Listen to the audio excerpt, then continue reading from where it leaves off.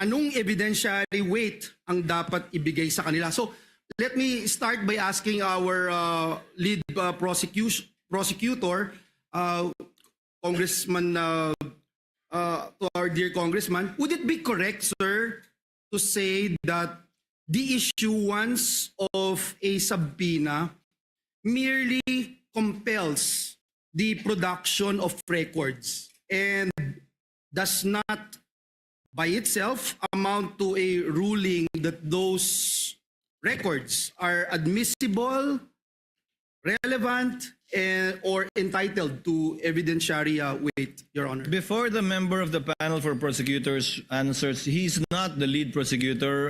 The question is addressed to the Honorable Representative Chel Jokno, who is a member of the who is part of the panel of prosecutors who will be answering your questions. And for the record too, on the part of the respondent, I think it's Attorney Poa who will be answering. That's correct. Thank you. So that we don't need to identify each one each time anymore for the record.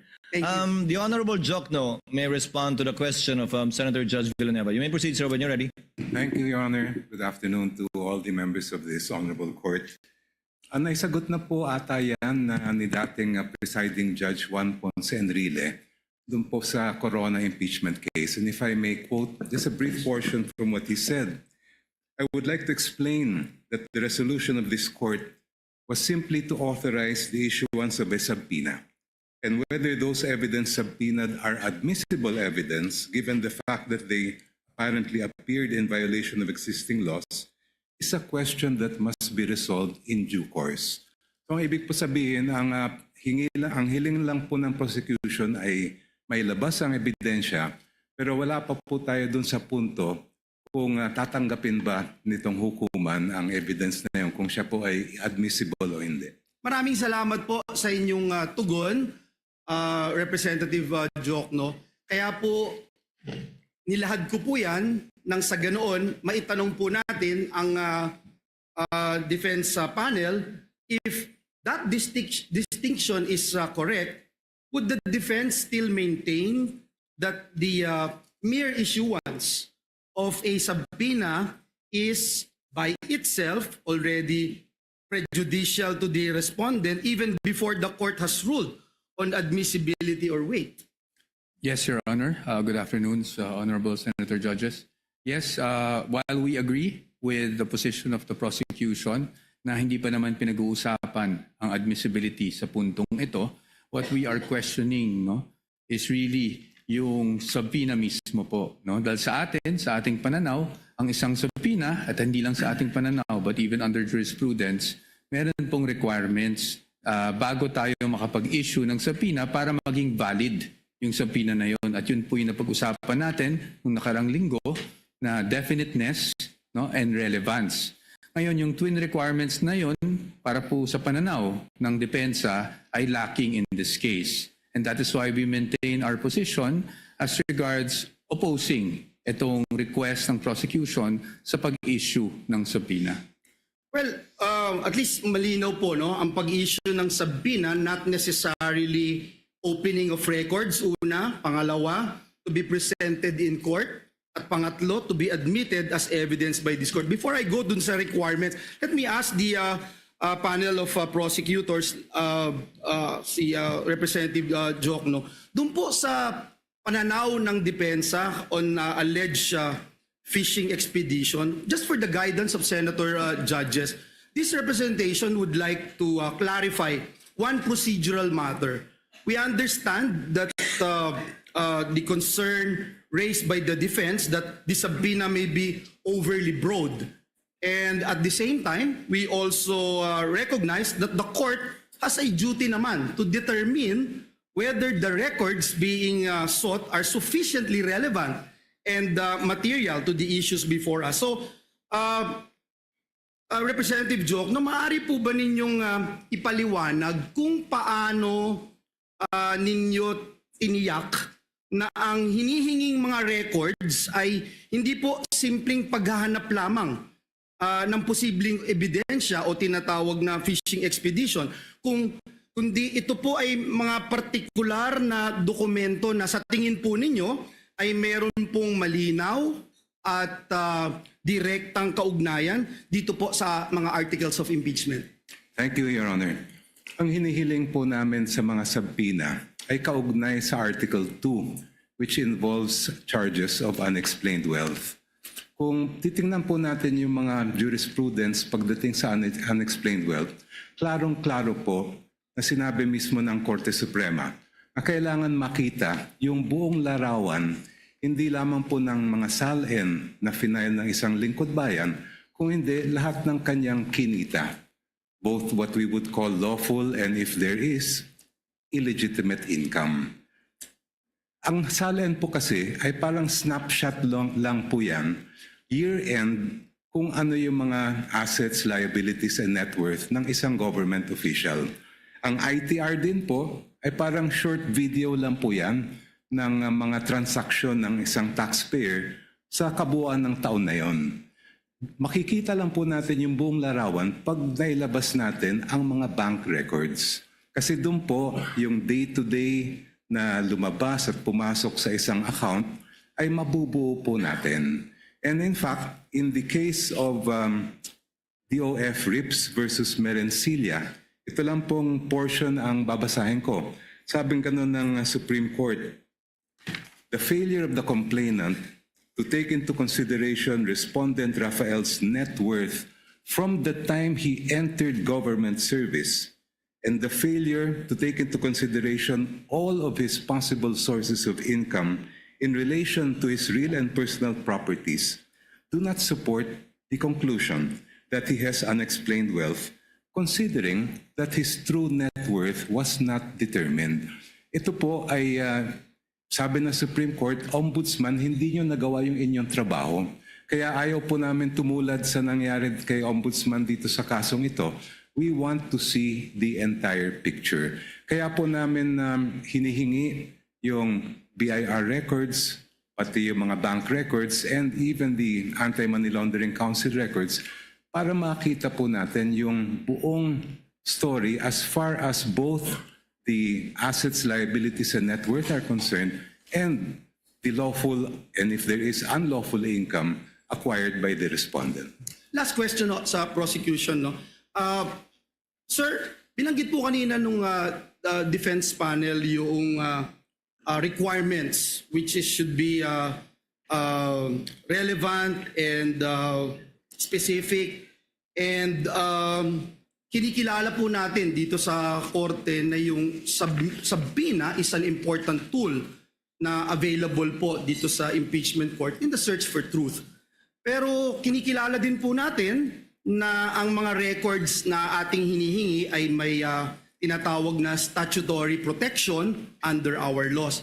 Now in this regard, Your Honor, bago po ninyo hiniling ang compulsory production ng mga confidential records na ito, may we know what led the prosecution to conclude that the issuance of subpoena is the least intrusive and most appropriate means of obtaining the information sought? In other words, Your Honor, paano po ninyo masasabi na itong subpoena is not only relevant but also necessary and proportionate under these circumstances? Ang subpoena po ang tanging paraan para makuha ng initong hukuman ang mga kinakailangan po natin na datos at impormasyon at dokumento. At hindi naman po siya intrusive dahil tulad na nabanggit ko po kanina, ay hindi pa naman ito question ng admissibility. Ang kailangan lang ay ma-produce sa korte yung mga dokumentong hinihingi. The issue of admissibility will come later and the defense will have sufficient opportunity to object and to oppose. Ngayon po, as far as the particular records that we are requesting are concerned, ito ay nakabatay nga sa nabanggit ko pong desisyon ng Supreme Court na pag tinitingnan natin ang issue ng unexplained wealth, hindi lang po pwedeng snapshot ang titingnan natin. Kailangan mula sa unang araw ng paglingkod ng isang lingkod bayan, yung kanyang final na salin, lahat ng mga kinita niya ay makita natin. And that will be shown both by the bank records that we are requesting to be produced, as well as the BIR and tax records that we are requesting. Thank you very much. Sa depensa po, binanggit niyo ho kanina yung relevance, and if I recall it right, last week, the good gentleman, Attorney Poa, made mention about the questions on confidentiality, sir, no?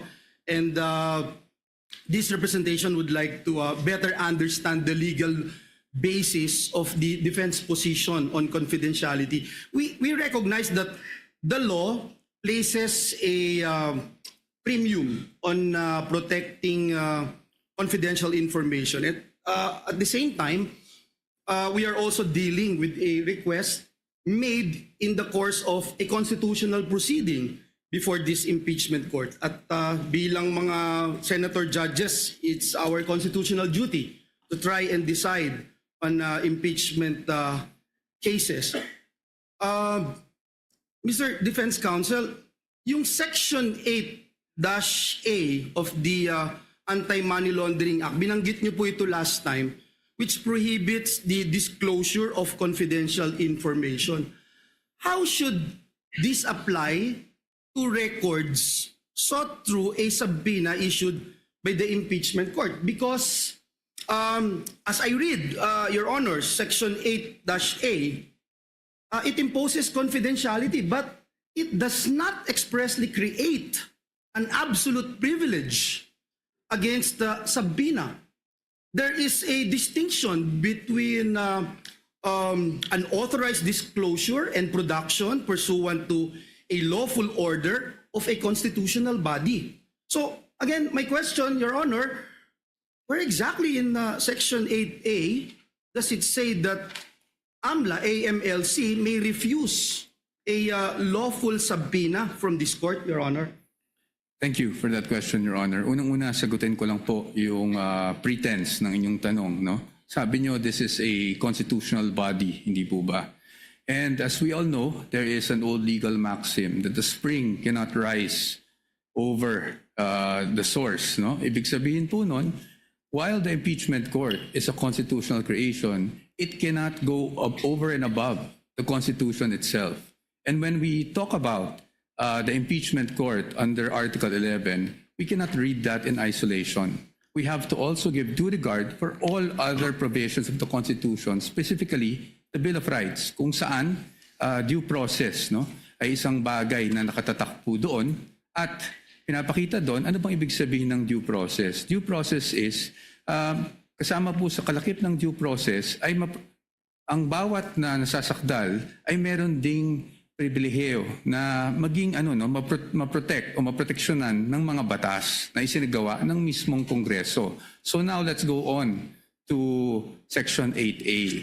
No? As you can see, Your Honor, that is at least for our position, it's an absolute prohibition. Unlike other laws where they created, for example, in the bank secrecy law, meron nakasulat doon, aaminin natin, in cases of impeachment is an exception. Pagdating po dyan, wala po ni isang exception. It could have been easy, especially since this is a 2021 amendment. No? It could have been easy for Congress to have cited impeachment as an exception if it did actually wish to do so. But it did not, Your Honor. And it is our position that if we were to compel and issue a subpoena against these AMLAC records, we're actually compelling the officials to violate this very section of the law. And that is why we are saying na pagdating sa 8A, absolute po yan. It does not say that there's any exception if any court processes are actually issued to compel the production of these documents. Precisely because ang nasa loob po kasi ng mga records ng AMLAC are intelligence. And that's why it's confidential. And once AMLAC determines that they find out that certain transactions are subject to money laundering or should be actually filed in court, the end result is the complaint itself and not the raw data. And that is why, Your Honors, as to the raw data or the information that they receive, yan po ay strictly confidential under 8A. Thank you for that. Again, I would like to put on record that I was trying to look at that particular section 8A, and I don't see anything that says this court would not have any prerogative as to whether or not we can subpoena bank records. But let me move forward. Perhaps this could be my last question, Your Honor, Mr. Presiding Officer. The Constitution recognizes two equally important principles: confidentiality on one hand, and the freedom of information, which promotes transparency and public accountability on the other. So, Attorney Powa, gusto ko lang pong malinawan for the benefit of this representation and our dear colleagues here, being senator judges, may legal distinction po ba between disclosure of information to the general public and the limited production of records solely to this impeachment court in the exercise of its constitutional function? Because we understand that the principle of freedom of information is rooted in transparency and public accountability, especially po when the conduct of a public officer is under constitutional scrutiny. Now, if confidentiality is the concern, would you agree, Attorney Powa, that this impeachment court can impose safeguards on the use and disclosure of the records? Kung maaari naman po na magpatupad ang impeachment court ng sapat po na safeguards upang mapanatili ang confidentiality ng mga records, bakit po dapat maging hadlang ang confidentiality sa isang impeachment court upang suriin ang mga impormasyon na maaari nga pong may kinalaman sa mga isyung nararapat nitong resolbahin bilang isang impeachment court?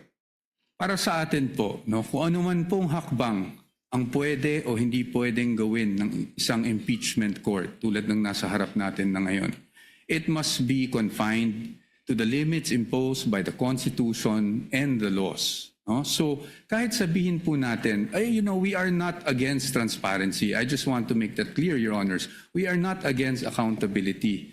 But again, as I've mentioned last week, hindi naman porket po that we are all looking for accountability at transparency, ay isasantabi na lang po natin kung ano ang mga karapatan, hindi lang para sa impeachable officer, pero para kahit sinong Pilipino na nakasaad sa batas, including absolute confidentiality in terms of AMLAC reports, which we are pointing to.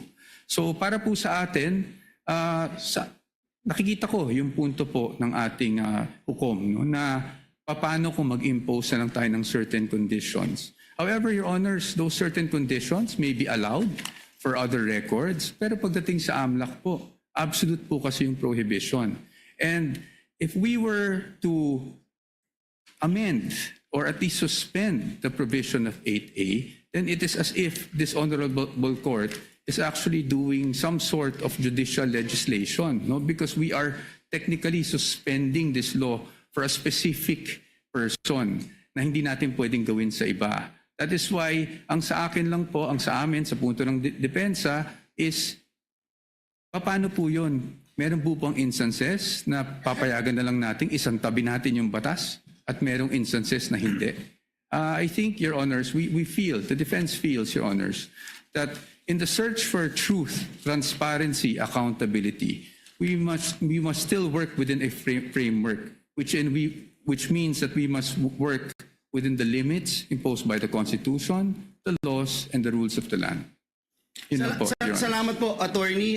Mr. Presiding Officer, just a few seconds, just to put on record, ang Senado po ay nasa plenaryo na po yung proposed Bright Act natin na maraming sumuportang mga kasamahan natin. And ito kasama po dito yung amendments to AMLA to put in black and white the circumstances under which bank records, financial transactions may be lawfully accessed by competent authorities. Subject always, of course, Mr. President, to appropriate safeguards and due process. So gusto ko lang pong banggitin that indeed confidentiality is an important legal protection, pero hindi din po ito dapat maging dahilan naman para manatiling mailap po ang pananagutan. Ang mabuting batas ay kayang pangalagaan ang privacy nang hindi po nasasakripisyo ang accountability. Our laws must be able to protect both, Mr. President, Mr. Presiding Officer. Maraming salamat po, Ginoong Pangulo. Maraming salamat po, our councils. Thank you. Thank you, Senator Judge Villanueva. Your remarks and responses thereto are duly noted and entered into the records. Senator Judge Pia Cayetano is next, I believe. You may proceed, ma'am, when you're ready.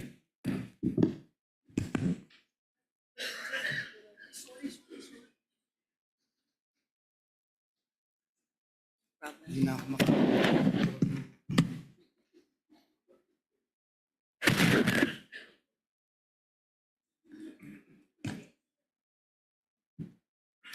I'm ready to proceed, Mr. Presiding Officer. I'd like to start this discussion with a question that hopefully will allow our kababayans who are watching, listening, to understand the situation. Of course, I pose it also to the parties. If the government had in mind that there's a business, and of course, a particular businessman or businesswoman who is violating a lot of laws pertaining to the operation of their business, be it customs law, BIR, regulations, can they just proceed and pwede ba silang basta na lang mag-request ng dokumento o mag-file ng kaso na requiring the businessman and the corporation to produce those documents? Pwede ba? So yun ang pag-isipan natin, no? Kasi yun ang tanong eh. Similarly, ginagawan ko lang ng ibang analogy para maintindihan ng mga kababayan natin. So this is the essence, dear colleagues, parties, of the principle of due process. This is ingrained in our Constitution. Totoo po na may karapatan ang gobyerno at obligasyon ng gobyernong patakbuhin ng maayos ang gobyerno, but it's always with due respect to the rights of every individual Filipino. That is the right to life, liberty, and property. So bago mo sagasaan yung right to life, liberty, and property, siguraduhin mo lang na may basehan ka. Yun lang naman ang sabi. So of course, ako, gusto ko talaga na maayos ang patakbo ng gobyerno para if somebody's life is also in danger, then government has to step up and prevent somebody's liberty. Kasi nga, sinasagasaan niya yung life and liberty ng ibang tao. So it's a balance, no? I think we can all agree it's a balance. So I want to go straight into a landmark case and I will ask both parties for their legal opinions on it kasi it is a legal proceeding. Pero gawin nyo lang simple para hindi masyado complicated para sa mga nakikinig sa atin. So in the landmark case of Stonehill versus Diokno, 1967 pa po to, karamihan ng mga lawyers hindi pa pinapanganak. The importance of due process was highlighted and the Supreme Court discussed 2 points. General warrants are void. Sabi ng Supreme Court, a warrant must be issued on probable cause for one specific offense and must particularly describe the thing being seized. So kailangan particular ang description dun sa warrant. Warrants that leave it to the discretion of the officers serving them to decide what to seize or general warrants are outlawed by the Constitution because they place the sanctity of the home and privacy at the mercy of prosecutors. So sinabi dito na kailangan specific. Take note warrant ito ha. So naman ang pinag-uusapan natin. Alam ko po yun. Pero I'm pointing it out kasi ang magiging tanong ko later on is kung relevant ito sa kaso. Okay? The other principle that was established in Stonehill versus Diokno was the exclusionary rule. Evidence obtained through an unconstitutional search is inadmissible for any purpose in any proceeding. Ito po yung tinatawag na the fruit of the poison tree. Pag nakuha mo yung information dun sa bawal na paraan, kung ano yung information mo, bawal ipakita yon. And this is where I need to get guidance from the presiding officer. If I'm allowed, I don't have to name names, to share the discussion that we had in caucus para lang mabanggit ko na ito yung mga provisions of law na napag-usapan. Am I allowed to do that? Would you like me to approach you? Please let me know because I will abide. Basically, because ang nangyari is we had our own discussion and I want to mention the provisions of law that we discussed. I don't have to mention names. The lady may proceed. Okay, thank you. So, tungkol dito sa exclusionary rule, ulitin ko, fruits of the poison tree, dun nga sa aming very open discussion, and I thank many of our colleagues who were I think we engaged in a fruitful discussion for some, not for all. I think yung iba talagang gustong makipag-debate at di-debate kasi gusto ko rin matuto, no? I think all of you will attest na I also wanted to learn from all of you kung anong perceptions nyo sa batas, kung ano din yung sinasabi ng mga abogado nyo. So dun sa fruits of the poison tree, sabi ko, kung yung pinanggalingan ng mga dokumento bawal na kunin ng basta-basta, then paano mo gagamitin? And meron kasing observation na lumabas na kasi yung documents na yon sa House. So nakita na ng publiko sa House.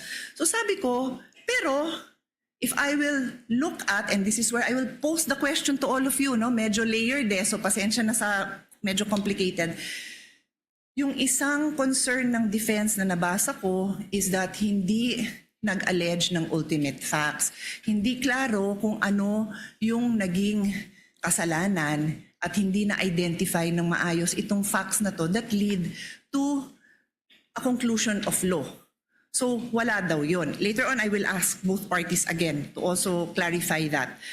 But the point is, kung walang basihan yung paglabas ng ebidensya na yon, it is the fruit of the poison tree, then you cannot use it. So yun yung importante dito kasi I'm sure nakita nyo no sa korte kahit sabihin nyo pong sa mga legal drama na na-throw out, the case is thrown out because na-violate ang due process. So that's the discussion I want to have. I want to hear both ha. Wala akong kinikilingan dito. I'm just explaining na yun yung argument ng defense na walang due process, kulang at why prosecution would you say na nasusunod yung due process. And before I give the floor to the parties, yung sinabi kong kaso na Stonehill versus Diokno, very interestingly, involves the esteemed father of our colleague, Congressman Prosecutor Chel Diokno. In the case of Stonehill versus Diokno, the father of Congressman Diokno was the Secretary of Justice. And in this case, the government, through the Secretary and other prosecutors, suspected that Harry Stonehill and his associates and several corporations that they controlled were violating central bank laws, tariff and customs laws, Internal Revenue Code, and the Revised Penal Code. So nag-request sila ng issuance of search warrant. At ang gusto nilang tingnan is books of accounts, financial records, vouchers, receipts, ledgers, etc., and other documents showing all the business transactions. Stonehill and the other petitioners filed a petition before the Supreme Court arguing that the search warrants were general warrants because they did not particularly describe the things to be seized. So, general pa pala yun. Books of accounts, financial records, receipts. General pa pala yun. And the Supreme Court ruled that indeed, general warrants are void. Warrants must be based on probable cause. Sabi ko na yun, ano? And then the case also adopted the exclusionary rule, holding that evidence seized under an unconstitutional warrant is inadmissible. So, I now pose my questions. Applicable po ba ang kaso na ito, Hill versus Diokno, as far as the prosecution is concerned, and then also for the defense, applicable? Take note, I've read most of the pleadings, well, all of the pleadings, mahahaba sila. I kinda know your answer, but sa dami, I like to hear it again, and I think, of course, karamihan ng kababayan natin did not read it. So explain natin sa kanila, because this is a landmark case. Kung ikaw ay law student na magbabar, ito yung mga kasong titingnan mo. So malay mo, matanong yan sa bar. So nakatulong man lang tayo dun sa mga bar students na maliwanagan sila. Baka mamaya trick question to. Is it applicable or not? That is my question. I will sit down and then I will come back for my next. Thank you. Thank you, Your Honor. If I may be recognized. The member of the panel of prosecutors may proceed to give his answer. Thereafter, the counsel for respondent may do so as well. Iba po ang konteksto ng search warrant na naging main issue sa Stonehill versus Diokno, sa konteksto po natin na subpoena ang pinag-uusapan. Ang search warrant po, ang governing law po dyan ay nasa Bill of Rights natin, Article 3, Section 3. At kaya siya nandun dahil very invasive po ang search warrant. Pag ang isang judge ay nag-issue ng search warrant, pwedeng pasukin yung opisina o yung bahay ng person involved, pwedeng halongkatin yung lahat ng mga gamit niya doon sa kanyang opisina o sa kanyang bahay. Kaya po naglagay ng maraming limitasyon ang ating konstitusyon dahil marami ng pang-aabuso, marami ng mga halimbawa ng pang-aabuso na nangyari kahit noon pa. Iba po ang pinag-uusapan natin ngayon. Ang pinag-uusapan natin ngayon ay subpoena. Hindi po ito a license to enter an office or to search any place. Ito po ay mismong humihiling lang ng mga dokumentong nakasulat sa loob ng subpoena. Therefore, the contexts are very different. When we speak of a search warrant, I do agree there should be very specific limitations on how that warrant can be enforced. Pagdating naman po sa subpoena, meron din po yan, but that is not governed by the Constitution. It's governed by Rule 21 of the Rules of Civil Procedure, which basically provide that for a subpoena to be valid, it must be relevant and it must be definite. Ibig po sa relevance ay may kinalaman na may kaugnayan yan sa mga kailangan patunayan ng mga facts. At pagdating naman sa definiteness ay klaro kung anong mga iba't ibang dokumento ang hinihingi. In our case, we respectfully submit, Your Honors, that we have met both the standards of relevance and materiality. The BIR records, the bank records, and the records of the Anti-Money Laundering Council are relevant to the facts in issue pertaining to the charges of unexplained wealth. Hindi po natin malalaman kung talagang merong unexplained wealth ang Vice President kung hindi natin mabubuksan yung kanyang mga bank records, kung hindi rin natin makikita at mailalatag ang anti-money laundering at PIR records po nila. And insofar as definiteness is concerned, we have specified the particular documents that we are requesting, and we have included as well an explanation of why those are important. Kaya sa aming pananaw po ay we have satisfied the requirements for a subpoena do sesteco. Thank you. Mr. Presiding Officer, before we recognize the defense, just a quick follow-up question. Hindi ko may lapit eh. Bigyan ko ng time na bulungan muna siya ng kasama. I'm sorry. Okay na kayo? No, it's okay. It's okay. Senator Judge Pia, would you like the counsel for respondent to answer? Not yet, Mr. Not yet. My Okay. request was if Okay. I'll just ask a follow-up question. You may proceed, Thank ma'am. you. Thank you for that. I appreciate his Honor's response. May I simply point out, and again, please give me your explanation. Tama ho yung pagkabanggit nyo na yung nature ng search warrant very invasionary, di ba? Because it requires that pasukin yung bahay, halugugin yung gamit. Pero hindi kaya invasive din yung paghalughog ng records? Is that not extremely parallel? I mean, is it not very similar in the sense that what is being questioned now are the very essence of somebody's savings, earnings, so which we have to agree. I think there's no doubt that that is protected, but in fact His Honor is saying that it would fall under the police power. So imbis na papasukin mo sa bahay na nandun yung mga dokumento, you will do the same by asking these agencies, whether it is the BIR, the banks, or AMLA, to now reveal these documents. So that's my question. Is it in the prosecution's, is it the point of view of the prosecution na iba yun? Hindi ba invasive yun? Kayo gumamit ng word na invasionary, no, but I'll use invasive, I think. Yeah, anyway, please answer, and then we'll give the floor to the defense, Mr. Presiding Officer. Counsel for the panel for prosecutors may Thank you, Your answer as he pleases. Yung pong search warrant, kung ano man ang makuhang ebidensya doon, ay direktang binibigay po yun sa court, and that is now considered as evidence by the court that issued the search warrant. Iba po ang subpoena, dahil pag naglabas ang isang hukuman ng subpoena, itong mga records ay hindi po siya considered yet as evidence. Yan po ay ipoproduce lang, dadalhin lang po sa korte, and now it is up to the parties, and I refer to both parties, to decide which of those documents may be relevant in terms of the evidence that they are that they need to present. Yung pong nakikita po natin sa subpoena, it is not in any way invasive because as I mentioned earlier, as pointed out by Senator Enrile when he was the presiding officer in the Corona trial, we are simply having those documents produced. The admissibility of those documents will only be determined after if offered by the parties. Kaya po sa aming mga pananaw ay malaking-malaki ang pagkaiba ng search warrant sa subpoena. Your Honor, may I be With the permission of the lady Senator Judge, counsel for respondent may now give his answer to her query. You may proceed, sir.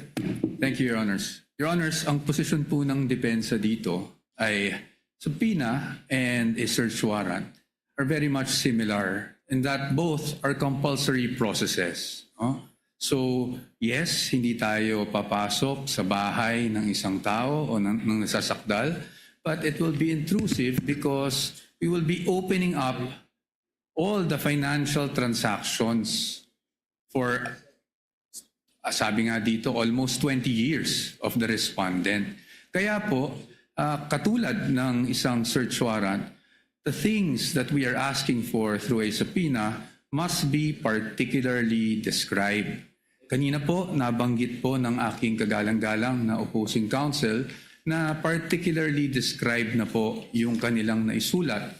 However, the defense does not agree with that proposition because if you look at it, tama naman po, nakasulat po dito ng hinihingi nila ay account opening and maintenance records, KYC documents, information files, signature cards, all account and transaction records, ledgers, journals. Basically, Your Honors, this is everything. Ibig sabihin, ni-specify lang nila ang nilalaman ng lahat ng bank records ng respondent. So in our view, Your Honors, while they took pains to specify each and every document, the truth of the matter is they're asking for everything. Ngayon, pagdating sa subpoena, and even in the case they cited, yung Rocco versus Contreras, no? Nakasulat po doon that for a subpoena to be validly issued, when we talk about particularly describing yung kung ano yung hinihingi, it has to be evidence that is both relevant and material. So ang tanong namin, saan ba dito yung relevant or material? Kasi lahat na po ng records hiningi eh. So, and this bolsters our theory, of course with all due respect to the opposing side, na kaya namin tinatawag o kaya namin natawag na fishing expedition ito. Kasi lahat na ng records hiningi, pero hindi naman matukoy which would actually be relevant, which would actually be evidentiary to the accusations they have made under the articles of impeachment. So, pero dito, hinihingi natin 20 years worth of records. And then, paano po yun? Hihimayin natin, maghahanap tayo ngayon kung may relevant o wala. Which brings me back to yung BIR records. Nakaseal po yung box. So I would say, both parties, hindi natin alam kung anong nasa loob nun. Yet, we're hoping na somehow, pag nabuksan yung box na yon, meron po tayong makikitang ebidensya. And that's why, again, with all due respect, we called it a fishing expedition. Kasi hindi naman na-identify kung ano mismo doon yung pwedeng ebidensya laban sa sinasabing unexplained wealth umano ng Vice Presidente. So, with the question, for us, yes, the Stonehill case, Stonehill versus Diokno, directly applies to the current proceedings. Kasi nga po doon, sinasabi talaga na dapat specified yung hiningi, particularly described and relevant. But as of this point, they're asking, Your Honors, for all of these things. And again, while they specified each and every document, kung babasahin niyo po ng mabuti ito, they're actually asking for all bank records without, in fact, telling us which transaction is relevant to their accusation, which transaction will actually support their accusation. Yun po yung aming pananaw dito sa tanong ng ating kagalang-galang na hukom. Thank you po. If Your Honor, please may be allowed to respond. Hold on, counsel for the panel of prosecutors. Senator Judge Pia is the one asking the questions. Unless it's not a debate between the two counsels, you're merely responding to answers from questions by senator judges. I actually prefer not, pero alam mo na, baka sabihin naman na may bias tayo pag di ko naman pinayagan. Di payagan. No, I defer to... Senator Judge Pia, you asked the question, they answered. It is not for the opposing counsel to answer points raised. They had that chance when they did their oral arguments, rebuttal and surrebuttal. You may proceed with your question, Senator Pia. Sige, my question is, what is your question? Or what is your comment? Go ahead. But keep it brief. Keep it brief. Thank you so much, Your Honor. I just wanted to point out that this is the first time actually an impeachment court is faced with the challenge of determining whether the charges of unexplained wealth are valid or not. And yung previous Corona case, hindi po pinayagan ng impeachment court yung Article 2.4 ng Article 2. At kung ang magiging batayan po natin ay yung naging mga desisyon ng ating Korte Suprema, sinabi mismo ng Supreme Court in several cases na pag ang usapin ay unexplained wealth, kailangan makita yung kabuuan ng kinita ng isang lingkod bayan at yung mga dineclare niya sa salen.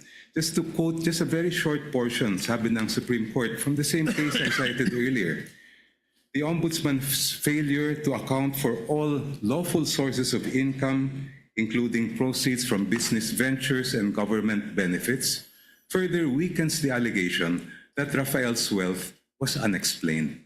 The incomplete assessment disregarded his accumulated assets over decades of public service, making it impossible to determine whether his property acquisitions exceed his legitimate financial capacity, end quote.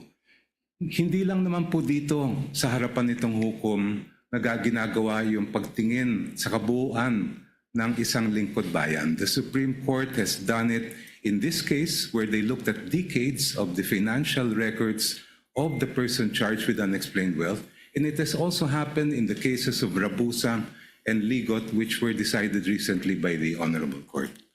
Thank you. Your Honor, may I at least be given just 1 minute to respond to that, Your Honors? But of course, I will submit to the Senator pleasure Judge of course, Your I Honor. yield. Of course, I yield. The same opportunity, I'm assuming. Yes, Your Honors. Again,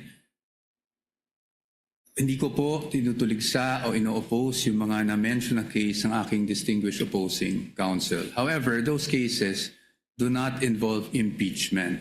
And why is that relevant? Because in impeachment, as we have said, merong allegation ng unexplained wealth pero wala naman pong nakasuporta na mga documents para makita natin ano ba yung basis na naging aligasyon. Pangalawa po, again in impeachment, according to the case of Duterte versus House of Representatives, meron po tayong tinitingnan kung ano ba talaga ang impeachable offense. At yun po ay again, offenses or acts or omissions committed while the public officer is occupying the impeachable office and in relation to such office. That enough, Your Honors, is very clear under the decision. That is all, Your Honors. Thank you, Counsel for Respondent. Senator Judge Pia, may proceed.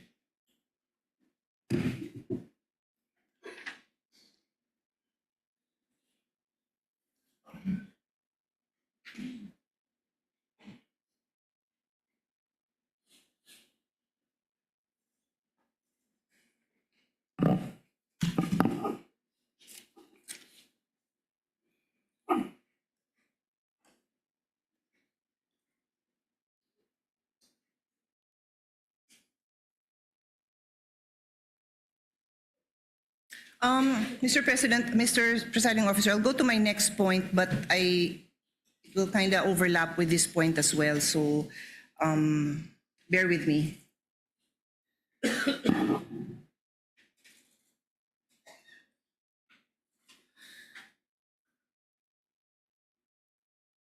My next point, Mr. Presiding Officer and parties, is still on due process. This is the requirement that every pleading must allege ultimate facts and must not contain conclusions of law. So again, I'll start with an example. If, for example, if there's a case filed, no, and sabi, si Juan robbed the house of Mario.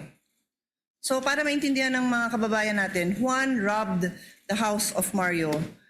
That is a conclusion of fact. Nangyari na daw yun. And if there's another allegation that says, therefore Juan is guilty of robbery, that is a conclusion of law. So again, I try my best not to be technical. It's in my, I would have wanted to be a teacher if not a lawyer. So I do like to be able to explain things well. So ang hinahanap dito is, bakit mo gusto mong patunayan yung facts mo? Yun yung kailangan sa ultimate facts. Kailangan mo patunayan bakit mo sinasabing Juan robbed the house of Mario. Di sasabihin mo, ang ultimate fact dyan example is si Juan ay nakita dun sa vicinity ng bahay ni Mario. Tapos ito si Mario, narinig na nagsisigaw na ninanakawan kami, or whatever. Tapos yun, meron siyang testimonya na ano yung nawala sa kanila. Tapos may nakakita na kamukha ni Juan yung nandun. Tapos namukhaan nila, na-describe nila na 5 feet 10, medyo mapayat, ganon. So yun yung mga ultimate facts na later on sa evidence patutunayan. That's just very general, no? And then later on, para nga mapatunayan yung robbery, i-allege ngayon yung elements of the crime that constitute robbery. So, nung hindi pa ako abogado, di ko naman alam ang difference ng robbery and theft. Yung robbery kasi qualified yan eh. So, pumasok siya sa bahay using violence. That's what makes it robbery. So, kailangan i-allege yun.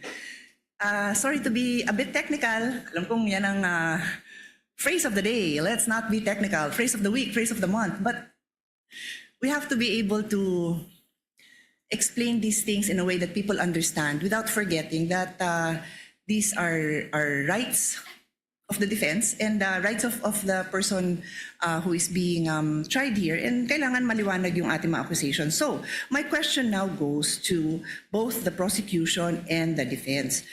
I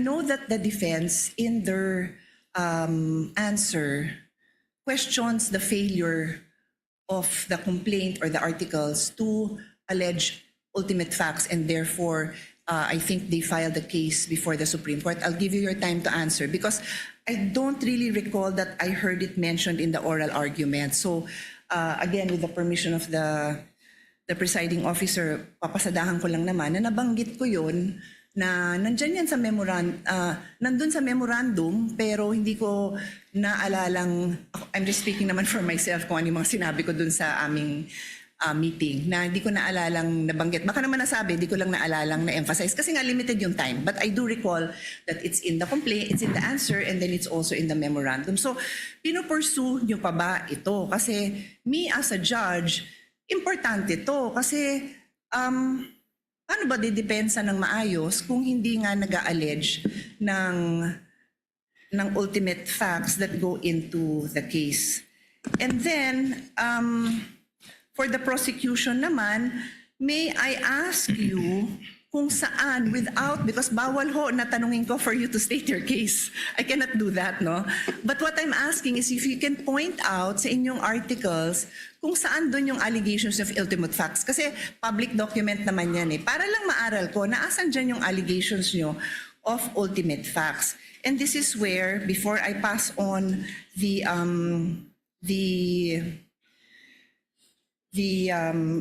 floor to the parties to answer, I want to go into the principle of fishing expedition.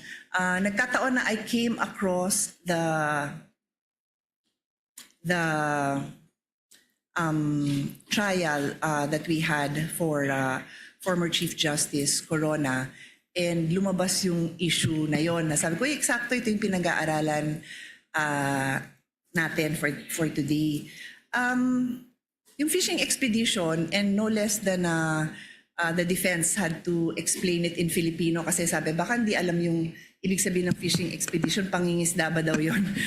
Parang hindi naman daw yun yung translation. No? Pero ito yung naghahagilap ka ng ebidensya kasi wala kang ebidensya. So I'll go back to a case and sama nyo to sa response nyo Doon po sa kasong Afluencia versus Metrobank in 2014, humingi dito ang petitioner ng motion for issuance of subpoena ducis tecum ad testificandum at sinabing padala daw ng documents relative to their loan to Metrobank as well as those covering extrajudicial foreclosure. Sabi ng Supreme Court, this is tantamount to building their whole case from the evidence of their opponent. Bawal daw yun. Hindi daw pwede na yung kaso mo, nakabase lang dun sa, sasabihin mo dun sa kabila, labas mo nga lahat ng meron ka dyan. No, your case has to be built. Yung evidence mo has to be there. So I will also ask both parties, is that jurisprudence relevant to this case for the prosecution and then also for the defense? And then let us also include a discussion on why this is or is not a fishing expedition. Yun nga, napaka-importante po kasi ito dahil it is ingrained in a complaint na yung allegations mo ng ultimate facts, mapoprove mo ngayon yon with the evidence. Hindi pwede na wala kang ebidensya, hihingin mo lang ng hihingin by way of subpoena. Clear po yun sa batas. Kaya nga gusto kong ipaliwanag niyo sa akin, educate me why this applies, why this is not a fishing expedition, why the case I cited does not apply because I assume that's the position of the prosecution. And then for the defense, ano naman po yung position niyo? Salamat. The counsel for respondent will give his answer first with respect to the question of Senator Judge Pia on ultimate facts as well as on fishing expedition. Thereafter, counsel for the panel of prosecutors. You may proceed, sir, when you're ready. Thank you, Your Honor. Pagdating po doon sa sinasabi namin na lack of ultimate facts, no? Ito po yung nagsimula pa lang doon sa Committee on Justice when the impeachment complaints were filed. Because the allegation, and I'll stick just with this, I believe, Article 2. Pagdating po kasi doon, there was an allegation of unexplained wealth. Pero wala pong nakasulat kung saan nila nakuha, ano yung basehan ng unexplained wealth na yon. Ano yung act na ginawa ng Vice Presidente, kailan yon ginawa. At so sa amin, para masabi nilang nagkaroon ng unexplained wealth. Ang basic, if I may remember, was really just the fact na yung SALN niya ay lumaki from 2007 to 2025, which sa aming palagay does not show any factual allegation whatsoever, except for the fact that it grew bigger over a span of 20 years. Pangalawa, wala rin pong naka-attach, which I mentioned in the oral arguments last week, na kahit anong ebidensya or kahit supporting document man lang, huwag na nating tawaging ebidensya, supporting document that will support any allegation whatsoever of unexplained wealth. And that is why, nabanggit ko rin, na after the allegations were made, and this is even more significant, after the respondent had filed her answer, na tinawag pa nga nilang non-answer, doon lang po naghanap ng mga ebidensya na sakaling makasuporta doon sa aligasyon na iyon. That's very important for us because we had already filed our answer before AMLAC documents were suddenly produced with the issuance of subpoenas, before the BIR box we're concerned, that we are concerning ourselves with was presented before the Committee on Justice. Nasa panahon na yun, tapos na po kami sumagot. In fact, when they were saying that it was a non-answer, to be very candid with everyone, we wanted to say because it was a non-complaint. Kasi walang ultimate facts na naka-allege for us to even answer. Now, before this honorable court, I do recall that in our answer, we also took pains to discuss the lack of ultimate facts and also what we feel were violations of due process before the Committee on Justice, or at least with the proceedings that were conducted before the Committee on Justice. And that is also why we have a pending motion for exclusion na ikinalakip namin dun sa answer precisely because we were objecting to the fact that these pieces of evidence were produced after we had already filed our answer. Now, on the fishing expedition, I think on the fishing expedition, Your Honors, our main point is this. Even if we read the twin requests for subpoenas, ulit-ulit po, nakasulat po doon, because this may show context, because this may show, prove something. At para sa atin, this only shows, and at least, again, on the part of the defense, this is somewhat already an admission na hindi pa nga nila alam kung ano mismo doon sa mga hinihingi nila ang pwedeng sumuporta sa mga aligasyon na unexplained wealth.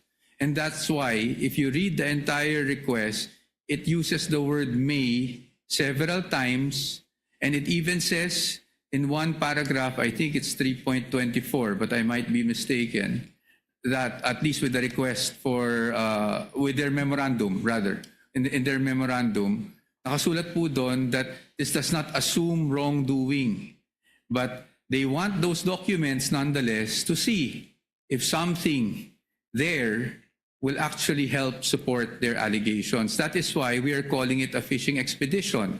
Dahil in Tagalog, para po maintindihan, sa aming pananaw, sa dami ng hinihing dokumento, para po itong nagtatapon po tayo sa dagat ng isang napakalaking lambat at umaasa tayo na kahit papano may mabingwit kahit isang pirasong ebidensya.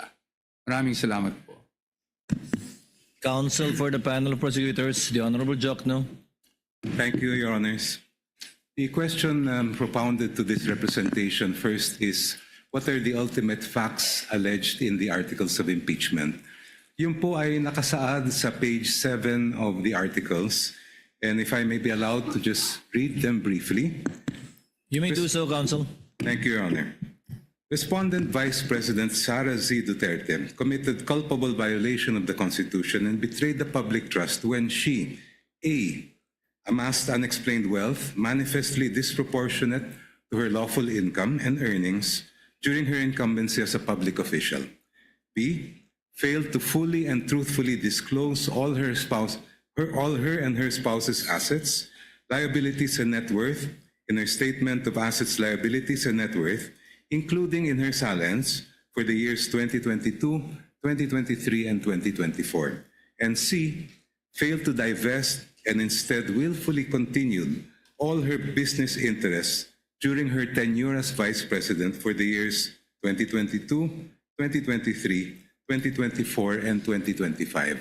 Please allow me to briefly explain why these are ultimate facts. Ultimate facts are basically the essential factual elements that make up a party's cause of action or defense. Halimbawa po, pag murder, treachery, evident premeditation, lahat ng mga kinakailangan ng batas para mapatunayan na murder po siya. In our case, we are alleging, first of all, unexplained wealth. And based on the jurisprudence, the elements of unexplained wealth, the factual elements are amassing unexplained wealth, manifestly disproportionate to one's lawful income and earnings during one's incumbency as a public official. So, nasatisfy po namin yung requirement na pag-allege ng ultimate facts or essential factual elements sa tatlong bagay na po ito. The evidentiary facts follow in the succeeding pages of the articles. Doon po namin dinitalye kung ano yung mga iba't ibang paraan kung paano nakuha o naamas ni Vice President yung ang sinasabi natin na unexplained wealth. On to the issue of fishing expedition. Yung pong fishing expedition po ay halimbawa may sabina na baka sakali meron tayong makita. Yun po ang ibig sabihin ng fishing expedition. When the party requesting information does not know what might be produced and just as an off chance tries to use that instrument in order to gain evidence that may be used against the other party. Dito po, malaki ang pagkaiba ng sitwasyon. Maalala po ninyo, during the hearings before the Committee on Justice, the Executive Director of the Anti-Money Laundering Council testified and produced documents showing that From 2007 up to the present, 6.7 billion pesos ang dumaan po sa account ni Vice President Sara Duterte. On that basis, and if we go deeper into that report, it says that during the period from 2007 to 2013, during the time that she served as mayor and vice mayor, umabot po sa halos o lampas 3 bilyong piso ang dumaan sa kanyang mga accounts. So may basehan po tayo para ipalabas ang bank records. We are not just guessing that there is something there because the AMLA itself has confirmed that there were covered and suspicious transaction reports submitted to them in those amounts that I mentioned. Malayo po ang fishing expedition sa ginagawa ng prosecution dito po. If we had no basis at all, if we did not know what was in the AMLA reports, ayun po, maaaring sabihin na fishing expedition. But in this particular case, we know because these are matters of record presented before the Committee on Justice. Second po, ang fishing expedition, maaring magamit yan sa ibang mga alegasyon tulad ng baka meron kang hindi na-declare sa iyong SALN. But when it comes to issues of unexplained wealth, it's very clear. The decisions of the court are very clear. To know whether a government official has amassed unexplained wealth, we must look at the entire incumbency of that official. Starting from day one, we look at their SALN, we look at all the income that he or she has earned, both lawful and not, and from there we make a determination whether there was unexplained wealth or not. For these reasons, Your Honors, the fishing expedition argument, in our view, is totally untenable. Senator Judge Pia, do you have further questions?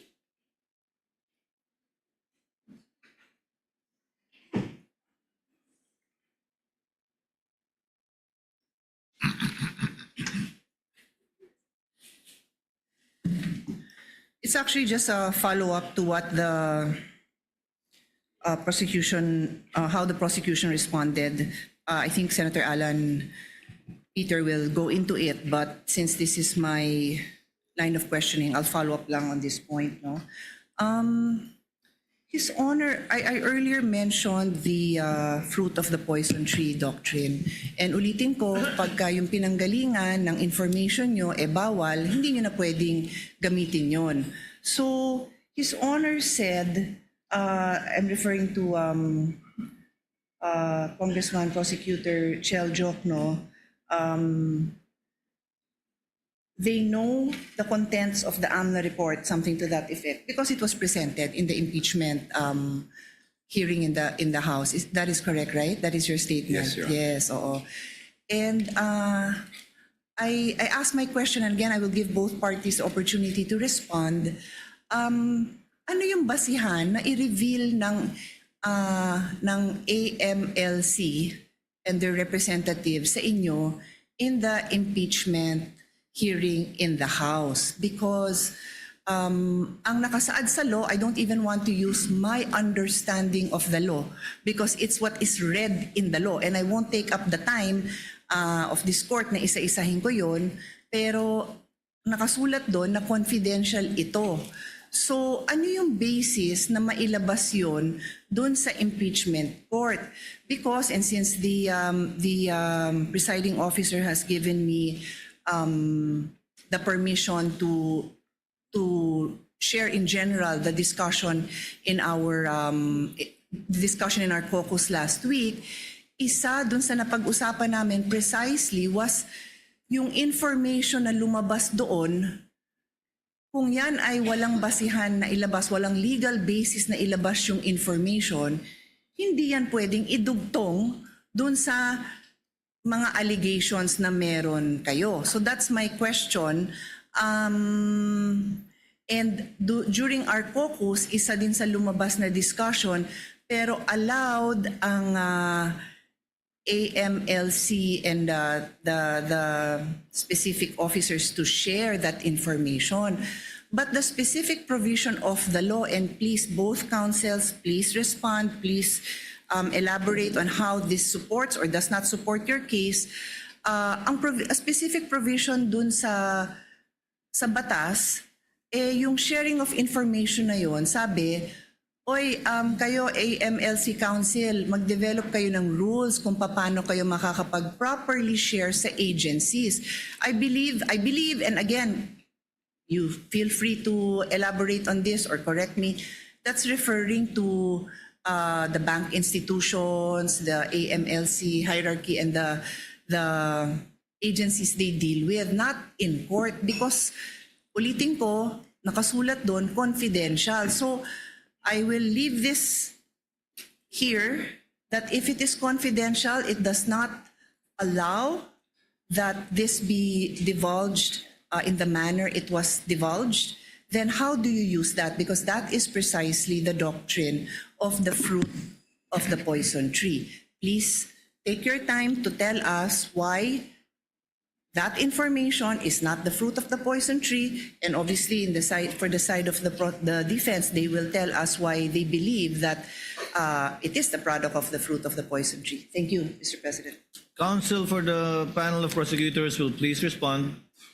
Your Honor, Section 8A of the Anti-Money Laundering Law is really intended to prohibit or prevent leaks by officials of the Anti-Money Laundering Council, but it was never intended to prevent subpoenas coming from courts, including the impeachment court.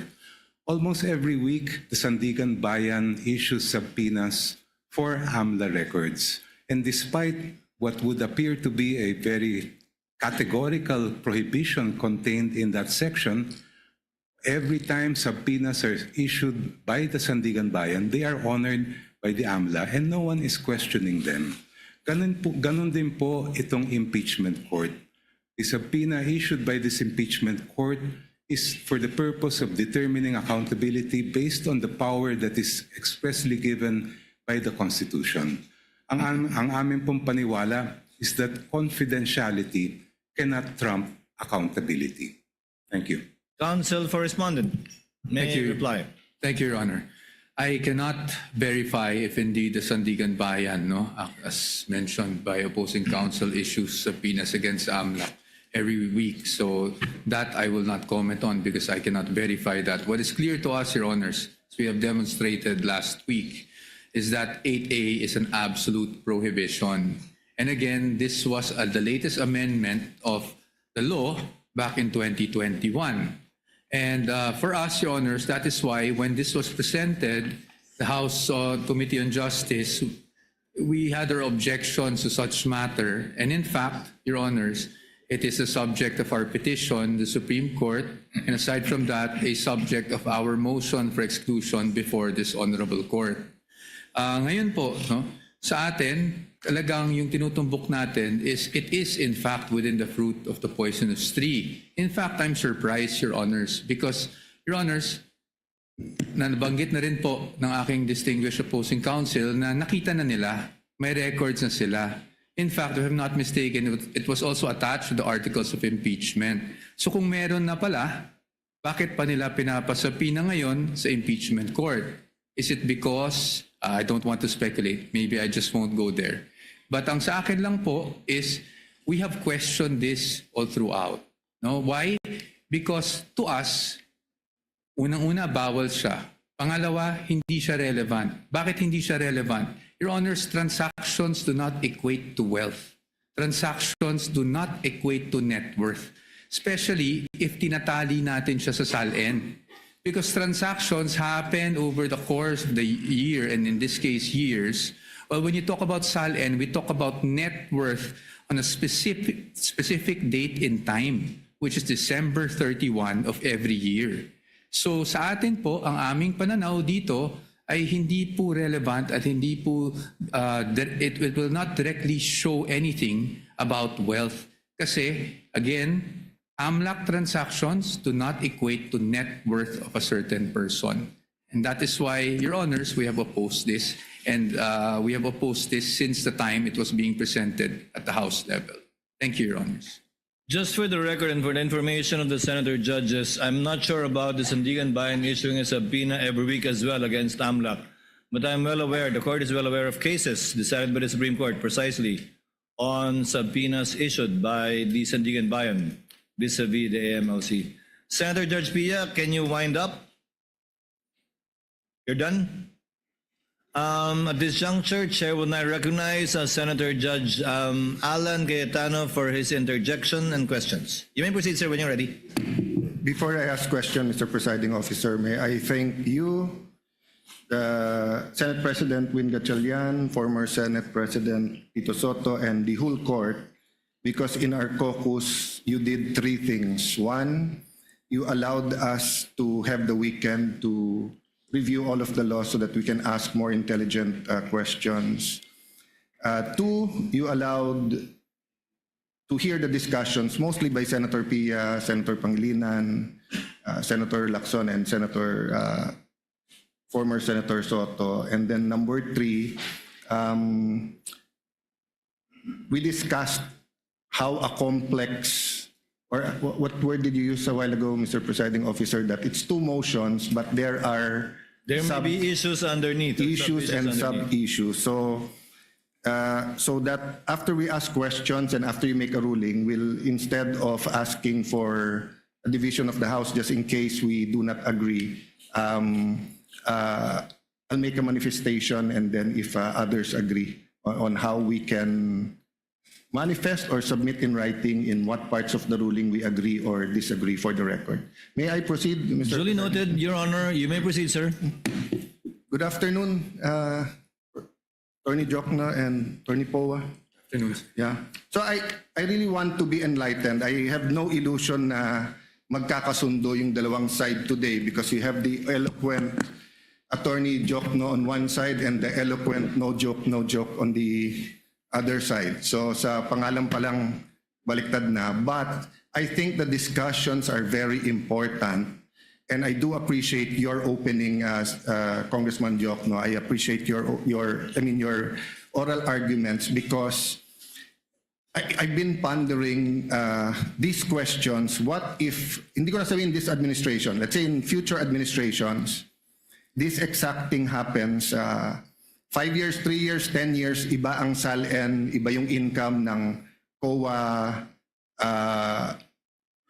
chairman or ng ombudsman files cases, mukhang maraming congressman makakasuhan ngayon. So very, very much relevant yung ating pinag-uusapan ngayon. So just in the spirit of liberality, same kay Senator Pia, after one answers, if one wants to make a quick rebuttal, I'll ask you the question, but let's try to be concise. So, Counsel, may I ask, let's start with the case of Duterte versus House of Representatives.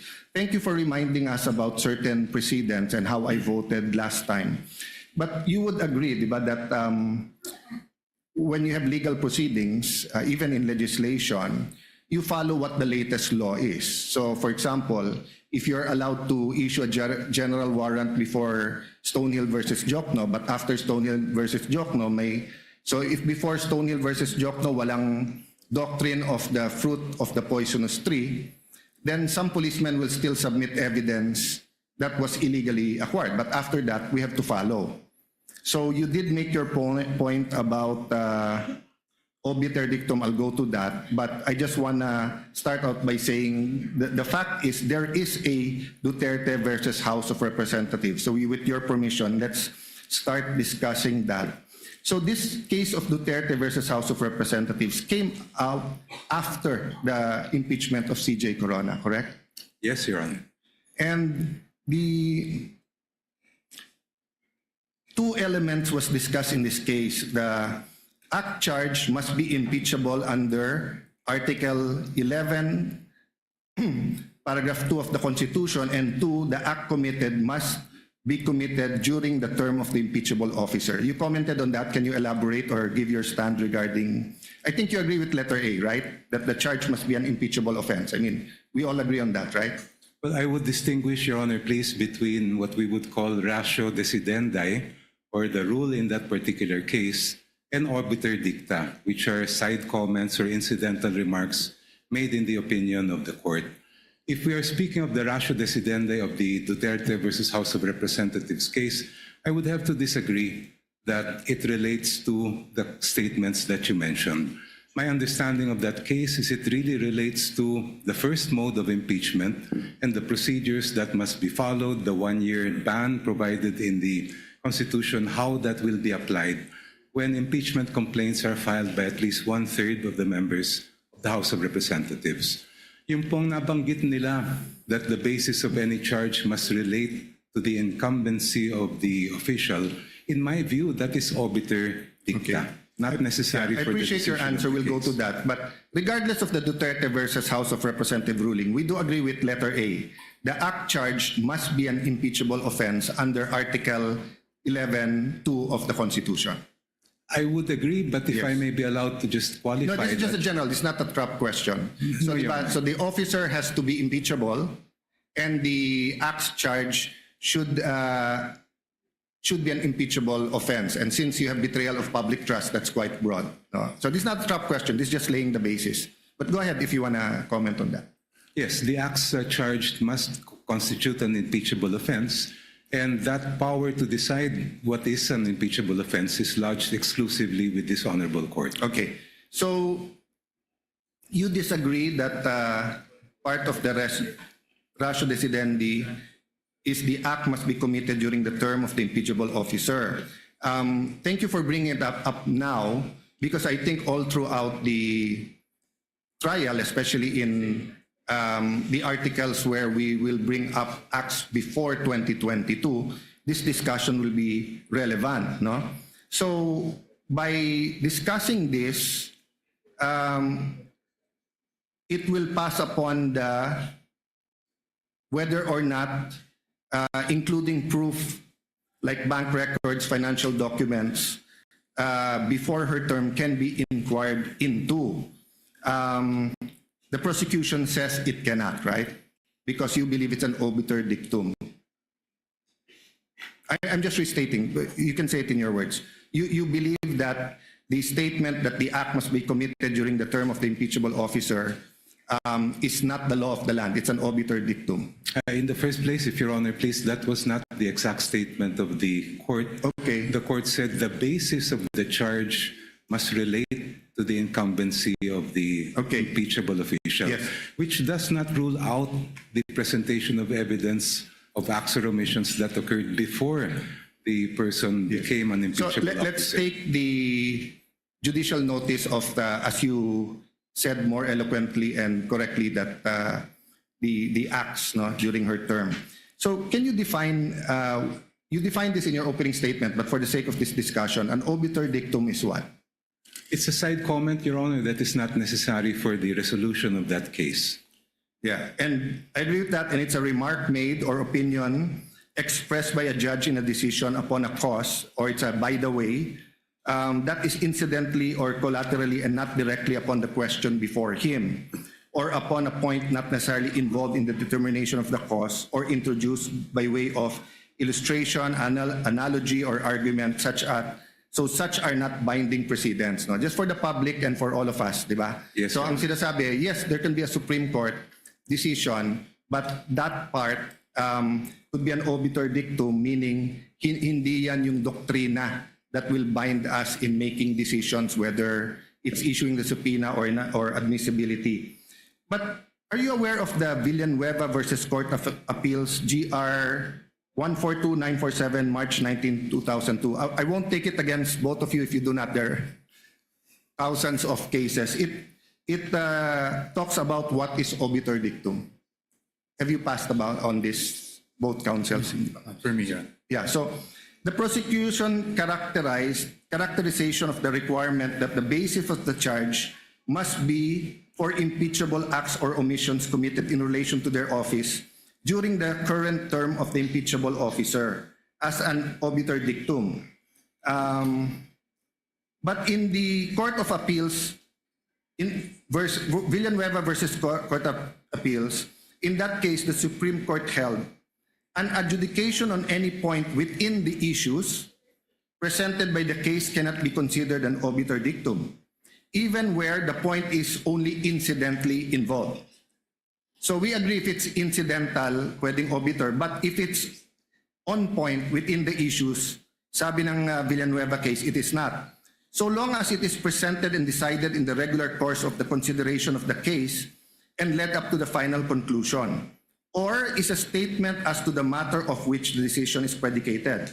The court added that a point expressly decided does not lose its value as a precedent because the disposition of the case is or might have been made on some other ground, and that where a court decides several points, none of such points can't be regarded as having the status of a dictum. And one point should not be denied authority merely because another point was and more dwelt on and more fully argued and considered. So going back to the Duterte versus House of Representatives, the requirement that an impeachable act be committed in relation to their office and during the current term was not a remark made by the way. The Supreme Court en banc laid it down as one of the enumerated principles that due process requires, which is the very ground on which the ruling was predicated. Even if the court also struck down the 2025 impeachment complaint based on the one-year bar, so this is the question, does it not render the due process requirement laid out as a mere obiter dicta, or because it's based on due process, regardless of the mode of initiation, regardless of the mode of how the articles of impeachment got here, isn't due process still a requirement? If I may be recognized, Yes. Your Honor. Counsel for the panel of prosecutors may respond. Precisely, Your Honor. If a matter is within the issues resolved by the court, then it may not be considered as obiter dictum. But if we look at the decision in the case of Duterte versus House of Representatives, ang mismong nangyari po doon ay may naunang dalawang complaints that were endorsed at may sumunod na complaint filed by at least one-third of the members of the House. At yun yung tinutukan po ng ating Supreme Court. It was in that context that the Supreme Court made pronouncements about the one-year bar and even about due process. At no time in that case was it ever a fact in issue about the mode of impeachment that is involved in our case today. Ang pinag-uusapan po natin dito ay individual complaints that were then referred by the House to the Committee on Justice, heard by the committee, and then brought back to the plenary, and eventually umabot po dito through articles of impeachment.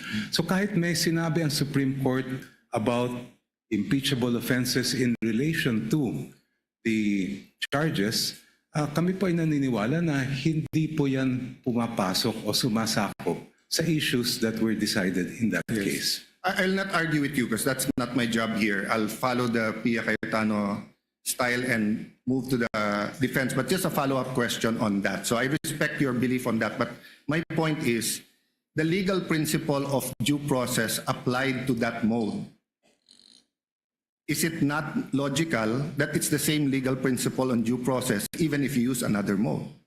First of all, if Your Honors, please, when we speak of due process, of course, there are two types, substantive and procedural due process.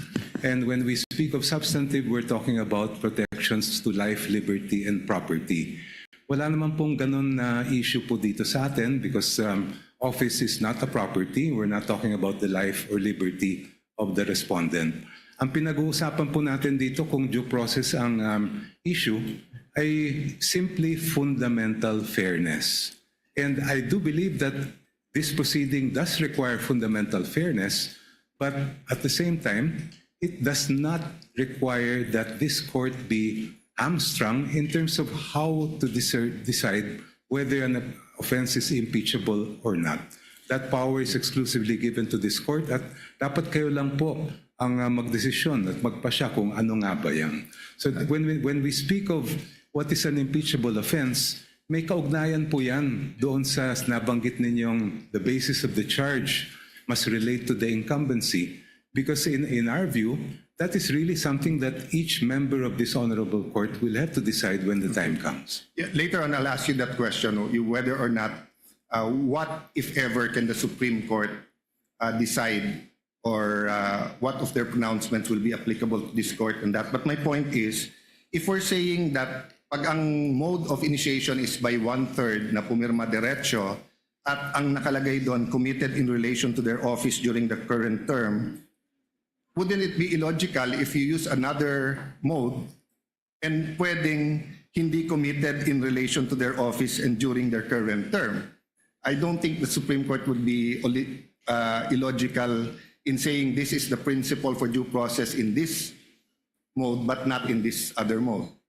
Even if we assume, Your Honor, that that is not obiter, the statement that the basis of the charge must relate to the incumbency of the impeachable officer, we submit that that still applies and we have satisfied that test. Okay. As I mentioned in my opening statement, integrity cannot be divided. Hindi po pwedeng biyakin ang integridad. So on that point, so if a president, an ombudsman, a COA chair who's let's say 60 years old but he started in government at 20 years old, he can be impeached by something he's done when he was 20 to 30, not only on what he's done when he was already an impeachable officer? If we are speaking about unexplained wealth, Your Honor, I have repeatedly cited the cases of the Supreme Court that provide that we must look from the reckoning of the first day of service of that public official, look at all the income that person has amassed, and determine whether it is manifestly disproportionate to the lawful income that he has reported. Yes, I agree in terms of holding that person liable and accountable. But what I'm saying is that let's say he was a councilor, then he was a customs director, then he was BAR, then he's now COA. Isn't the remedy for all his other positions that weren't impeachable is through the regular courts and regular case build-up, etc. But once you're an impeachable officer, you're being held accountable during the term that you are, in fact, an impeachable officer, because usually when you're an impeachable officer, it's too hard to prosecute you the normal way. Isn't that the logic there, or you disagree, counsel? I would have to respectfully disagree. Ang pinag-uusapan po natin kasi dito ay betrayal of public trust. And I think it's very clear that when we speak of betrayal of public trust, essentially we are looking at whether the public official is fit or unfit to continue in service. Kung siya po ay nakapag-amass ng unexplained wealth, nung siya ay vice mayor o mayor na umaabot sa bilyon-bilyones, I think that would have a very big impact on the court's decision whether that person should continue in office or whether they are fit to have that office. Okay. As I said, With the permission of Senator Judge Alan Cayetano, with your indulgence, sir, a request was conveyed to the presiding officer to declare a very brief break. This is not a break for all of us, but a very brief break of 5 minutes so that counsel may answer to the call of nature. That was the message conveyed to the presiding officer, including Senator Judge Cayetano. So, Chair declares a 5-minute break. We shall resume at 4:05. Kabombo, mga Ka-Star Nation, pansamantalang sinuspindi itong daloy ng diskusyon kaugnay doon sa palitan ng argumento kung kinakailangan nga ba na isubpina yung bank records ni Vice President Sara Duterte at ng kanyang mister kung sakasakali na ito ho ay kakailanganin sapagkat may mga partikular na usapin na bahagi ng kanilang pag-aari bilang mag-asawa ay makakaladkad doon sa paghimay ng diskusyon ukol sa ari-arian o mga yaman ng mag-asawang sina Vice President Sara Duterte at Attorney Manasseh Carpio. Dito mga kabombo ay nagkaroon ng bahagyang talakayan na tungkol doon sa fruit of poison tree at ganun din yung issue ng umano ay fishing expedition na nangangahulugan na walang hawak na ebidensya kundi ay hinimay lamang upang doon sa mismong proseso ng pag-iimbestiga saka lumitaw yung mga ebidensya, bagay na pinabulaan na naman ng prosecutor na si Representative Jokno dyan sa naturang parte ng diskusyon.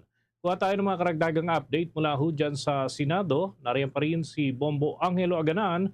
Bombo Angelo, please come in. Yes, Bombo Dennis, binigyan nga ng pagkakataon o tamang panahon itong parang panig ng prosecution at defense team na magkaroon muna ng break upang sa pagbabalik ng sesyon ay ng paglilitis ay magkaroon ito ng sapat na pagsagot dito sa katanungan nitong si Senator Judge Alan Peter Cayetano. Pero kung babalikan natin, Bombo Dennis, ang mga naging highlights muna simula nang nagbukas itong ikapitong araw ng paglilitis kay Vice President Sara Duterte ay naging sentro muna ng usapin, Bombo Dennis, itong pagkikwestiyon nitong si Senator Judge Erwin Tulfo sa mga manifestasyon ng kanyang mga kapwa Senator Judge o ilang Senator Judges na umano'y wala namang direktang kaugnayan dito sa nagaganap na paglilitis kay Vice President Sara Duterte. Dahil dito, iminungkahi ni Tulfo na gawin na lamang ito sa labas ng impeachment court at ito ay nakakain umano ang mahabang oras na sana'y iginugugol na lamang upang mapabilis at maipaliwanag na maayos ito nagpatuloy na paglilitis. Nagsimula ito, Bombo Dennis, nabuksan ito ng manifestation nitong si Senator Judge Robin Padilla kung saan nilinaw nito na hindi umano totoo na hindi siya tumalima sa pagpasa o pagsumite ng counter affidavit tungkol nga sa kinakaharap niyang reklamong obstruction of justice kaugnay naman sa kanyang partisipasyon o umano'y partisipasyon sa pagtakas nitong si Senator Ronald Bato de la Rosa. At nagkaroon ng konting diskusyon dito ang ilang Senator Judges kung saan iginiit nitong si Senator Alan Peter Cayetano na parte ito ng pagdepensa sa integridad ng impeachment court sapagkat kini-question dito ang kredibilidad ng isang senator judges at sa huli, Bombo Dennis, ay nagdesisyon itong si presiding officer Chis Escudero na itong mga manifestasyon na ito ay sa legislative body na lang o Senate as legislative body na lang tatalakayin o i-refer na lang para doon ay mapag-usapan nila sa tamang panahon. At nagsimula na nga, Bombo Dennis, ang clarificatory questions nitong mga senator judges natin na sinimulan nitong si Senator Joel Villanueva kung saan ang highlights ng kanyang tanong ay kung bakit daw magiging hadlang ang confidentiality para makamit itong transparency at accountability. At sinagot naman ito ng depensa na absolute umano ang prohibisyon sa Section 8A kung saan itong mga bank records at itong AMLAC records nga na hinihingi ng prosekusyon ay hindi maaaring ilabas sa publiko sapagkat tinawag nila itong isang intelligence or information ng isang pribadong tao. Bombo Dennis. Okay, nais ko lamang itanong Bombo Angelo kung anong aasahan dito. Magkakaroon ba ng pagpapasya sa kabuuan ng maghapong ito ang impeachment court o ipauubayan na lamang ito sa publiko, Bombo Angelo, kung ano yung magiging hakbang ukol dyan sa mga dokumento na pinag-uusapan? Magandang katanungan yan, Bombo Dennis. Target nga ngayon ng impeachment court na matapos ito at mapagdesisyonan ng pagsasabpina dito nga sa hinihinging mga records ng prosekusyon. Kaya nga't binibigyan ng oras itong mga senator judges natin na makapagtanong at malinawan sa malinawan sa argumento nitong magkabilang panig upang mapagtibay ang kanilang mga desisyon. At inaasahan natin, Bombo Dennis, na itong mga senator natin ngayon o senator judges natin ngayon ay makakabuo na o mapapagtibay na ang kanilang mga desisyon. At sa katanungan mo naman, Bombo Dennis, kailangan itong pagdesisyonan ng impeachment court sa paliwanag nga ni impeachment court spokesperson Attorney Reginald Tonggol, Bombo Dennis, ay kinakailangan lamang ng simple majority ng mga senator judges natin para mapagdesisyonan kung ipapasabpina ba itong mga hinihingi ng prosekusyon o hindi. At simple majority, Bombo Dennis, ibig sabihin dahil 21 senators lang sila na nandito ngayon sa araw ng paglilitis, kinakailangan lamang ng 11 boto para mapagdesisyonan na itong tinatalakay na issue ngayon. Bombo Dennis. Okay, at this point, hindi pa ba nag-resume itong kanilang diskusyon dyan sa plenary ng Senado, tumatayong impeachment court, Bombo Angelo? Sa ngayon ay wala pa, Bombo Dennis, ano. At ito, kakabalik lang. Official lang bumalik itong Sige, Ikaw. ating tunghayaan mga kabombo at mga kasarnisa. Interventions of Senator Judge Alan Cayetano pertaining to the issue at hand on the twin requests for subpoena by the prosecution. You may proceed, Senator Judge Alan, when you're ready. Sir Presiding Officer, if I may start there, whether or not the defense, although they stated already in their opening statement, considers such statement in the Duterte case as obiter dictum, and I'd like to reiterate, it's very important that we all understand and come to our own conclusions, because many, many times during this trial, and even in the decision we'll have to make, this question will play a center, will be front and center. So may I ask Attorney Poa, do you think that statement was a obiter dictum?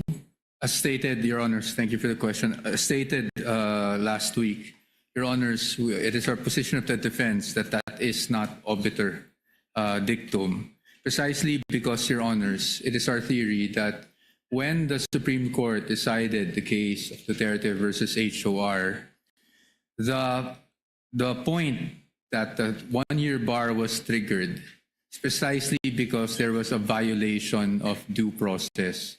That's why if you read the decision, Supreme Court, through the words of course, Senior Associate Justice Marvic Leonen, painstakingly discussed what due process is actually in an impeachment proceeding. And in fact, there was a line in that decision that says that they wanted to clarify the guidelines on impeachment proceedings.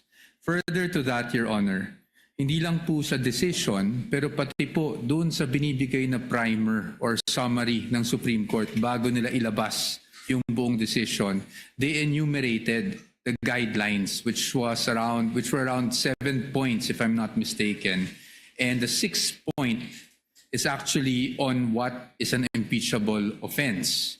And in fact, we have prepared copies of that primer for the senator judges, which we can distribute, so that makita po nyo na while ang effect ay na-trigger yung one-year bar, it was really due process that the Supreme Court was discussing in that case to guide. Yes. Commission Counsel for Respondent, kindly submit that to the Clerk of Court. Yes, Your Honor.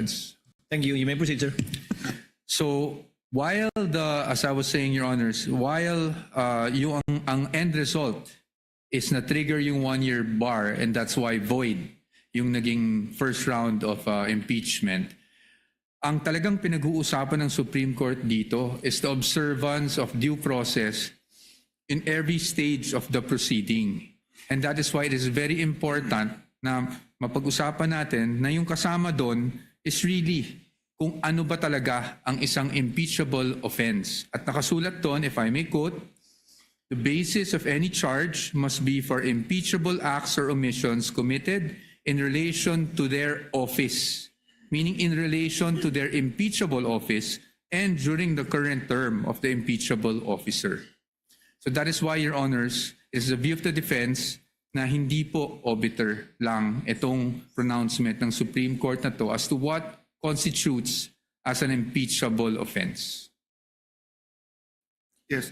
I'm not texting. I got on my phone the Duterte versus House of Representatives because, of course, my follow-up questions was to get into the mind of the prosecution when to apply the Duterte case and when not to. So, but I'll still ask you the same question. So, what's more logical, that the due process requirement that the acts committed should have been on the term is also applied to the other modes or just to the one-third mode? All modes of impeachment, Your Honor. That is our position. Kasi po, we would veer into absurdity, no? Na kung dun sa one-third mode tayo, ang impeachable offenses limited lang sa term, pero pagdating doon naman sa other mode, which dinaanan, admittedly, at yun ang dinaanan itong current proceedings natin, mag-iiba ang definition ng impeachable offense.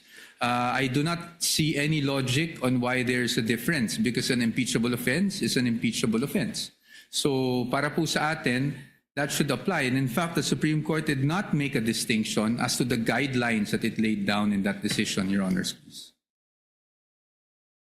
Yeah, so in the first page, sabi dito, second, considering the nature of the offices and the institution that are subject to impeachment, in effect, its effect on the independence of constitutional departments and organs, and its nature as a constitutional process, all legal issues involving impeachment proceedings are subject to judicial review. While the court does not determine when, who, and whether an impeachable officer may be removed and disqualified from political office, it has the duty to construe and process mandated by the Constitution. So is this for you part of the ratio decidendi, or is this a obiter dictum? Ratio, Your Honors. In fact, that's why the Supreme Court, when it started the decision, said that the end does not justify the means, no? Because it was precisely discussing the means. Ano ba yung dapat nating sinusunod na proseso? So since we're talking about subpoenas, we'll go to the end and the means, the justified means. With the permission of Senator Judge Allen, I would just like to get the assent of the counsel from the panel of prosecutors. The document sought to be distributed by the counsel for respondent is a July 25, 2025 discussion on the Duterte v. HOR on the one-year bar rule. Again, it's dated last year. With the permission of the prosecution, we shall distribute it without prejudice to the counsel for the panel of prosecutors to also furnish whenever it shall so desire, because this issue, as pointed out by Senator Judge Cayetano, will linger until the end of the proceedings, without prejudice to the counsel from the panel of prosecutors to so furnish also Senator judges with their rejoinder to this document being furnished to the senator judges. Is that okay? Your Honor, I believe that, first of all, may we request for a copy of that document. I believe that document refers to the office of the spokesperson. That's correct, Of the Your Honor. Supreme Court, in which case, Your Honor, we would have to interpose an objection because any interpretation by the office of the spokesperson is not binding on the Supreme Court. What we must look at are the actual text of the decision. Well, counsel, you can say that in your rejoinder. Point that out in your rejoinder and point that out in your submission. We will do that, Your Honor. So ordered, Clerk of Court is directed to kindly distribute the copies to the senator judges without prejudice to the panel of prosecutors submitting a rejoinder to this document. Yeah. Senator Judge Alan Cayetano, you may proceed, sir. Yes, Apologies and, for the interruption. Presiding officer, to be fair to I wouldn't have objected if you objected to the distribution, but realistically, we won't have time to read it because magruruling na Yes. after. So it'll be more of reference materials. But feel free also to, if you feel that you should submit in writing a rejoinder to be fair to everyone. So if the voting was tomorrow, and it would be unfair to distribute it. So can I ask the same question, Congressman? So I read, it's the first few paragraphs, no? Sabi kasi dito, you heard me naman, no? You want me to read it again, or? If I may be allowed to respond already to the Yes, go ahead. question. First of all, Your Honor, I think we must point out one of the plainest reasons why that statement in the Duterte ruling is obiter dictum. And that simply is because there was no trial yet to speak of when the Supreme Court rendered that decision. Paano po magiging issue yung nangyayari ngayon sa trial, samantalang nung dinesisyonan po yan ay wala pa pong trial. Therefore, any statements by the court about how the trial should be conducted are outside the issues of that case, and while they may be guidelines, they are not binding as judicial precedent to us and to the future generations. Actually, I was referring to a different matter already, but just to that point, it's not how, it's what. It's paragraph 6. So the basis of the charge must be for impeachable acts or omissions committed in relation to their office and during the current term of the impeachable officer, For the President and Vice President, these acts must be sufficiently grave, amounting to the crimes described in Article 11, Section 3(1) of betrayal of public trust given by the majority of the electorate.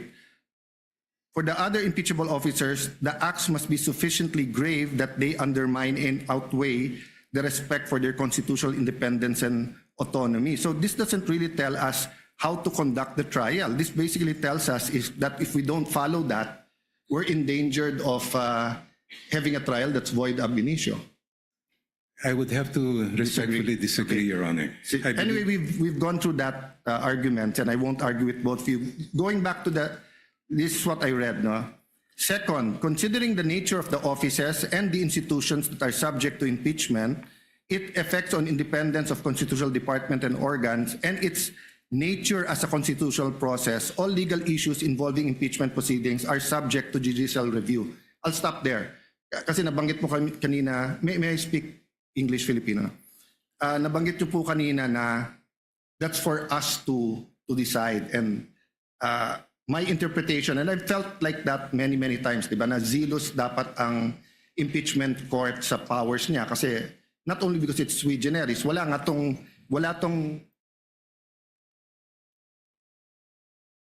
apologize to Senator Judge Risa, my phone fell. So wala nga tong, you cannot appeal the decision of my belief, no, you cannot appeal the decision of to acquit or to convict to the Supreme Court, diba? But the parameters, so let me use the words of the Supreme Court, no? Ang sabi niya, all legal issues involving impeachment proceeding are subject to judicial review. So you disagree with this or you agree?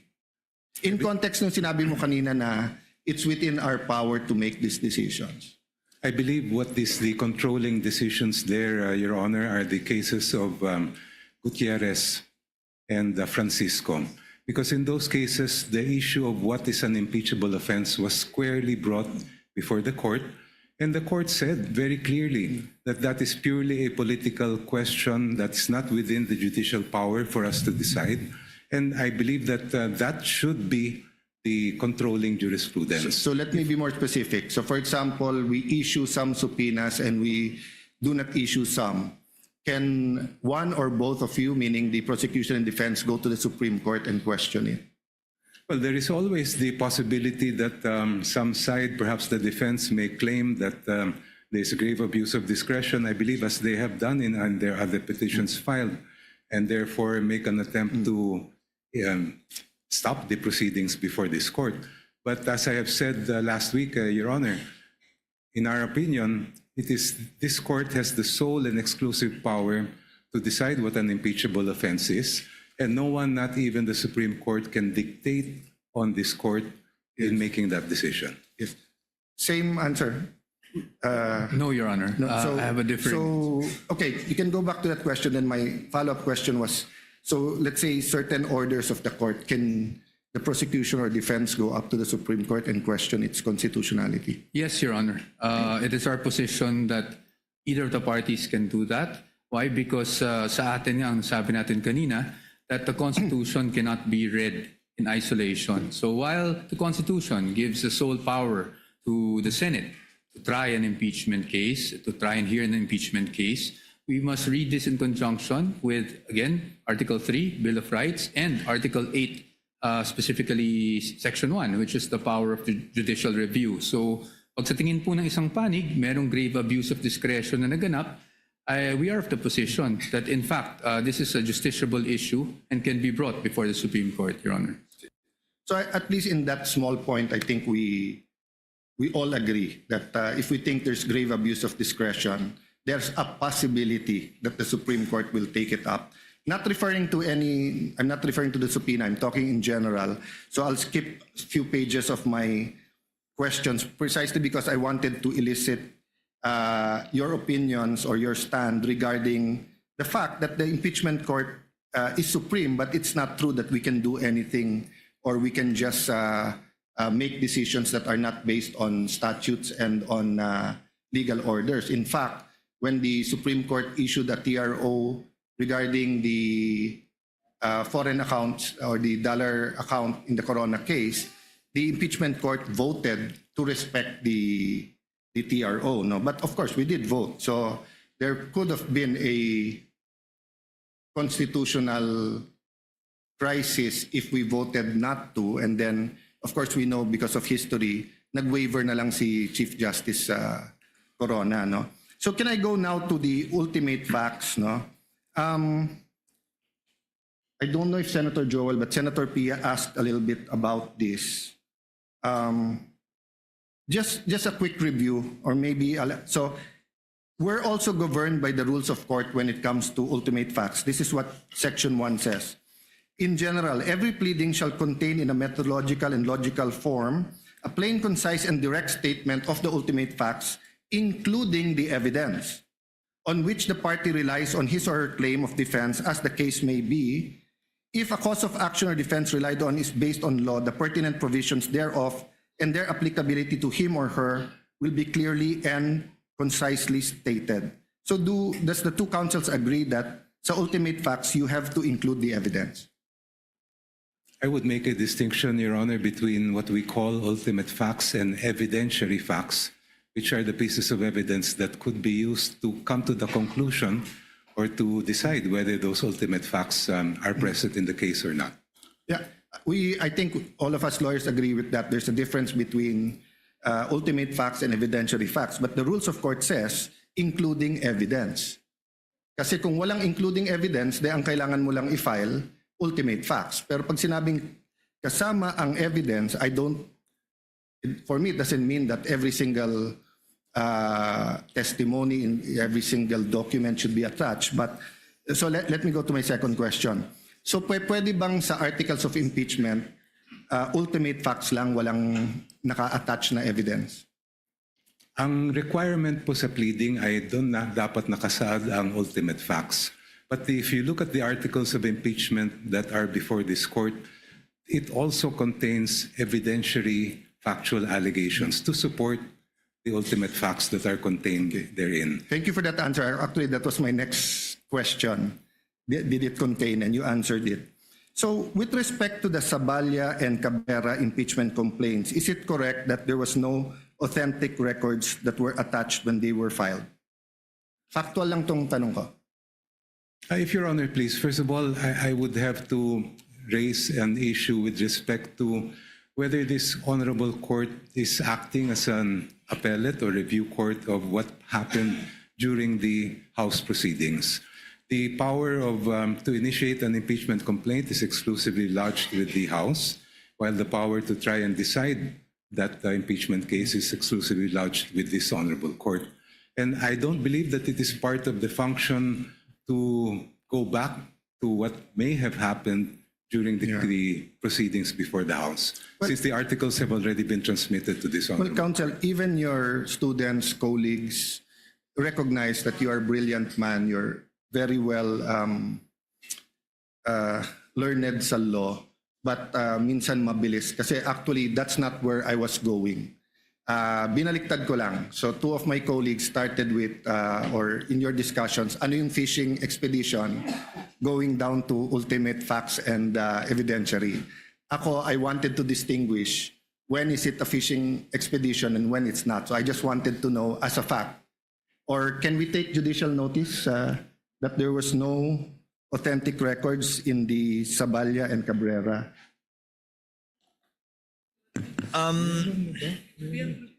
What's the point again, Senator Judge? There were no authentic... It was just preliminary because I wanted to compare it with other impeachment complaints. And I wanted to ask the question, when is it a fishing expedition or hindi? So these are legitimate questions. So factually, yung Saballa and Cabrera ba, may authentic records attached. Ang information ko, wala. But I don't want to... I believe, Senator Judge Allen, that the Zaballa and Cabrera complaints were attached as an annex Yes. if I'm not mistaken, to the respondent's answer. Would that be Yes. correct, Attorney Poe? And to be fair, Your it Honor. was... Yes. As well as the annexes. yes. Yes, Your Honor. In fact, the presiding officer noticed that it lacked a page in one of the annexes to the, I think, Zabalia complaint, So, which anyway, I think pointed out. So that's a fact. Yeah, So it's in the lang- records, Senator yeah, Judge. factual lang po. So, in the absence of authentic supporting record, what factual basis did the prosecution rely on to say that the allegations were sufficient in form and substance? If I recall correctly, Your Honor, please, there were some attachments to both complaints. And I'm not aware of any rule in the House of Representatives as far as impeachment cases are concerned that limit what may be discussed or investigated by the committee to only what is contained and attached to the Yes. impeachment I'm not complaint. questioning if there's an attachment. I'm questioning whether there was...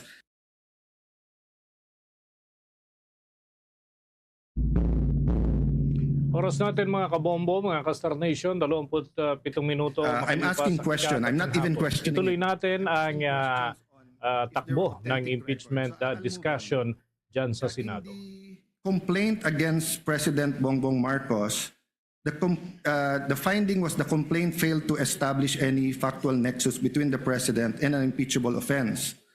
What are presented were policy and disagreements and generalized accusations, not ultimate facts. Yun ang finding ng Committee on Justice. Correct? Yes, Your Honor, to the best of my recollection. So that's my question.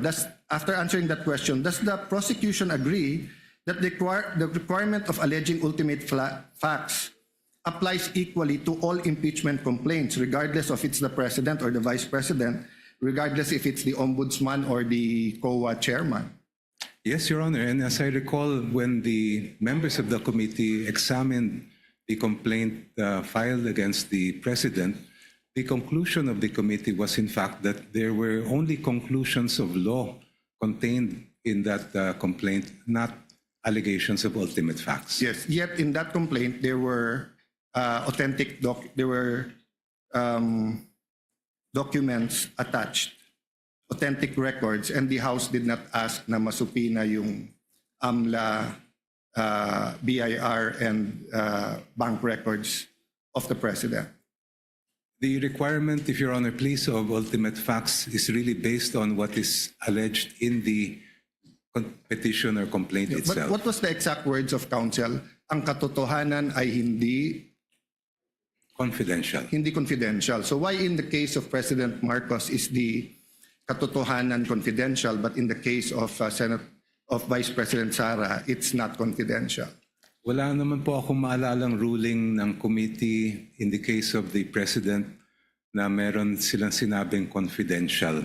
No, What I recall is that the conclusion was that the complaint did not allege Yes. ultimate facts. So there was a conclusion even before asking for all of this. But in this case, balikta, there was a conclusion that there's no nexus between the president and an impeachable offense. In this case, walang authentic documents pero humihingi ng supina kasi yung katotohanan hindi confidential. So, which goes to my, well, first, let me honor who I should honor because it seems that the Lisa Masa complaint, which was endorsed by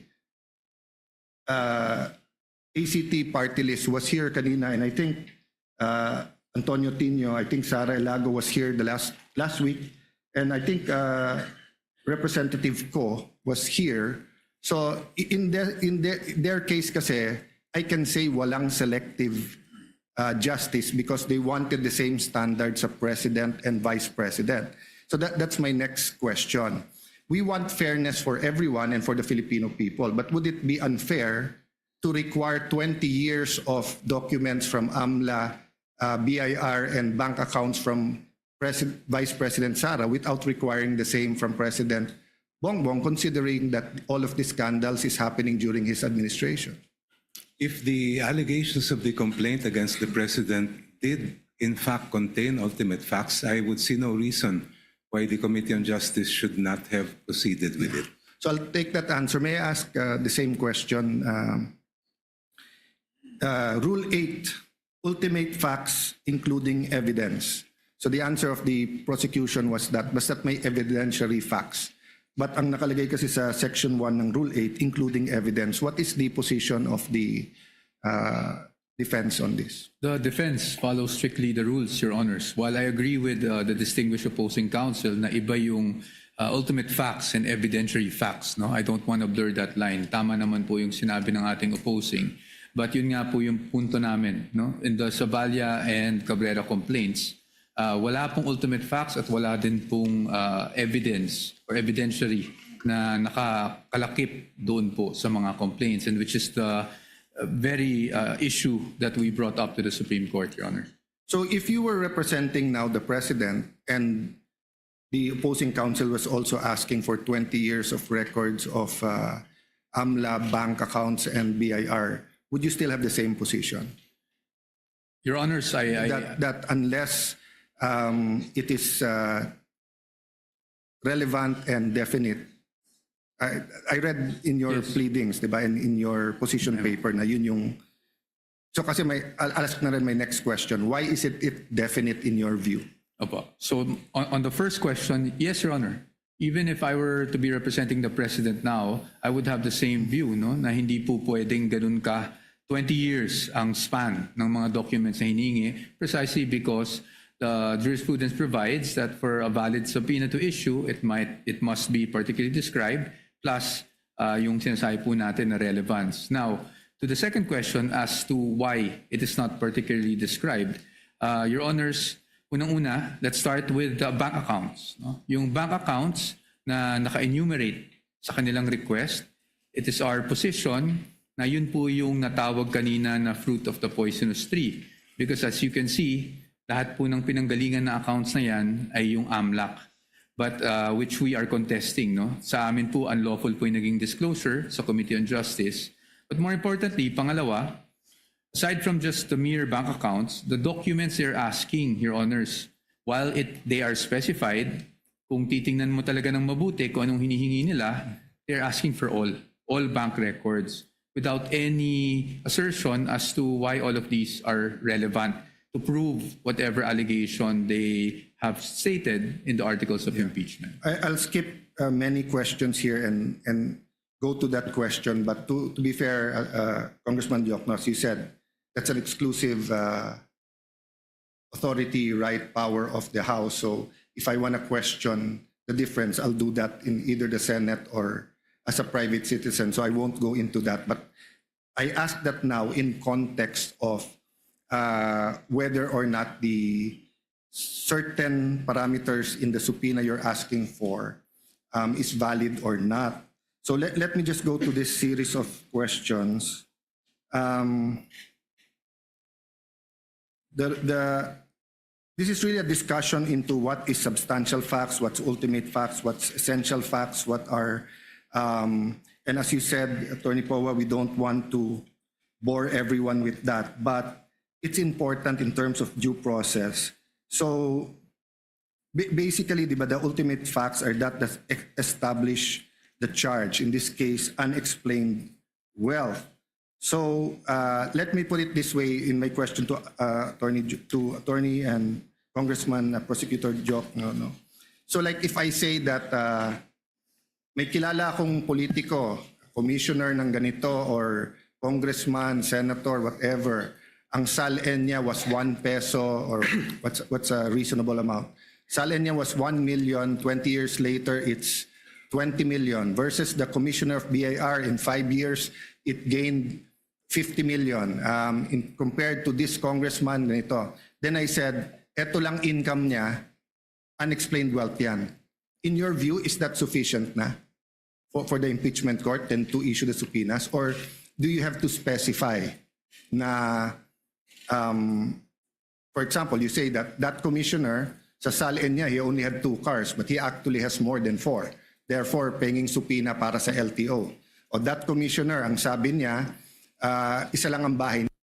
Pero subpoena sa LRA kasi 4 ang nakita namin. Diba? Kasi on the later examples, medyo mas malinaw yung ultimate facts. Pero yung pag sinabi mo lang, eto SALN, eto tumaas, which was my point actually in my last few vlogs, that just because tumaas yung SALN, that doesn't mean that there's ill-gotten wealth. But my question there was, does that give us now the authority to get the bank accounts, the AMLA and the BIR? Because whatever we do in the impeachment court is for impeachable officers. But nanonood din yung Sandigan Bayan, nanonood din ng RTC, MTC, nanonood din yung Supreme Court. So whatever rule we have here, that will influence then how we deal with barangay captains all the way to anyone who's not impeachable, no? For unexplained wealth, Your Honor, I believe the ultimate facts must include the following. First, that the person involved amassed wealth. Second, that that wealth is manifestly disproportionate to that person's lawful income. So kailangan po natin makita kung ano yung kanyang kayamanan at kailangan natin ikumpara doon sa lehitimo niyang kinita. And that can be only determined by looking at the records that we are requesting from this honorable court. No, but if you're just looking at the SALN at yung kinita niya, so I'll give you a example. No? I won't name the person para walang mag-react. But he was senator, I think in 1987, an outstanding human being. And he was telling us, etong lupa na to, nabili ko ng 1980 o 1970 na 50,000. Oh, nabenta ko ng 1990. Kaya lang sa SALN, ang nakalagay kasi doon yung acquired cost. So nilagay ko 50,000. So kung titignan mo kami, then he named some other great senators, etc. na kasabayan niya, congressman at dito. Titignan mo si senator ganito, kami lahat. O ang SALN namin baka 5 million. Pero yung 100,000 na lupa na binili namin noon, baka 5 million, 20 million, 30 million. So if one of those officials suddenly sold the property and then placed the money that came in, so let's say the 100,000 property was sold for 5 million, but then for example, pinang-blow out niya sa pamilya yung 500,000 before December 31 of that year, mag-i-increase yung kanyang SALN by 4.5 million. So if you just compare his income na sweldo niya with that, that will not show you that he has ill-gotten wealth. So compared na pagka inallege ko na ang sweldo niya 200,000, eto, pero bakit may bahay siya sa ganito, nawala sa SALN niya. Diba? So I agree na sundan natin yung ebidensya. If the SALN is much more than what you're making, that could spark your curiosity, your suspicion, and continue to investigate. But do you make the conclusion now and file the impeachment case that since malayo yung SALN sa income, therefore ill-gotten yon, without giving that person a way to explain before you subpoena every single document about their lives? That's precisely why, Your Honor, they call it unexplained wealth. Doon po natin malalaman yan sa mga dokumento. No, I agree. Ngayon, kung they call it Go ahead, sorry. I'm sorry, Your Honor. I'm sorry. I'm the one. Please continue. Kung halimbawa sa binigay niyong example ay nag-appreciate yung value of the land, then I would not call that unexplained. I would call that explained wealth. Yes, but you're introducing a new concept now, unexplained wealth versus ill-gotten wealth. I agree with you. Unexplained wealth is that if you look at the SALN at hindi tumutugma, may may unexplained wealth. That's why you ask them to explain it. And then pag hindi maganda yung explanation and may ebidensya ka, then you can go against that person for ill-gotten wealth. Diba? But like in certain parts here, I saw some that I would consider even without asking you evidence. But for example, yung mga kumpanya, sabi dito lugi yung kumpanya. So kung lugi yung kumpanya, hindi makaka-contribute yun sa kanyang ill-gotten wealth kung meron man. So why are we getting all the documents about those companies? Doon pumapasok yung criticism ng iba, is this a fishing expedition? Kasi if I had 5 companies and they were all making money and supposedly I only own 1% of that company but I'm getting half of that income, I would agree with you, isupina lahat yan. Tignan natin yung flow niyan, baka yan yung pumasok sa akin. Pero lugi nga yung mga kumpanya eh. As an example, so that's my point. Is it enough in the view of the prosecution panel just to allege, malaki yung SALN mo, bigger than your monthly sweldo, both of us agree it's unexplained. But is it ill-gotten, or do you need more allegations to show that it was ill-gotten? Well, Your Honor, please, the decision whether wealth is unexplained or, as you said, ill-gotten is really a decision that this Honorable Court will make based on the evidence. Ang gusto lang po namin ay mailatag ang ebidensya sa inyong harap para kayo na mismo ang magsabi. At para malaman po yan, we have to look at the statements of assets, liabilities, and net worth. We have to look at the lawful income reported in the ITRs. We have to look at the bank records in terms of kung ano yung pumasok at lumabas sa kanilang mga accounts. I'm sorry, Your Honor. Yeah, go ahead, it's mine. As far as the businesses are concerned, that has to do with the third subcharge under unexplained wealth. Yung pong continuing to participate in business interests despite the clear and express prohibition provided in the Constitution. We want to know whether those businesses, yung ba ay mga operational ba ito? Ito ba ay talagang sasabihin natin na nandun yung sinasabi nga na inaamin ni Vice President sa kanyang salin na business interest nga niya yon. Yeah, I'm skipping because this is mostly questions on fishing expedition. I'll go to the defense after this, but can you tell us the difference between evidence and proof? In your layman's term or legal terms, or if you want to look it up, but in how do we explain to people the difference between evidence and proof? Napakabigat po ng inyong tanong. In our words lang. I will para try lang my best, maintindihan. Your Honor, to answer it. In a court proceeding, whether we're speaking of an impeachment court or a regular court, the judges look at the evidence. They may never be able to know the entire truth kasi ang pangyayari ay nangyari dati pa po. Essentially, a trial is really a reconstruction of something that happened before. So it may happen in some cases that there is enough evidence to make conclusions as far as a judgment is concerned, even if the members of the court did not get to see the entire truth. Yes. Ang gusto po namin maiwasan dito sa impeachment court ay meron po tayong hindi mailatag na ebidensya sa mga maestrado po na nandito para talagang maging buo yung larawan nila bago po kayo magpapasya. Yeah. I don't think there's any question that all of us here want na mailatag yung ebidensya. The question is, do you have the evidence or are you fishing for the evidence?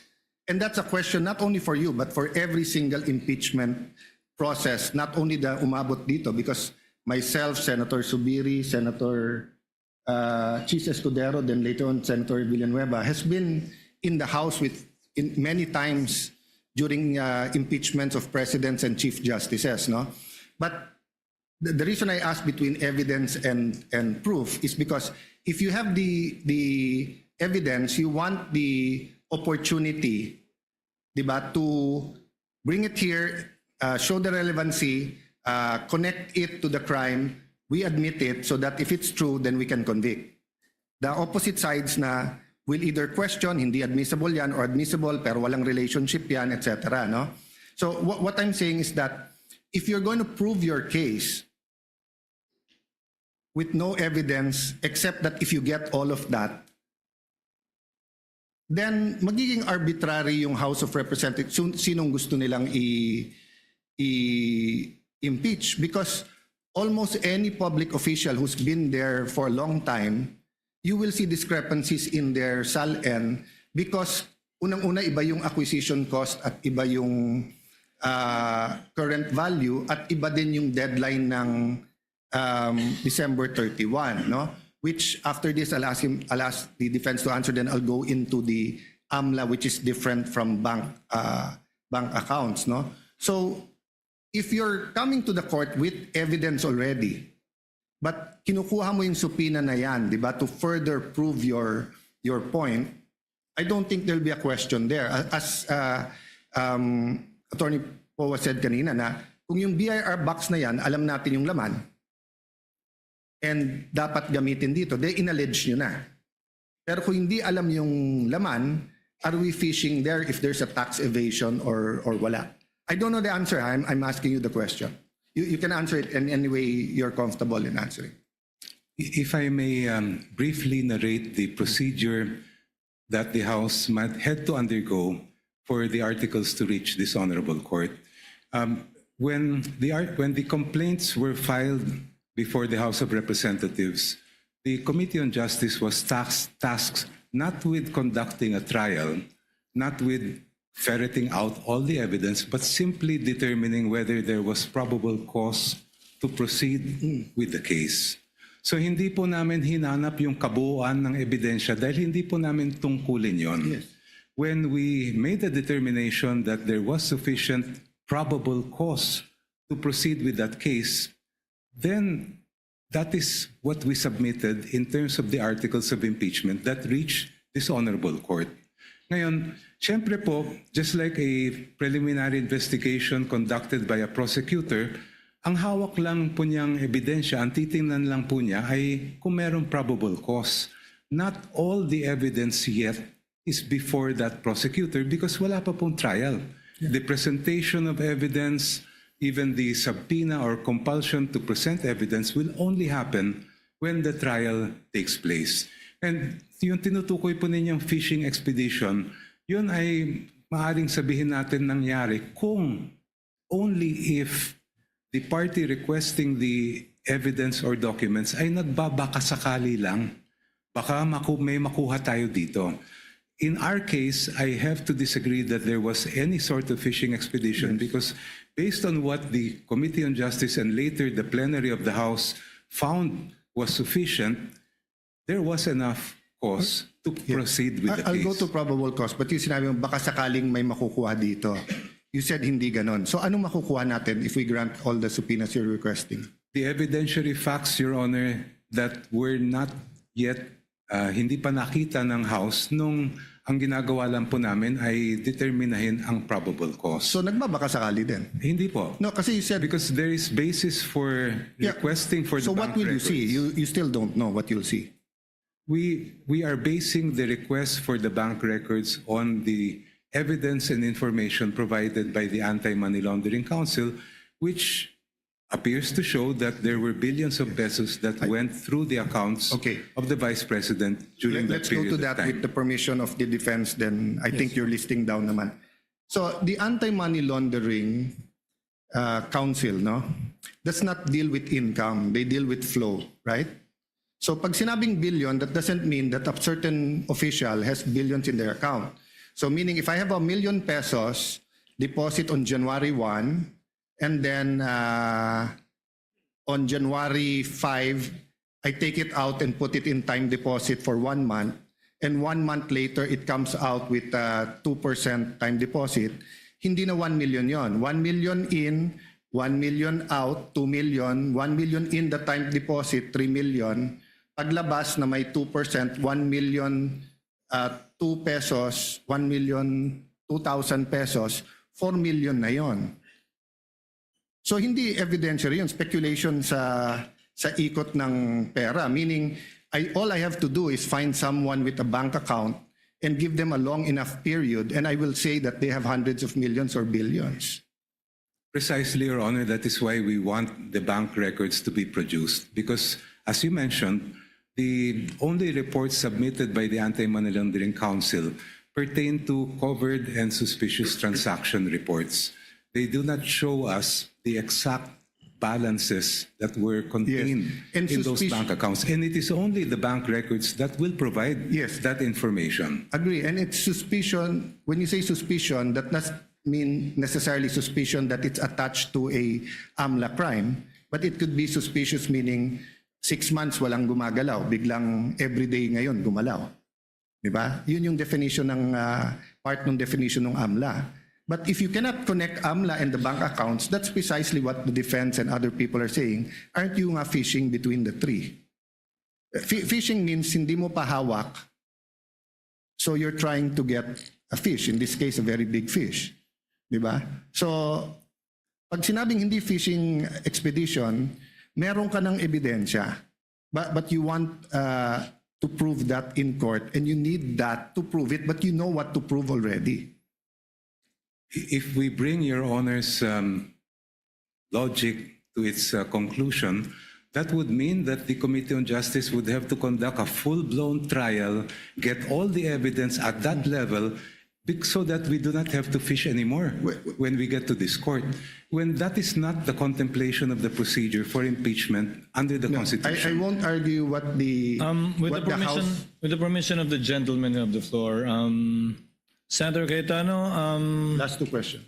thank you very much. So, Senator Escudero, myself, we were in the Estrada and Arroyo impeachment. It's harder to impeach a president than a vice president. Diba? But whether it was accounts, anong laman, property, kotse, we did our homework. So it's not my place to tell you you did or not. Kaya nga tinatanong ko, may ebidensya ba o wala? Or is it a fishing expedition or not? But as I said a while ago, I won't argue. So I have one last question after that, but I'll go first to the defense. In the context of what I asked, no? Between those two examples, eto salin mo, eto income mo, malaki salin mo, we can agree it's unexplained. Kasi nga, you need to explain it further. But is it automatically ill-gotten wealth? No, Your Honor. So if it's not automatically ill-gotten wealth, in your view, I mean, I read this from your, maybe you can just restate, why is it a fishing expedition? Opo. Your Honor, because precisely, yun pong sinasabi nila na unexplained wealth, they were basing it for 20 years, for one, no?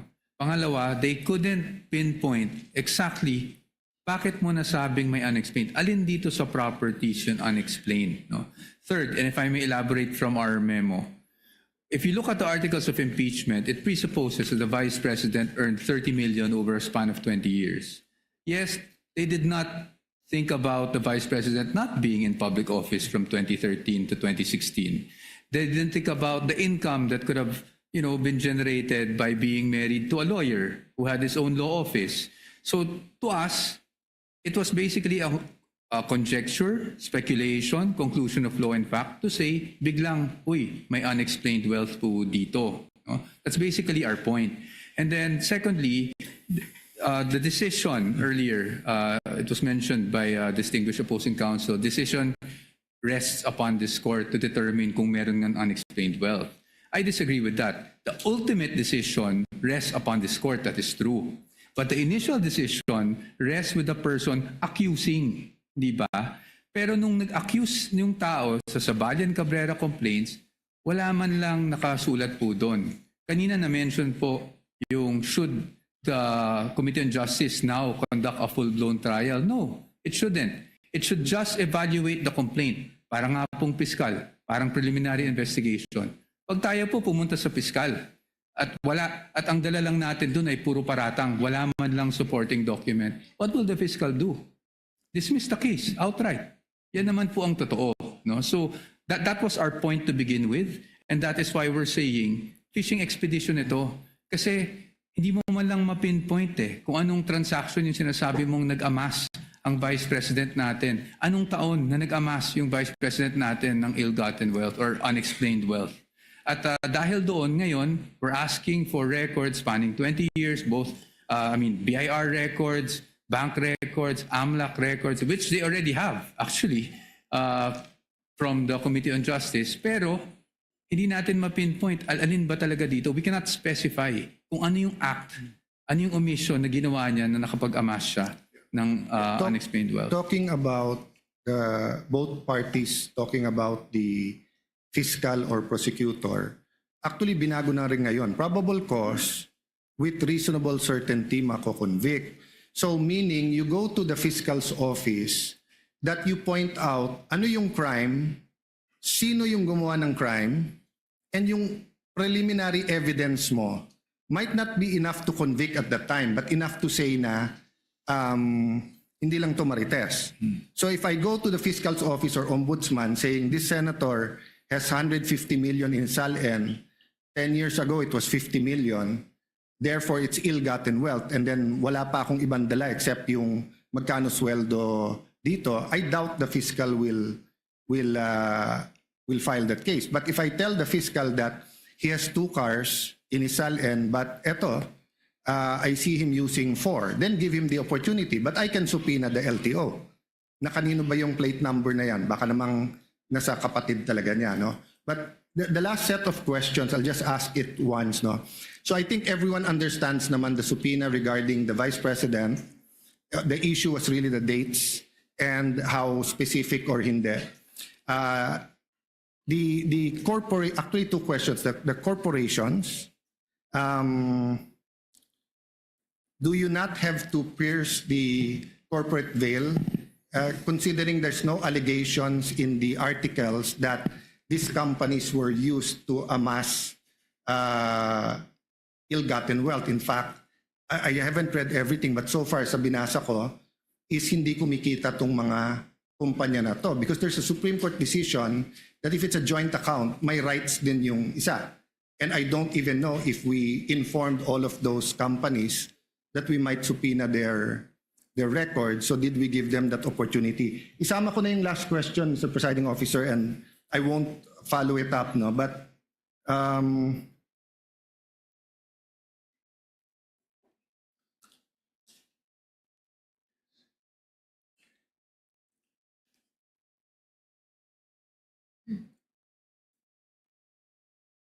yeah, the question was, because a law student asked me, Sir, bakit dinala yung box dito sa Senate? Ba't na lang hindi nila binuksan sa House? So sinagot ko sa kanila, ano ba turo ng professor nyo? Sir, hindi naman nakalagay impeachment trial in cases of impeachment. So the House was actually empowered to open the box there. So I just wanna know the position of both parties kasi nahihiwagaan ako sa box na yon. Si Neil dinala dito, ibabalik sa inyo, then magsusupina tayo. But dun sa graduate na yung nagtanong sa akin doon, they discussed it daw in class, and their professor and their class, ang consensus is that the House could have opened it because the wording in the is it the BIR case or the bank accounts? No, bank accounts ata, yung in cases of impeachment yung nakalagay dun sa sa Bank batas. accounts.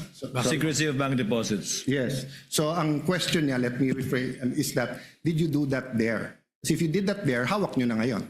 Hindi na namin problema sana. So those 2 questions lang regarding do you think nag-comply yung requirements dun sa companies, and should we give notice to the companies? And secondly, about bank account, could you have opened it already in the House? Yung BIR din ba? Counsel for the panel of prosecutors may respond. Thereafter, counsel for respondents. Thank you, Your Honor. And we would like to thank Counsel, thank you very Senator much. Judge Thank you, Allen for his Senator interjections. If Your Honor, please, the doctrine of piercing the corporate veil applies when we are determining liability of the company or corporation involved. In this particular case, that doctrine has no application at all. We are asking for those records to be produced so that we can determine the extent of participation of the Vice President, as she herself had admitted those business interests in her salience. Kaya po namin hinihingi po yun. Kaya sa tingin po namin ay wala pong aplikasyon ang piercing the corporate veil. Second, as far as opening the box is concerned, while it is true that under Republic Act 1405, there's no qualification that impeachment trial lang po ang pwede. As I understand it, it was the better judgment of the committee out of sheer discretion and prudence not to, because at that time we were already being bombarded with petitions left and right seeking to restrain our proceedings. And we felt that it would be more prudent to bring the matter to this honorable court. Thank you. Your Honor. Counsel for the respondent. On the first point, Your Honors, on piercing of the corporate veil, para sa amin, pwede lang naman under jurisprudence mag-pierce ng corporate veil. Ibig sabihin, kasi separate and distinct personality ng mga korporasyon, you can pierce that veil if there's an allegation of fraud. And in this case, wala naman pong allegation ng fraud. Pangalawa, kung totoo po na talagang hinahanap lang po ng kinakagalang-galang na prosecution ay tungkol dun sa divestment issue, then they will not need the tax records, the bank records, or even the AMLAC records of these companies, because all they need would be the GIS. The general information sheet would show you exactly the extent of the interest of the stockholders, hindi po ba? Pangalawa, pagdating naman po dun sa what's our position pagdating sa bank secrecy and the exception on cases of impeachment. Sa aming pananaw, at the committee level, meaning Committee on Justice, ay hindi pa po applicable yung exception na ito. And we are holding on to the ruling of Marquez versus Ombudsman or Desierto, I believe, no? Wherein it was said na pagdating sa preliminary investigation, hindi pa po applicable yung mga exceptions under the Bank Secrecy Act, and there has to be a pending case before such bank documents are in fact subpoenaed. That is our position, Your Honors. Thank you, counsels for the parties. Chair will now make a ruling, but prior to that ruling, Chair would like to inquire very, very briefly from the counsels. First, for the counsel for respondent, may the court know when the respondent was married to her spouse and what is the property regime governing their marriage? Your Honor, I believe they were married, but let me just check the facts just to be sure, but I think it was 2007. 2007, Your Honor. Can I get back to you on the specific date for that? The date would not be necessary because 2007 would mean they would be covered under the family code. So may the Yes, Your Honor. chair ask, what is the property regime governing their marriage? As far as I know, there are no property regime arrangements or prenup. That's why, Your Honor, I would assume it would be the default property regime, which would be The absolute community of property. Thank you, counsel. Chair will now make its ruling. The impeachment court will now resolve the prosecution's renewed request for the issuance of subpoena ducis tecum dated July 6, 2026. You may seat, counsels. Directed to the concerned banking institutions and Anti-Money Laundering Council. The court begins with the standards governing the issuance of subpoena ducis tecum. These are set forth in Section 3, Rule 21 of the Rules of Court, which provides, among others, that in the case of a subpoena ducis tecum, it shall contain a reasonable description of the books, documents, or things demanded, which must appear to the court as prima facie relevant. Settled jurisprudence has affirmed and clarified these requirements in the 2021 case of Republic versus Sandigan Bayan, dated 2/15/21, where the Supreme Court stated, quote, a subpoena ducis tecum may be issued if the tests of relevancy and definiteness are satisfied.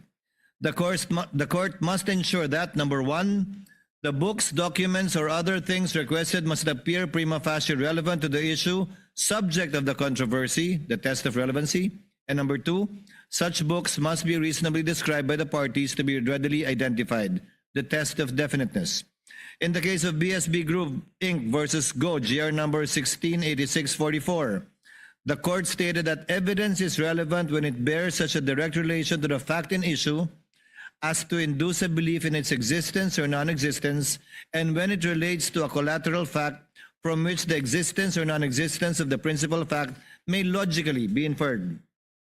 These requirements are intended to ensure that the subpoena is not used, as mentioned earlier and discussed earlier, as a tool for a fishing expedition as held in Apostol versus Lubingan Rafael, GR number 260640, dated October 1, 2025. We are also aware of the ruling of the Supreme Court in HC Libanao versus Philippine National Oil Company, GR number L13463, quote, a general inquisitorial examination of all the books, papers, and documents of an adversary conducted with a view to ascertain whether something of value may or may not show up will not be enforced. However, after a careful examination of the records requested, the court finds that the requested documents meet the requirements set forth above. They are reasonably described, readily identifiable, prima facie relevant, and material to the allegations under Article 2. This is not the first time that bank records have been examined by an impeachment trial. During the impeachment trial of former Chief Justice Corona, the Senate sitting as an impeachment court granted the prosecution's request for the production of bank records.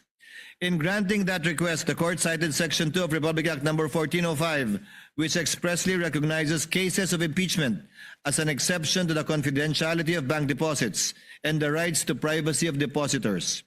As to the requested period from 2007 to 2021, the defense's objection is overruled. The respondents' invocation of what they referred to as offenses in term, quote-unquote, in their memorandum, doctrine in Duterte versus HOR, does not avail. First, the documents requested under the subpoena ducis tecum will not be used to allege additional independent impeachable offenses. The court will not allow this in adherence to the doctrine laid down in Duterte v. HOR, as this will violate the respondent's right to be informed of the nature and cause of the accusations against her and her rights to due process at every stage of the proceedings. Rather, the court will only allow these records to be used to establish a factual baseline against which the respondent's assets, financial transactions, and business interests during her present term may be assessed.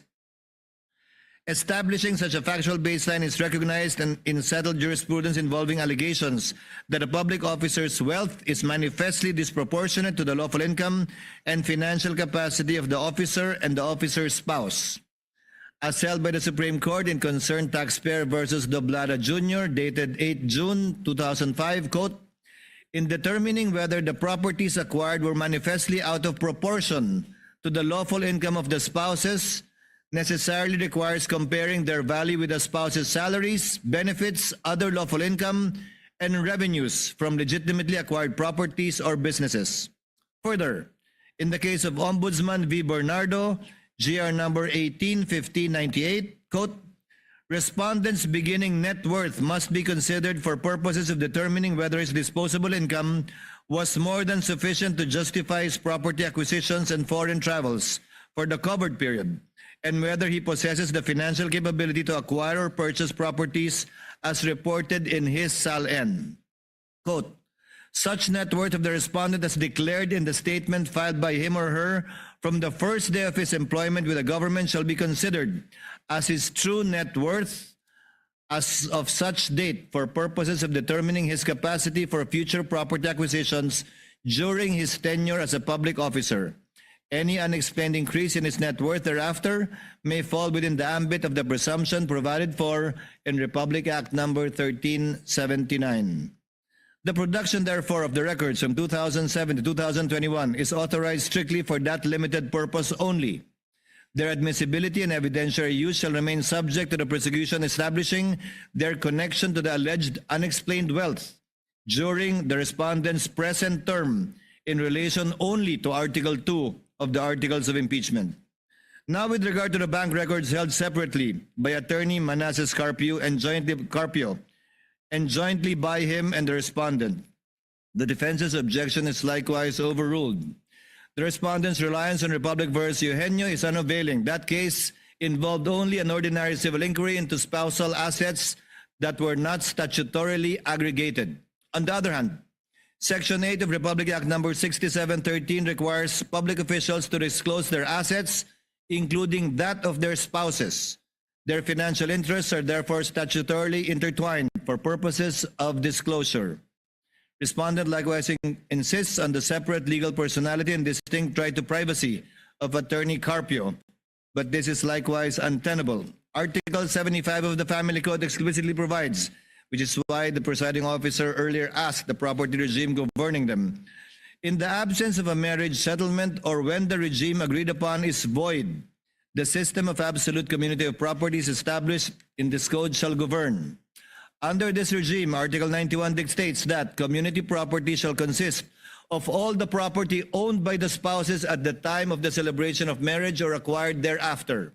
Furthermore, the Family Code imposes a strict statutory presumption under Article 93, which mandates that property acquired during the marriage is presumed to belong to the community unless it is proved that it is one of those excluded therefrom. The law is clear on the matter. The legal necessity of examining the financial records of Attorney Carpio is firmly cemented by the default property regime of absolute community of property governing his marriage to the respondent.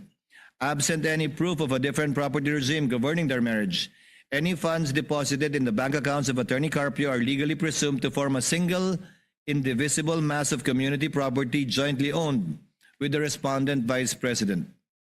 Because Philippine civil law legally merges their assets, properties, and income into a single absolute community, it is a legal and mathematical impossibility to determine the respondent's true net worth or lawful income without examining the bank accounts of her husband. Investigating Mr. Carpio's financial records is therefore not an unwarranted intrusion into a third party's privacy. but an absolute legal prerequisite in determining the actual aggregated wealth of the respondent. The defense likewise invokes the Data Privacy Act, classifying the records as sensitive personal information, requiring strict scrutiny, quote-unquote, citing Zoleta versus Ombudsman. The court, however, in Zoleta did not really use the phrase strict scrutiny, but said strict adherence to the Data Privacy Act. Accordingly, Section 16B of the Data Privacy Act expressly states that the right to privacy does not apply when personal information is needed pursuant to a subpoena. Furthermore, Rule 5, Section 22F of the DPA, Data Privacy Act Implementing Rules, expressly permits the processing of sensitive information, personal information, when provided to government or public authority pursuant to a constitutional or statutory mandate, and when necessary for the protection of lawful rights, interests in court proceedings. Now, as to the 21 listed corporate entities and partnership, the requests are granted with respect only to 19 corporate entities and partnership. The respondent's connection to these entities is prima facie shown by the general information sheets in the articles of partnership, which have been pre-marked in evidence, and by her admitted sal-ends from 2022 to 2025. The request, therefore, is not considered as a fishing expedition, and subpoenas may issue for their peso-denominated accounts strictly only in relation to Article 2. However, the request directed to banking institutions concerning JTC Group of Companies and Pikimong Philippines Corporation are denied. Their general information sheets do not identify the respondent or her spouse as shareholders, and the prosecution at this time failed to show either a direct business interest or a clear and convincing basis to disregard their separate juridical personalities. As held in Pantranco Employees Association v. NLRC, GR 170689, and Lanuza versus BF Corporation, GR number 174938, the corporate veil may not be pierced on mere suspicion or speculation. Misuse of the corporation as an alter ego, conduit, or instrument of fraud must be clearly established. Absent such proof, these entities cannot be subjected to the compulsory process intended for another. As to the request for subpoena against the partnership of Carpio Lawyers, the same is granted with the following reservation: in adherence to Subido versus Pagante Certeza Mendoza and Binay Law Offices versus Court of Appeals, GR number 216914. The chair notes the practical reality that an examination of a law firm's bank accounts may incidentally disclose sensitive information relating to its clients and legal engagements. The court acknowledges that the partnership and/or the clients of Carpio Lawyers may seek appropriate remedies and to challenge compliance with applicable legal requirements, particularly in light of the potential legal implications, including concerns relating to attorney-client privilege, which may also be raised during the trial proper. Furthermore, the court must draw a legal firm line regarding foreign currency deposits. Foreign currency deposits are governed by Republic Act number 6426, particularly Section 8, which recognizes only one exception to confidentiality: the written permission of the depositor. This is also guided by the President, arising from the 2012 Corona impeachment trial. On February 19, 2012, the Supreme Court issued a temporary restraining order in PS Bank versus Senate Impeachment Court, GR number 200-238, enjoining the Senate from opening the Chief Justice's Corona dollar accounts in the absence of a written waiver of the depositor. Accordingly, insofar as the request covers foreign currency deposits of the respondent, her spouse, separately or jointly, as well as the corporation and partnership, it is denied. Such accounts shall be excluded unless and until a written consent of the respective depositors is produced. The court now turns to the records held by the AMLC, or Anti-Money Laundering Council. As to the request directed to the Anti-Money Laundering Council, the same are granted with respect to the respondent, her spouse, and the 19 entities and one partnership for which a prima facie connection has been shown through the pre-marked general information sheets, articles of partnership, and the respondent's admitted sal-ends. However, the requests as to JTC Group of Companies and Pikimong Philippines Corporation are denied for failure at this stage to establish a prima facie link. The respondent or her spouse and said entities or any sufficient basis to disregard their separate juridical personalities as previously stated. The defense vigorously argues that AMLC is absolutely shielded from this court's compulsory process by the confidentiality provisions of Section 80 of the Anti-Money Laundering Act, as amended, and warrants that compliance would expose AMLC officers to criminal sanctions for breach of confidentiality. The court, however, finds this argument unavailing.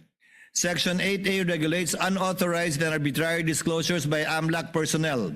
It does not and constitutionally cannot nullify the lawful subpoena powers of the Senate sitting as an impeachment court, where compliance with the lawful constitutional subpoena is a justifying circumstances that, if at all, would extinguish any penal liability under Article 11, Paragraph 6 of the Revised Penal Code for any person acting in obedience to an order issued by a superior or some lawful purpose.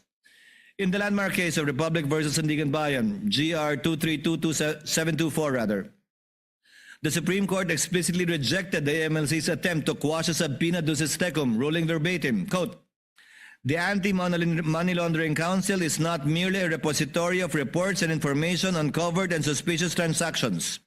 It was created precisely to investigate and institute charges against those suspected to commit money laundering activities. The criminal prosecution of such activities would be unduly hampered if we were to prohibit it from disclosing such information. For the Anti-Money Laundering Council to refuse disclosing the information required of it would be to go against its very function under the law."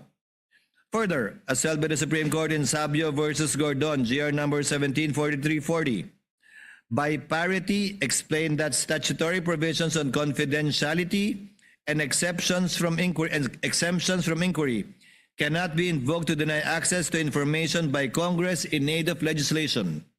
It is therefore the position of this court that if the Sandigan Bayan, pursuant to its subpoena powers, cannot be denied AMLC records as well as the legislature in aid of legislation, it most certainly cannot be denied to the Senate, sitting as an impeachment court. The defense also vehemently objects to the production of AMLC documents by pointing out to the agency's own printed footnotes, which restrict the reports for intelligence purposes only, quote unquote, and explicitly state they are not to be used as evidence in any formal proceedings. The court, however, overrules this objection. The admissibility and evidentiary weight of documents in an impeachment trial are determined by the Constitution, the rules of court, and the judgment of the impeachment court, not by unilateral disclaimers printed by an executive agency on its letterhead. An administrative footnote or internal intelligence sharing protocol cannot rise to the level of a constitutional or statutory exclusionary rule. While the AMLC's internal protocols are validly designed to prevent premature leaks during ongoing investigations, they cannot legally operate to tie the hands of the impeachment court once the documents are lawfully subpoenaed. Because the requested suspicious transaction reports and covert transaction reports satisfy the threshold of prima facie relevance in tracing the alleged accumulation of unexplained wealth under Article 2, they shall be produced. The defense further invokes the 5-year record retention period under the AMLA regulations. The 5-year period is a minimum mandatory retention requirement imposed on covered institutions. It is not an absolute prohibition against keeping or producing all the records. Accordingly, let AMLC invoke this limitation in its return, which this court shall take into account and inform the parties thereon accordingly, should they be unable to comply with the subpoena. As for the partnership of Carpio lawyers, Section 1 of Republic Act No. 10365, amending Section 3A7 of Republic Act No. 9160, treats as covered persons those including lawyers who manage client money or assets, manage bank savings and securities accounts, organize contributions for companies, or create, operate, or manage judicial persons or arrangements. Section 2C of AMLC Regulatory Issuance B No. 1, Series of 2018, adopted on May 10, 2018, and filed on June 13, 2018, expressly reiterates this activity-based rule. The court recognizes the statutory exception for lawyers acting as independent legal professionals, where the information concerns their clients or disclosure would compromise client confidences or the attorney-client relationship. Absent any showing, however, that the particular record sought contained such information or would compromise a protected confidence, the exception cannot be invoked merely because the entity concerned is a law partnership. It protects client confidences. It does not confer a blanket immunity upon every financial record bearing the law firm's name. The request for the issuance of subpoenas for the identified financial records, therefore pertaining to Carpi lawyers, is granted, subject to the remedies in law and/or their legal right to assert a specific claim of privilege over a particular document at the proper time. No generalized blanket invocation of attorney-client privilege should exclude compliance at this time. Therefore, to summarize, the court rules as follows. The request for subpoenas directed to the concerned banking institutions covering the accounts of respondent, Attorney Manasseh Carpio, separately or jointly, the partnership of Carpio lawyers, and the 19 listed corporate entities is granted. The banks are ordered to submit to the clerk of court the documents on July 30, 2026 at 9 a.m. with the attendance of parties and counsels. The request insofar as it seeks the records pertaining to JTC Group of Companies and Pikimong Philippines Corporation is denied for failing to establish prima facie relevance. The subpoenas granted shall apply only to peso-denominated accounts relevant to Article 2. Foreign currency deposits are excluded absent the written consent of the respective depositors. The subpoena directed to the Anti-Money Laundering Council covering respondent Attorney Manasseh Carpio separately and jointly with the respondent, the partnership of Carpio and lawyers, and the 19 listed corporations and entities is granted. The request insofar as it seeks records pertaining to JTC Group of Companies and Pikimong Philippines Corporation is denied for failing to establish prima facie relevance.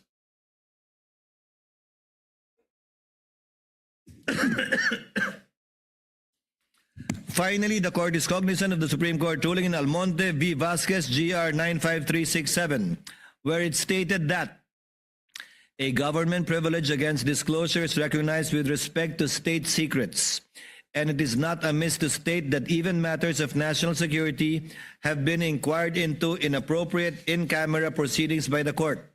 Therefore, the court ex abundante ad cautela, or out of an abundance of caution, hereby directs, in order to prevent the unwarranted exposure of sensitive AMLC methodologies and information, to submit the records strictly in camera to the presiding officer through the clerk of court first on July 30, 2026 at 9 a.m., who shall review these documents privately before turning them over to the parties as may be warranted.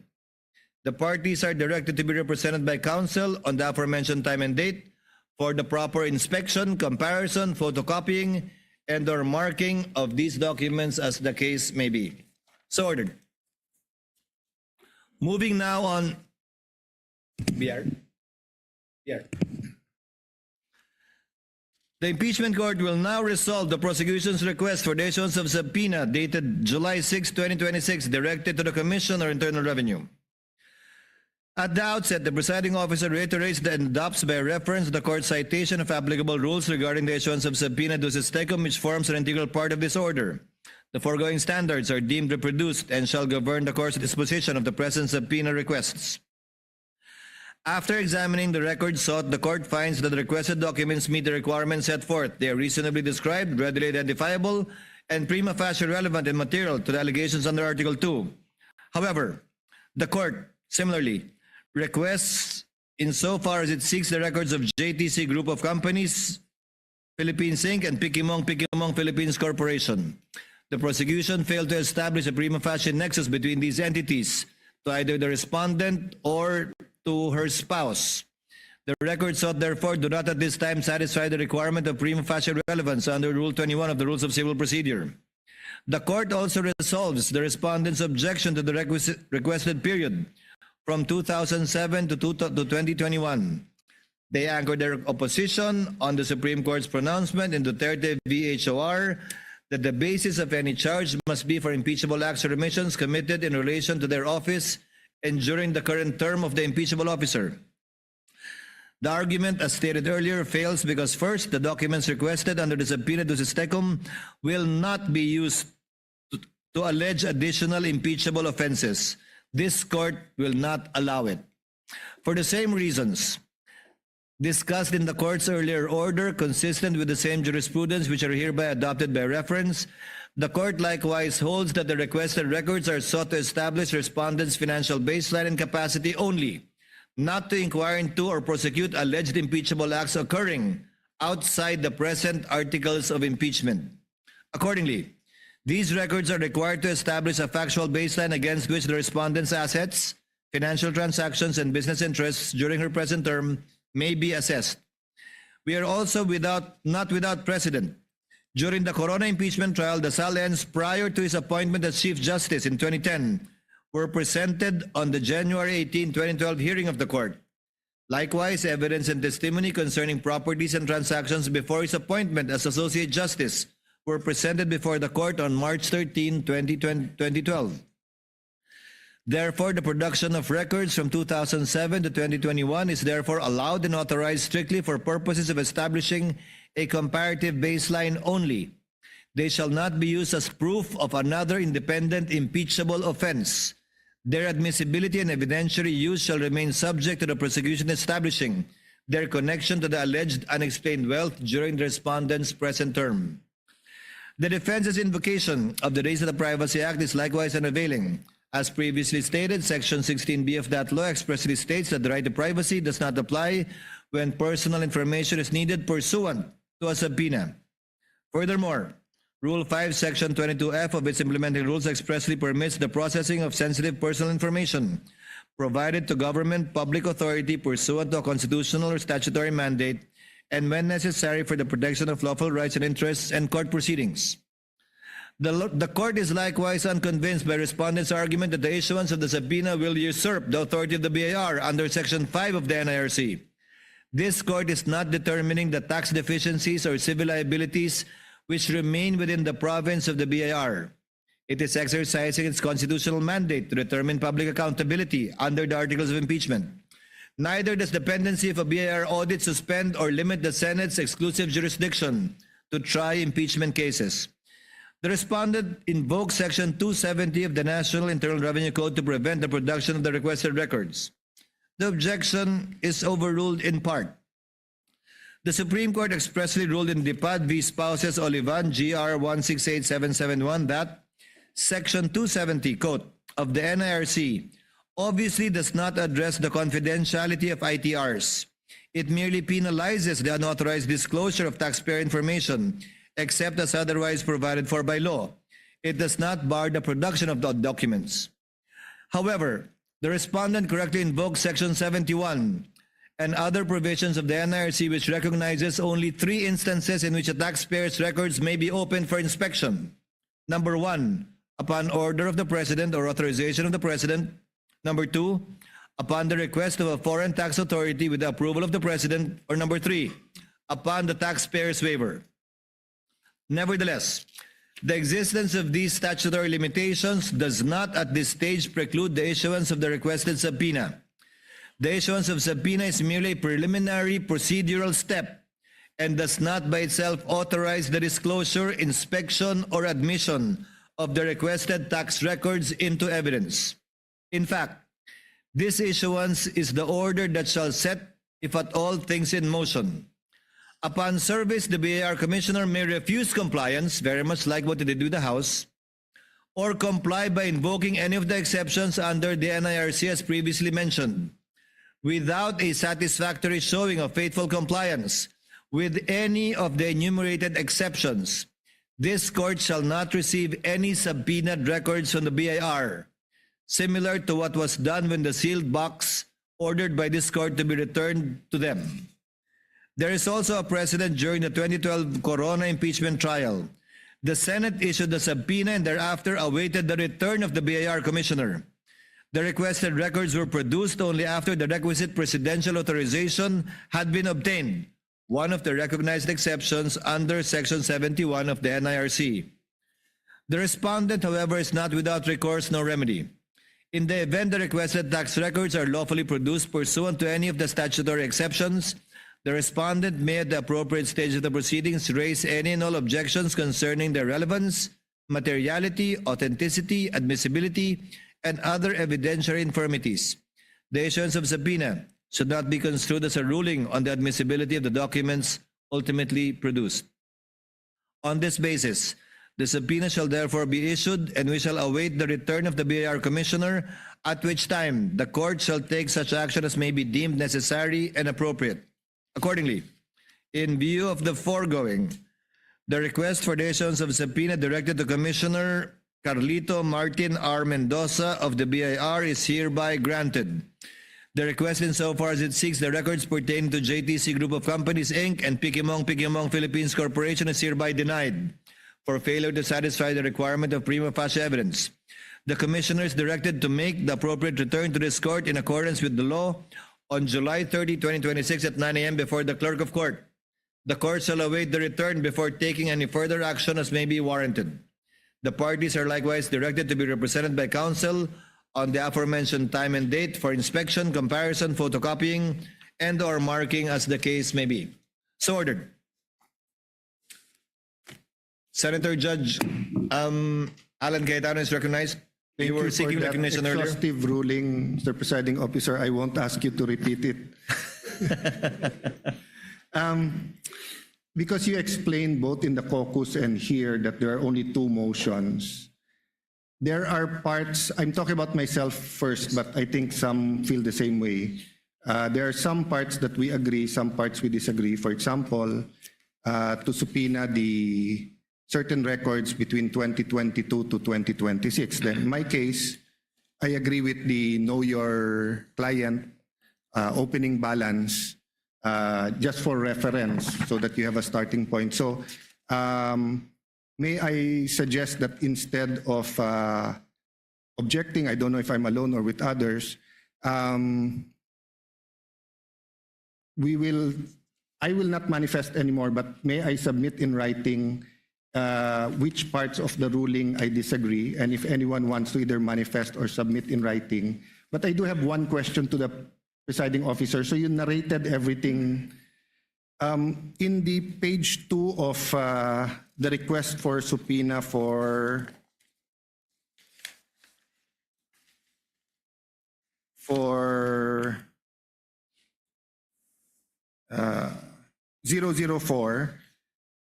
nakalagay, all records filed with, submitted to, or maintained by the BIR for taxable year 2007 to 25, including but not limited to. So sinabi 1, 2, 3, 1 and 2, pero not limited to. The other one, 4, page 4 of the request number 004-2026. Sorry, that's the case number. So the other one is to the, this one's to the anti-money laundering. Nakalagay po sa page 4 and all other relevant documents.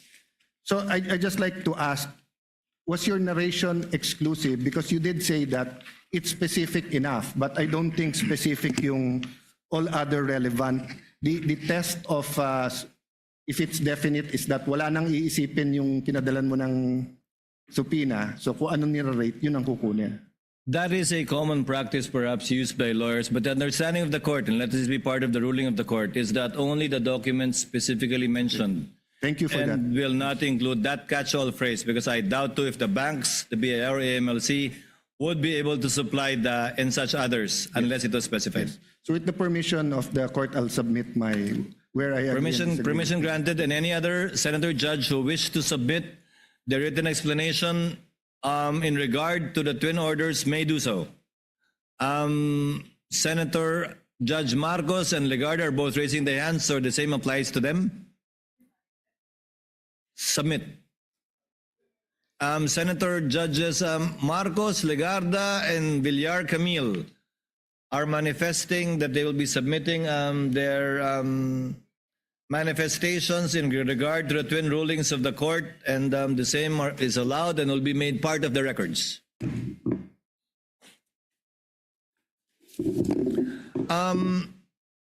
For the information of the court, Yes, Senator Judge Pia Cayetano is recognized. What is your pleasure, ma'am? Mr. Presiding Officer, I'll just make a short manifestation because The lady may proceed. Alan's written submission might be so long, it might just be easier for me to make my own manifestation. Para tumawa naman kayo, guys. Sobrang seryoso natin. But it is a serious topic. Very simply, Mr. President, personally, on the issue of the dates, no, for the submission of the, what was it, 2007? Goes back as 2007 to 2026. And the term of the Vice President in question is 2022 to 2026. My humble position is, and I'm cognizant of the case that was cited by the prosecution. I also found that my own research, the presiding officer used it in the justification of the decision, says that you go back to set that baseline. I understand that. Madali naman siyang intindihan. Ang sa akin lang naman, in the interest also of considering the rights of the person under trial, we could have considered starting at 2022, and if there's more than, kung dun pa lang, it already shows that unexplained from 22 to 2026, there may be no reason to go back and at least respect that part of the record. So yun lang naman ang sa akin. Kasi hindi naman mahirap na tingnan yung 2022 to 2026. O hindi mo makita yung baseline pero may trend. Then dun, saka tayo pupunta doon. Diba? That's our way of showing respect also for the persons who are brought here to trial. But anyway, we submit to the ruling. I just wanted to explain that that could have been a middle ground, Mr. Presiding Officer. Thank you. Noted and well taken, Senator Judge Pia Cayetano. Chair would now like to take up some administrative matters. We are in receipt of a motion to set conference for the transfer of markings and comparison of video exhibits filed by the prosecution. Since this was received only last Friday, the court was not able to act on it on their requested dates. Court therefore sets this to July 21, tomorrow at 9 a.m. Due notice is given to both parties for this purpose. Likewise, the court is in receipt, the presiding officer rather, as well as the Senate President, of a letter of manifestation signed by Senator Judge Marcoleta, citing a rule in the Arab impeachment trial and wanting his vote to be considered. Chair, the presiding officer in this court will not act on it at this time, but instead, since we will be resuming next week, we'll be referring this matter to the Senate as a legislative body, given that it's the Senate that will be amending the rules, to allow participation through a vote. Because apparently, as pointed out by Senator Judge Marcoleta, during the Estrada impeachment trial, a rule was adopted, which we are confirming, that allows the Senate President to provide a mechanism by which a senator who cannot vote under any unavoidable circumstances to cast his vote on any matter. But since this impinges upon the rules of the impeachment court, this matter should properly be taken up by the Senate as a legislative body. And whatever decision the Senate will have as a legislative body, the court shall implement it. But let it be placed on record that personally, once we convene the Senate as a legislative body, I'm inclined to agree with the suggestion of Senator Marcoleta, for as long as there is no suspension, according to him. Yes, Senator Judge Cayetano. I'll not object to that at this point in time. Just as an additional information, I think Senator Estrada elevated to the Supreme Court the denial of the Sandigan Bayan to allow him to attend. But may you also refer my previous manifestation that as a court, we can also communicate whether it's with the Sandigan Bayan or the... But if you're going to say it's going to be to the rules, that's not in conflict.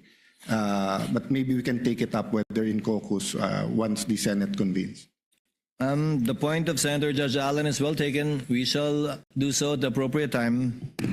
Now, on other matter, Senator Judge Padilla is recognized. What is your pleasure, sir? Mahal na tagapamahalang hukom patungkol po doon sa nangyaring ruling. Nais ko lang po sanang magmanifesto. The gentleman may proceed. Ginoong tagapangulo at mga kasama, matagal ko na pong isinusulong ang freedom of information dahil ito po ay bumagsak sa aking komite. Ito po ay tunay na kailangan natin sapagkat dito po talaga natin mapapatunayan yung sinasabi nating public trust. Pero meron din po kasing napakahalaga yung tinatawag na equal protection of the laws. Sang-ayon po sa Artikulo 3, Section 1 ng ating Konstitusyon, Bill of Rights, ang nagsasabing hindi dapat alisan ng buhay, kalayaan o ari-arian ng sinumang tao ng hindi kaparaanan ng batas. Ni pagkaitan ang sinumang tao ng pantay na pangangalaga ng batas. Ang mga pamantayang ginagamit natin ngayon ay dapat pareho ring ipinatutupad sa lahat ng impeachable officials, anuman ang kanilang pangalan o posisyon. Hindi ko po makakalimutan ang naging pahayag ng dating Senadora Miriam Santiago dito mismo. Siya po ay isang huwes at ginagalang na propesora ng batas. Ang sabi niya, constitutional analysis is a technical field. Ang pagsusuri sa konstitusyon ay hindi isang sining. Isa itong technical na larangan. Hindi po dapat ito ini-interpret ng basta-basta o kailangan may due process. Nung una ko pong narinig kanina na ipaliwanag po ng ating Senator Judge Alan Peter Cayetano, tinanong sa prosecution kung ganito rin ba ang ginawa nila noong may impeachment kay Presidente Bongbong Marcos. Napakalinaw po na ang sagot nila ay hindi naman sila nagtanong. Hindi sila nagsaliksik kung paano ginagawa nila ngayon sa pangalawang Pangulo. Ang akin po lamang, makatarungan ba na hindi parehas ang trato natin dito? Dapat sana parehas eh. Kaya po ang hinihiling ko sa atin, total naman, lahat naman kayo ay sumang-ayon na sa Freedom of Information Bill ko. Hindi pa nga lang nagsasubmit ang House of Representatives. Bakit kung ganito ang pamantayan natin, edi buksan na natin lahat ng bank records natin. Lahat na. Tayong lahat ay buksan na natin. Lahat. Para mapakita sa taong bayan na wala tayong kinikilingan dito. Ito ay oras na para samantalahin natin ang pagkakataong ito na ipasa yung FOI. Kasi kung ganito, na parang meron tayong tinititigan sa tinitingnan, hindi maganda ito para sa taong bayan. Tandaan po natin, pantay-pantay tayo sa harap ng Diyos at ng batas. At hinihingi ko po sa inyo na ilagay sa record ang aking pagtutol sa ruling na ito. Maraming salamat. For the record, there is a pending bill as well requiring all public officials filing a SALN to execute a waiver in favor of relevant government agencies together with their SALN on top and in addition of the FOI bill filed by the Honorable Padilla na tinatalakay din po natin sa ngayon. Before proceeding on one more matter, may I inquire from the lead prosecutor or someone from the panel of prosecutors who their intended witnesses will be for tomorrow and Tuesday? Sorry, tomorrow and Wednesday. Forgive me.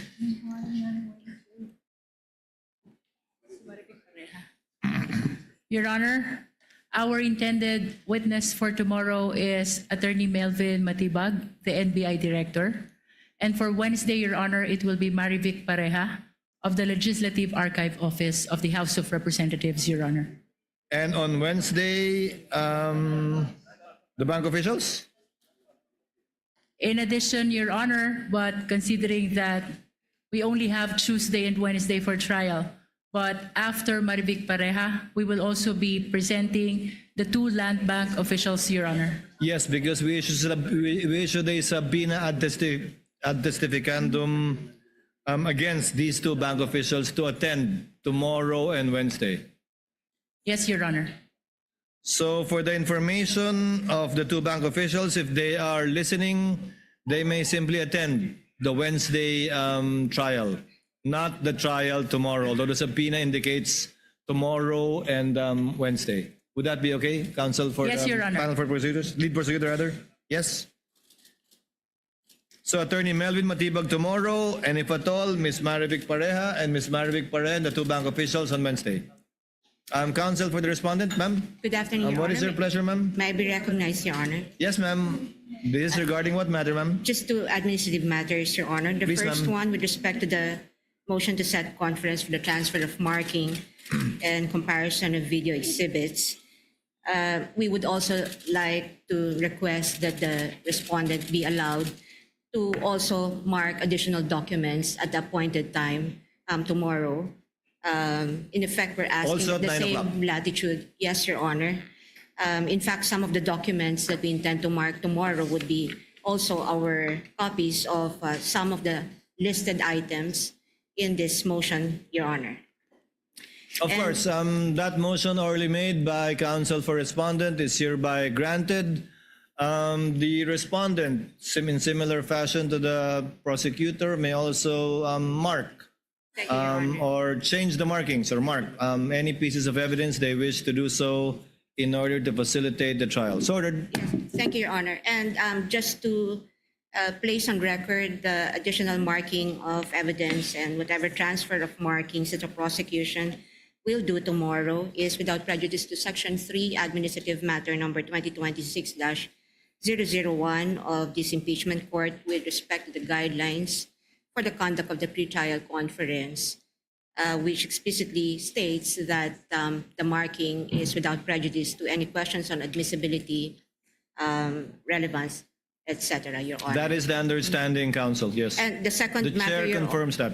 Second matter, Your Honor, with respect to the earlier ruling given by this court on the two requests for subpoena, Your Honor, defense requests for certified true copy of that ruling, Your Honor. Thank you. Chair will address that. It will be included in the journal. However, the journal will have to await the manifestations to be submitted by any senator judge who may agree or disagree with the ruling. So we might not be able to approve the journal tomorrow, although we will do as best as we can.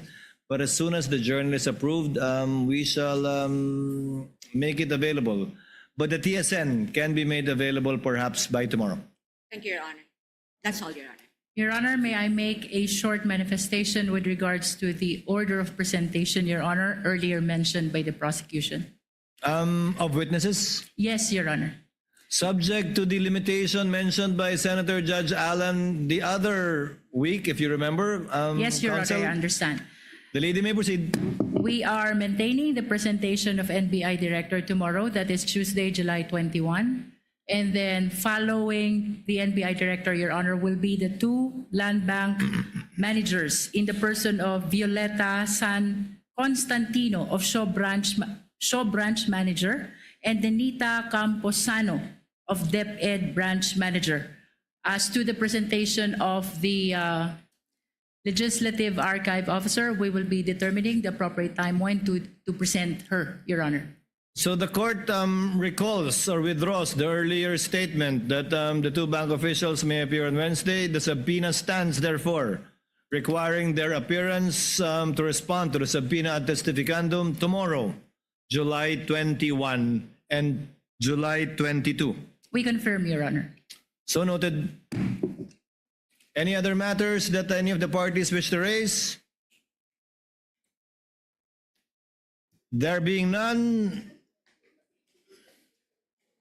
Since we did not have a break, trial is hereby adjourned until July 21, Tuesday at 2 p.m.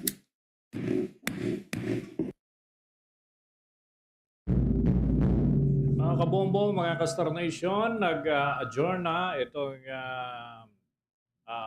ika-pitong araw ng paglilitis sa impeachment case itong si Vice President Duterte at ilan lamang sa mga paksa, mga kabombo at mga Castor Nation na naging bahagi nitong paglilitis ngayong araw ay yung naging diskusyon sa pagitan ng panig ng prosekusyon at ng depensa. Dito ay tinalakay yung kahilingan ng prosekusyon na isubpina ang mga dokumento, bank records, and related documents para dun sa inaakusa na pagkamal ng salapi ng Vice Presidente sa partikular na period of time ng kanyang paghawak sa kapangyarihan bilang pangalawang pangulo ng ating bansa at bilang kalihim ng Department of Education. Dito mga kabombo, mga Castor Nation, nagkaroon ng tagisan ng paliwanag sa pagitan ni na Representative Chel Jokno mula sa panig ng panel of prosecutors at doon naman sa kampo ng depensa ay si Attorney Michael Powa, mga kabombo at mga Castor Nation. Kunin natin ang sitwasyon ngayon dyan sa Senado, ang impeachment court. At may mga update mula dyan si Bombo Radyo. Yes, Bombo Dennis, nag-adjourn na nga itong ikapitong araw ng impeachment trial ni Vice President Sara Duterte at nagdesisyon na rin itong Supreme Impeachment Court sa issue ng pagsabina sa mga bank, tax records at anti-money laundering records ni Vice President Sara Duterte. At ito, Bombo Dennis, ilalahad ko lang ang naging buod ng desisyon ng impeachment court.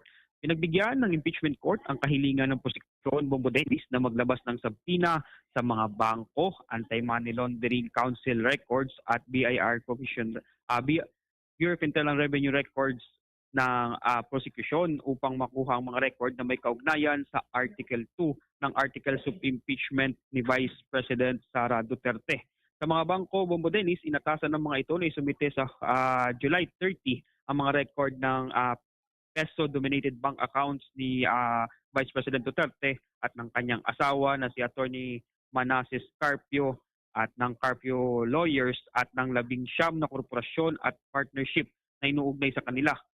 Ngunit, Bombo Dennis, hindi nito saklaw ang foreign currency deposits maliban kung may pahintulot ito ng depositor. Sa AMLC naman, Bombo Dennis, pinagbigyan din ng subpina para sa kaparehong mga individual at entidad. Gayunman, inutos ng korte na ang lahat ng record ay dapat munang dumaan sa pagsusuri ng presiding officer upang matiyak na hindi malantad ang mga sensitibong impormasyon bago ito maibahagi sa magkabilang panig ng prosecution at ng defense panel. Sa BIR naman, Bombo Dennis, inaprubahan din ang subpina matapos na matukoy ng impeachment court na malinaw umano ang hinihinging mga record at may sapat na kaugnayan ang mga ito sa mga aligasyon sa Article 2. Sa tatlong subpina, Bombo Dennis, tinanggihan ng hukuman ang kahilingan laban sa GTC Group of Companies at Pikimong Philippines Corporation dahil hindi umano napatunayan ng prosekusyon ang sapat na paunang ugnayan o ang tinatawag, Bombo Dennis, na prima facie relevance ng mga kumpanyang ito sa respondent o sa kanyang asawa na si Attorney Carpio. Pinayagan din ng korte ang paghingi ng mga record mula 2007 hanggang 2021 sa kabila ng pagtutol ng depensa at nilinaw na ang mga dokumentong ito ay hindi umano gagamitin upang magdagdag ng bagong impeachable offense, kundi magsisilbi lamang na batayan upang matukoy kung may mga hindi may paliwanag talaga o paglaki ng yaman itong si Vice President Sara Duterte kaugnay ng mga aligasyon na nasa Article 2 ng impeachment complaint, Bombo Dennis. Okay. Dahil dito sa mga development na ito, Bombo Angelo, ay matutuloy ba yung schedule bukas with Director Matibag of the National Bureau of Investigation na isa lang siya bilang testigo knowing na may pronouncement ng ng paglalabas nitong subpoena at testificandum dos tecum doon sa mga partikular na personalidad kagaya ng Bureau of Internal Revenue at yung mga dokumentong kaakibat nito. So kailan natin ine-expect yung pagdating ng mga dokumento na ito at mga personalidad na binabanggit ni Presiding Officer Chis Escudero? Magandang katanungan yan, Bombo Dennis. Unahin natin yung pagsasalang dito kay National Bureau of Investigation Director Melvin Matibag.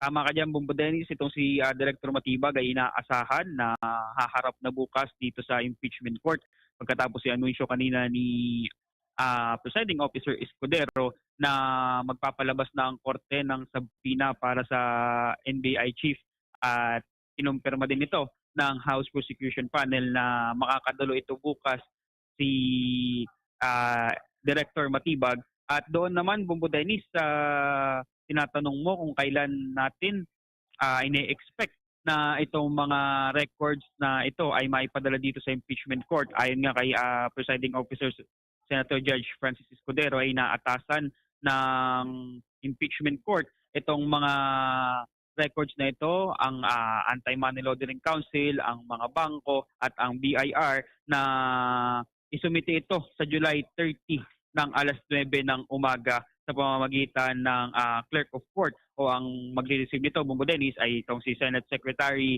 Renato Bantog Jr. Bombo Dennis.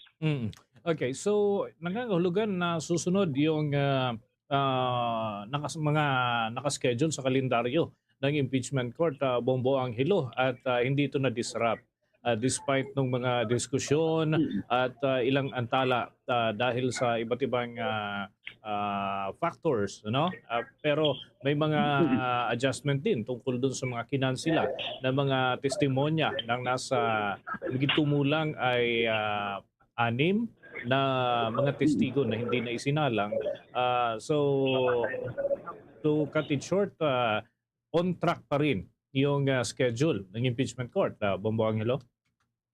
Tama ka dyan, Bombo Dennis. Nasunod pa rin o masusunod pa rin itong schedule na itinakda ng impeachment court sa inilabas na pre-trial order, Bombo Dennis, pagkatapos nga na magbawas ng prosekusyon ng kanilang mga ihaharap na testigo at gayon din ang pag-adjust nitong impeachment court sa mga issue na kailangang talakayin sa labas nitong korte upang mapabilis ang pag-usad nitong impeachment trial. Kung matatandaan natin kanina, Bombo Dennis, na raised din dito kanina sa impeachment court, ito nga mga manifestation na hindi naman direktang may kaugnayan dito sa isasagawang pagliliti sa Vice Presidente, kung kaya't tatalakayin na lamang ito sa pagbabalik ng sesyon ng Senado sa susunod na linggo pagkatapos ng State of the Nation address ng Pangulo. At kanina naman, Bombo Dennis, sinunod naman ito ng mga senator judges upang hindi na nga humaba itong diskusyon dito sapagkat naglabas na ng ruling itong impeachment court, ay magsusumite na lang itong mga senator judges natin ng kanilang mga manifestation kaugnay dito sa pagpapasabpina ng mga records ni Vice President Sara Duterte. At dahil doon, dahil sa wala ng mga nagmosyon, wala ng mga objection, ay nag-adjourn na itong ika-7 araw ng impeachment trial ni Vice President Sara Duterte. Bombo Dennis. Okay. Very interesting yung part tungkol dun sa tila nagpaparinigan itong sina Senator Judge Erwin Tulfo at Senator Judge Robin Padilla and Senator Judge Alan Peter Cayetano and others. Dahil kakatapos ng manifestation itong si Senator Judge Padilla nung pumasok yung mga pahayag naman itong si Senator Judge Erwin Tulfo na bumabatikos doon sa sari-saring bagay na gustong ipasok ng mga kapwa niya Senator Judge doon sa trial proper na walang direktang kinalaman sa usapin ng paglilitis. Ito sa kaso ni Vice President Sara Duterte, manapah ay tungkol sa mga personal na bagay. Konting ideya lamang, Bombo Angelo. Wala ka namang naobserbahan dyan na nagkaroon ng pag-irap or lumapit ba sa isa't isa itong sino Senator Judge Tulfo at Padilla para mag-usap or among themselves ay ma-resolba yung issue, Bombo. Sa ating obserbasyon nito, Bombo Dennis, ay nagiging professional naman itong ating mga senator judges, bagamat nga masyadong nagkakainitan, medyo nagkakainitan minsan dito sa pagpaparinigan sa kanilang mga manifestation at minsan na interjection, ay nagiging professional naman itong mga senator judges natin. Bagamat naobserbahan natin kanina, Bombo Dennis, na wala talagang interaction itong mga senator judges natin, bukod lamang doon sa kanilang pagpaparinigan, sa kanilang mga manifestation. At kung naobserbahan nga natin, Bombo Dennis, itong mga manifestation ng mga senator judges natin ay talagang preparado at hindi lang siguro nagkasunod-sunod ang kanilang pagtayo kanina.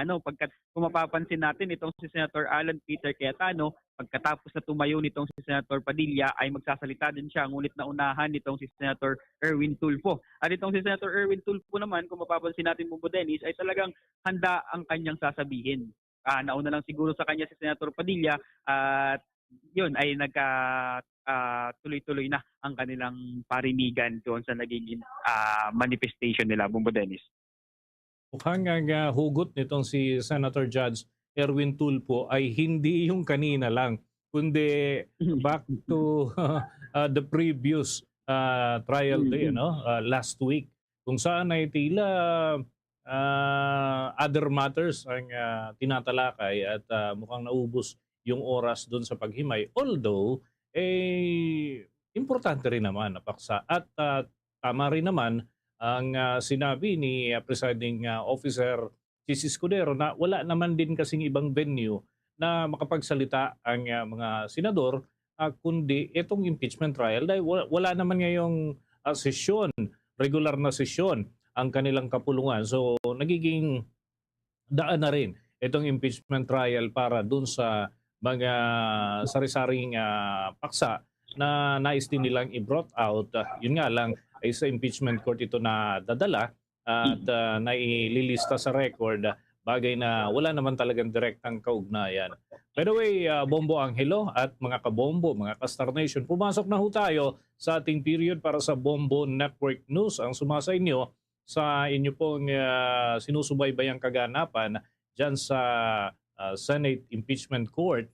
At so, Bombo Angelo, balikan ko lamang, prior to this, may mga kumusta yung atmosphere dyan sa pagitan ng mga senator judge and kumusta yung presence ng may mga bisita pa rin ba dyan o medyo nag-die down na yung interest ng mga personal na dumadalo dyan sa impeachment trial kumpara dun sa mga unang araw ng paglilitis na ito, Bombo Angelo? Okay. Unahin ko muna, Bombo Dennis, yung katanungan mo kung kamusta yung atmosphere at ang aura nitong mga senador pagpasok dito sa plenaryo bilang senator judges. Mapapansin na natin, Bombo Dennis, at atin maobserbahan na meron talagang kumbaga division dito sa kanila, sapagkat mapapansin natin sa mga palitan nila ng statement sa internet at mga statement nila sa kanilang mga platform, Bombo Dennis, ay talagang todo at maaanghang ang mga palitan ng pahayag, batuhan ng mga aligasyon, lalo na itong si Senator Judge Alan Peter Cayetano kay Senator Pan Philippine Lacson, gayon din kay Senator Erwin Tulfo dito nga sa issue ng flood control at dito naman sa usapin ng botohan dito sa impeachment court kung o bilang kung makukonvict ba o ma-acquit itong si Vice President Sara Duterte. Kaya atin naobserbahan, Bombo Dennis, na merong division at merong kumbaga pagitan sa kanilang mga senator judges, pero sabi ko nga kanina ay nagiging professional itong mga senator judge natin, Bombo Dennis.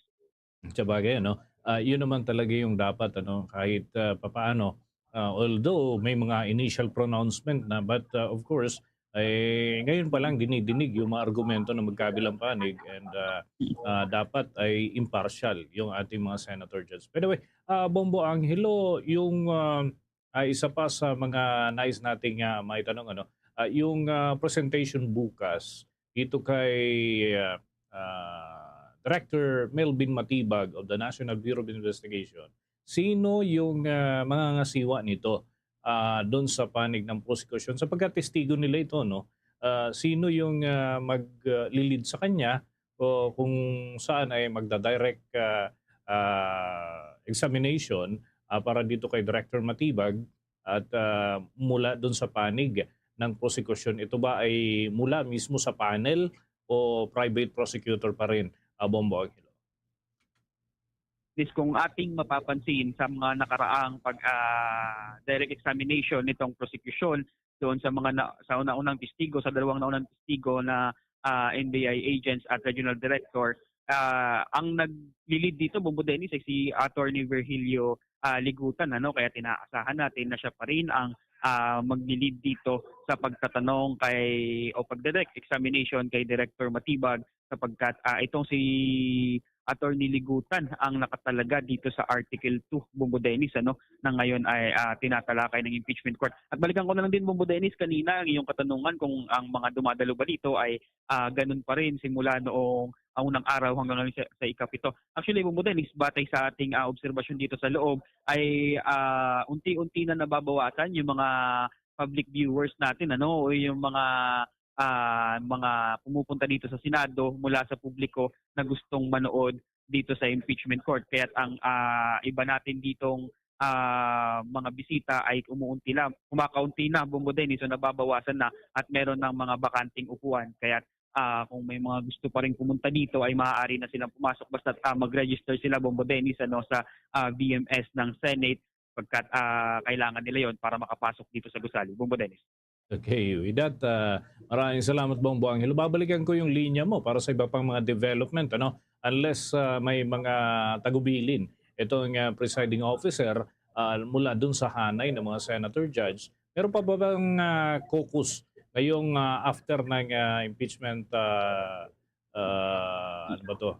impeachment trial day, 7th impeachment trial, Bombo Angelo? Meron pa ba silang pulong among the majority group, minority, or caucus as a whole yung impeachment court mismo, Bombo Angelo?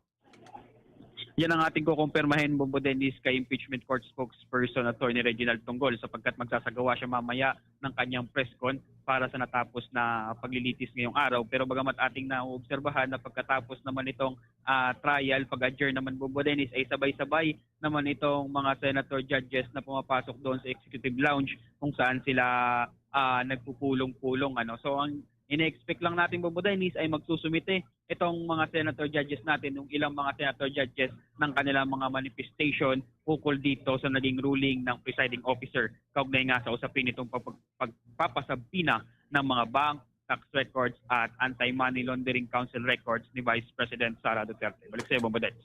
I see. Sige, babalikan ka namin na Bombo Angelo, the moment na mag-start na yung press conference ni Attorney Reggie Tonggol para maihatid natin sa ating mga kabombo at mga ka-Star Nation yung iba pang mga update dyan. Maraming salamat.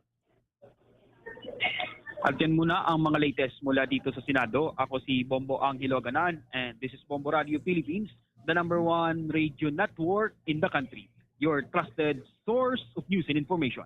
Basta Radio, Bombo. Naghatid yan sa atin sa oras na 9 na minuto na makalipas ang ika-6 ng gabi at mga kabombo dun sa mga late tuners, yung kakabukas lamang ho ng kanilang Bombo mobile app o ano pa mang device na kanilang ginagamit.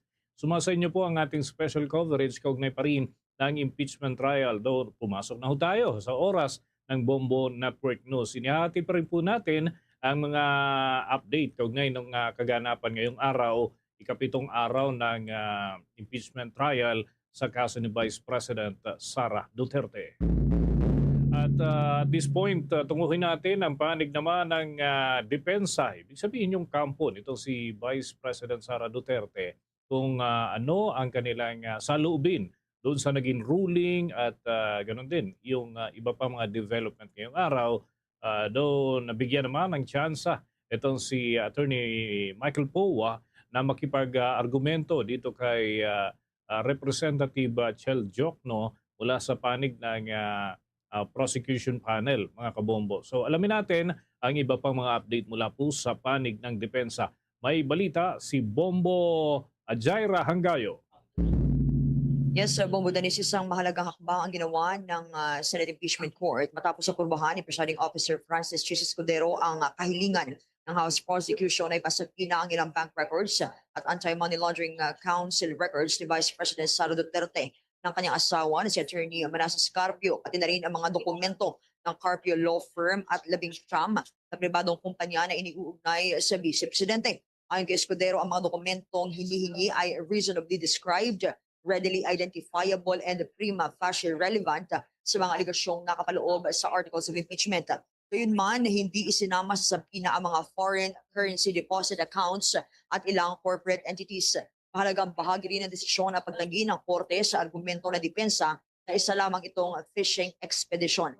Ayon sa ruling, hindi basta paghahanap ng ebidensya ang layunin na sabina, kundi ang pagtatatag ng isang factual baseline upang masuri kung ang mga assets at financial transactions ng Vice Presidente ay naayon o hindi sa kanyang lawful income habang nasa serbisyo publiko. Pinayagan din ng Impeachment Court ang pagkuha ng records mula year 2007 hanggang year 2021 kahit nasa klaw nito ang panahong Vice Mayor at alkalde pa lamang itong si Vice President Sara Duterte sa Davao City.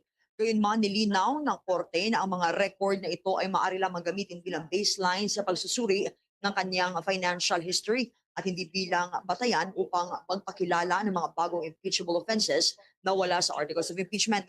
Kasama rin sa sabina ang bank records ni Attorney Manasseh Carpio, ipinaliwanag ng Impeachment Court na mayroong legal na batayan ito dahil sa ilalim ng Republic Act No. 6713 o itong Code of Conduct and Ethical Standards for Public Officials and Employees. Obligadong ideklara ng mga public officials ang kanilang assets at liabilities, kabilang ang mga ari-arian ng kanilang asawa. Sa panigmunan ng prosekusyon, Bombo Dennis, ang sabina ay isang mahalagang hakbang upang makakuha ng documentary evidence na maaaring makatulong sa pagpapatunay ng kanilang aligasyon sa ilalim ng Article 2, partikular ang sabina umano'y unexplained wealth and betrayal of public trust. Samantala, mariing tinutulan naman ito ng defense team. Iginiit ni Defense Counsel Attorney Michael Powa na isa lamang itong fishing expedition. Dahil anya hindi matukoy na prosekusyon ang partikular na transaksyon, account o panahon na umano'y may roong irregularidad.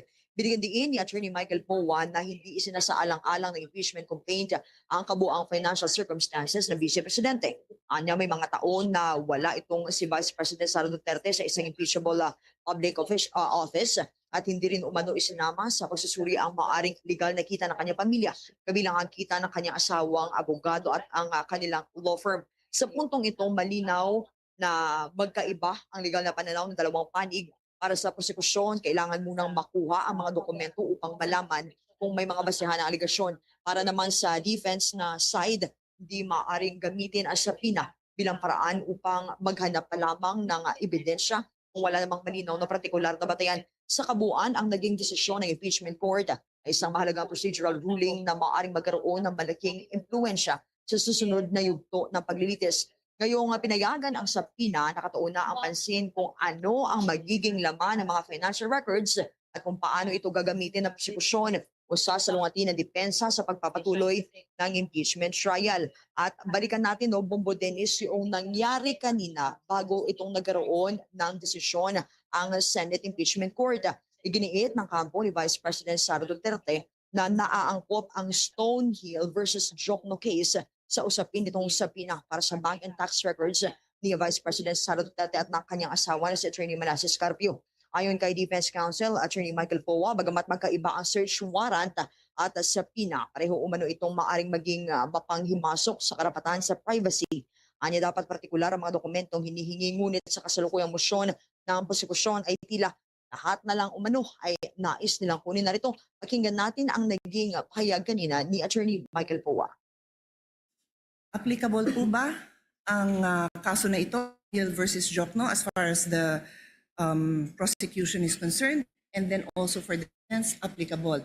Honors, ang posisyon po ng depensa dito ay subpoena and a search warrant are very much similar in that both are compulsory processes. No? So, yes, hindi tayo papasok sa bahay ng isang tao o ng nasasakdal, but it will be intrusive because we will be opening up all the financial transactions for sabi nga dito, almost 20 years of the respondent. Kaya po, katulad ng isang search warrant, the things that we are asking for through a subpoena must be particularly described. The defense does not agree with that proposition because if you look at it, tama naman po, nakasulat po dito ng hinihingi nila ay account opening and maintenance records, KYC documents, information files, signature cards, all account and transaction records, ledgers, journals. Basically, Your Honors, this is everything. Ibig sabihin, ni-specify lang nila ang nilalaman ng lahat ng bank records ng respondent. So in our view, Your Honors, while they took pains to specify each and every document, the truth of the matter is they're asking for everything. Ngayon, pagdating sa subpoena, and even in the case they cited, yung Rocco versus Contreras, no? Nakasulat po doon that for a subpoena to be validly issued, when we talk about particularly describing yung kung ano yung hinihingi, it has to be evidence that is both relevant and material. So ang tanong namin, saan ba dito yung relevant or material? Kasi lahat na po ng records hiningi eh. Tinawag ni Attorney Michael Powa na isang fishing expedition ang hiling ng prosekusyon dahil sasaklaw umano ito sa halos 20 years ng financial records na walang sapat na limitasyon o tiyak na batayan. Narito pa ang naging karagdagan ng mga pahayag ni Attorney Michael Powa. And this bolsters our theory, of course with all due respect to the opposing side, na kaya namin tinatawag o kaya namin natawag na fishing expedition ito. Kasi lahat na ng records hiningi, pero hindi naman matukoy which would actually be relevant, which would actually be evidentiary to the accusations they have made under the articles of impeachment. So, pero dito, hinihingi natin 20 years worth of records. And then, paano po yun? Hihimayin natin, maghahanap tayo ngayon kung may relevant o wala. Which brings me back to yung BIR records. Nakaseal po yung box. So, I would say, both parties, hindi natin alam kung anong nasa loob nun. Yet, we're hoping na somehow, pag nabuksan yung box na yon, meron po tayong makikitang ebidensya. And that's why, again, with all due respect, we called it a fishing expedition. Kasi hindi naman na-identify kung ano mismo doon yung pwedeng ebidensya laban sa sinasabing unexplained wealth umano ng Vice Presidente. So, with the question, for us, yes, the Stonehill case, Stonehill versus Diokno, directly applies to the current proceedings. Kasi nga po doon, sinasabi talaga na dapat specified yung hiningi, particularly described and relevant. But as of this point, they're asking, Your Honors, for all of these things. And again, while they specified each and every document, kung babasahin niyo po ng mabuti ito, they're actually asking for all bank records without, in fact, telling us which transaction is relevant to their accusation, which transaction will actually support their accusation. Yun po yung aming pananaw dito sa tanong ng ating kagalang-galang hukom. Thank you po. Nanindigan pa ang kampo ng Vice Presidente na kulang umano sa ultimate facts ang motion ng House Prosecution para sa subpoena ng bank attacks records ng Vice Presidente. Ayon kay Defense Counsel Attorney Michael Powa, mula pa lamang sa pagdinig ng House Committee on Justice ay wala nang sapat na batayan ang negasyon ng unexplained wealth dahil wala umanong iniharap ng mga dokumento o ebidensyang sumusuporta rito. Iginiit din niya na tila naghahanap pa lamang ng ebidensya ang prosekusyon matapos may sumite ng depensa ang kanilang sagot sa impeachment complaint. Aniya ang paghiling sa napakaraming dokumento ay parang nagtatapon ng napakalaking lambat sa dagat sa pag-asang may mahuhuling ebidensya. Narito pa ang kanyang pahayag. Pagdating po doon sa sinasabi namin na lack of ultimate facts, ito po ay nagsimula pa lang doon sa Committee on Justice when the impeachment complaints were filed. Because the allegation, and I'll stick just with this, I believe, Article 2, pagdating po kasi doon, there was an allegation of unexplained wealth. Pero wala pong nakasulat kung saan nila nakuha, ano yung basehan ng unexplained wealth na yon, ano yung act na ginawa ng Vice Presidente, kailan yon ginawa. At so sa amin, para masabi nilang nagkaroon ng unexplained wealth. Ang basic, if I may remember, was really just the fact na yung SALN niya ay lumaki from 2007 to 2025, which sa aming palagay does not show any factual allegation whatsoever. Okay, Bombo Jai. At Yes, Bombo babalikan ko Dennis. yung linya mo, Bombo Jai, sapagkat may ongoing ngayon na press conference, yung panig ng prosecution, and of course, yung impeachment court mismo. So standby dyan sa inyong location sa defense side at kuha muna tayo ng update doon sa nagpapatuloy na press conference ng panig ng prosecution. Question lang po regarding dun sa after the subpoena, does it mean na pwede na siyang buksan or para bang meron pang another deliberation on that? Wala na po. So meaning pwede na siyang i-deliberate and use as an Wala na evidence? pong bubuksan kasi wala namang box tayong tinutukoy. Ang hinihingi po ng korte diretso ay dokumento na isasubmit ng BIR commissioner sa korte. So whether that's in a box or in a folder or in a clear folder or in a Manila folder, it's his discretion to submit to the court. For the deadline naman po ng other institutions like banks, aside dun sa BIR, meron ba silang deadline? Lahat po July 30 July at 30 9 a.m. pati po yung Anti-Money Laundering Council. Kaya lang po bago makita ng both parties yung mga dokumento na galing sa Anti-Money Laundering Council, titignan muna ng presiding officer kasi based on Almonte versus Vasquez, titignan niya kung doon ba sa mga reports ng Anti-Money Laundering Council, meron bang unnecessary disclosure ng methodology ng pag-iimbestiga ng Anti-Money Laundering Council pag ibinigay yung papel na yon, yung reports na yon. So kailangan lamang iklaro ng presiding officer in camera before the clerk of court, i-confirm niya lang doon sa representative ng Anti-Money Laundering Council kung meron ba o wala. Kung wala namang madidisclose na methodologies, then the parties will have unbridled access to those documents and upon presentation to the impeachment court, makikita rin natin yung mga dokumento na yun. Attorney, question, clarify ko lang po. Meaning po ba yung binasa kanina ni Senator Cheese, it was a ruling purely by him as presiding officer? Or do we take it na since walang nag-contend from senator judges, nakuha yung support ng ibang senator judges? The ruling of the presiding officer is the ruling of the impeachment court under Rule 6 of the Senate impeachment rules. So wala pong pinag-uusapan na ruling ng presiding officer, tas ruling nung mayorya, wala pong ganon. Ruling po yon ng impeachment court. Wala pong bilang nung simple majority na Wala po. inaabangan? Wala po. Because under the rules, he is allowed to do such ruling. Under Rule 6. Wala rin pong napag-usapan kaya na, kasi supposedly kung may point of contention from senator judges, meron at merong magsasalita. Pero nagkaroon po ba na pag-uusap nun during the caucus o conditions or compromise na lang? I'm not privy to that. But of course, since no majority senator judge raised any issue on that and no minority senator judge appealed the resolution of the presiding officer as held by previous impeachment courts in the Corona and the Estrada impeachment, the ruling of the chair will stand as unquestioned. Thank you, Attorney.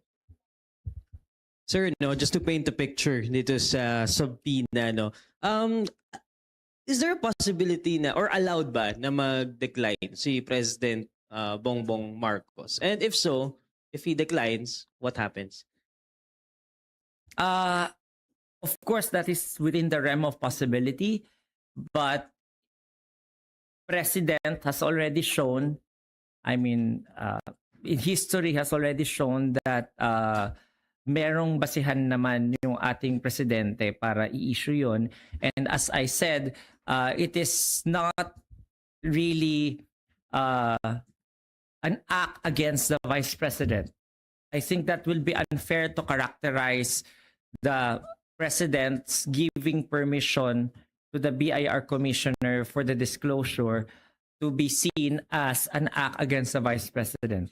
It is actually an act of respect to a co-equal branch of government. And since the impeachment court has officially acted on the request for subpoena and the BIR commissioner has remedies in order for him not to be in trouble with the law under Section 270 and be cited in indirect contempt, then he can get the permission of the president, and the president already has the legal standing or the legal reason to issue such permission.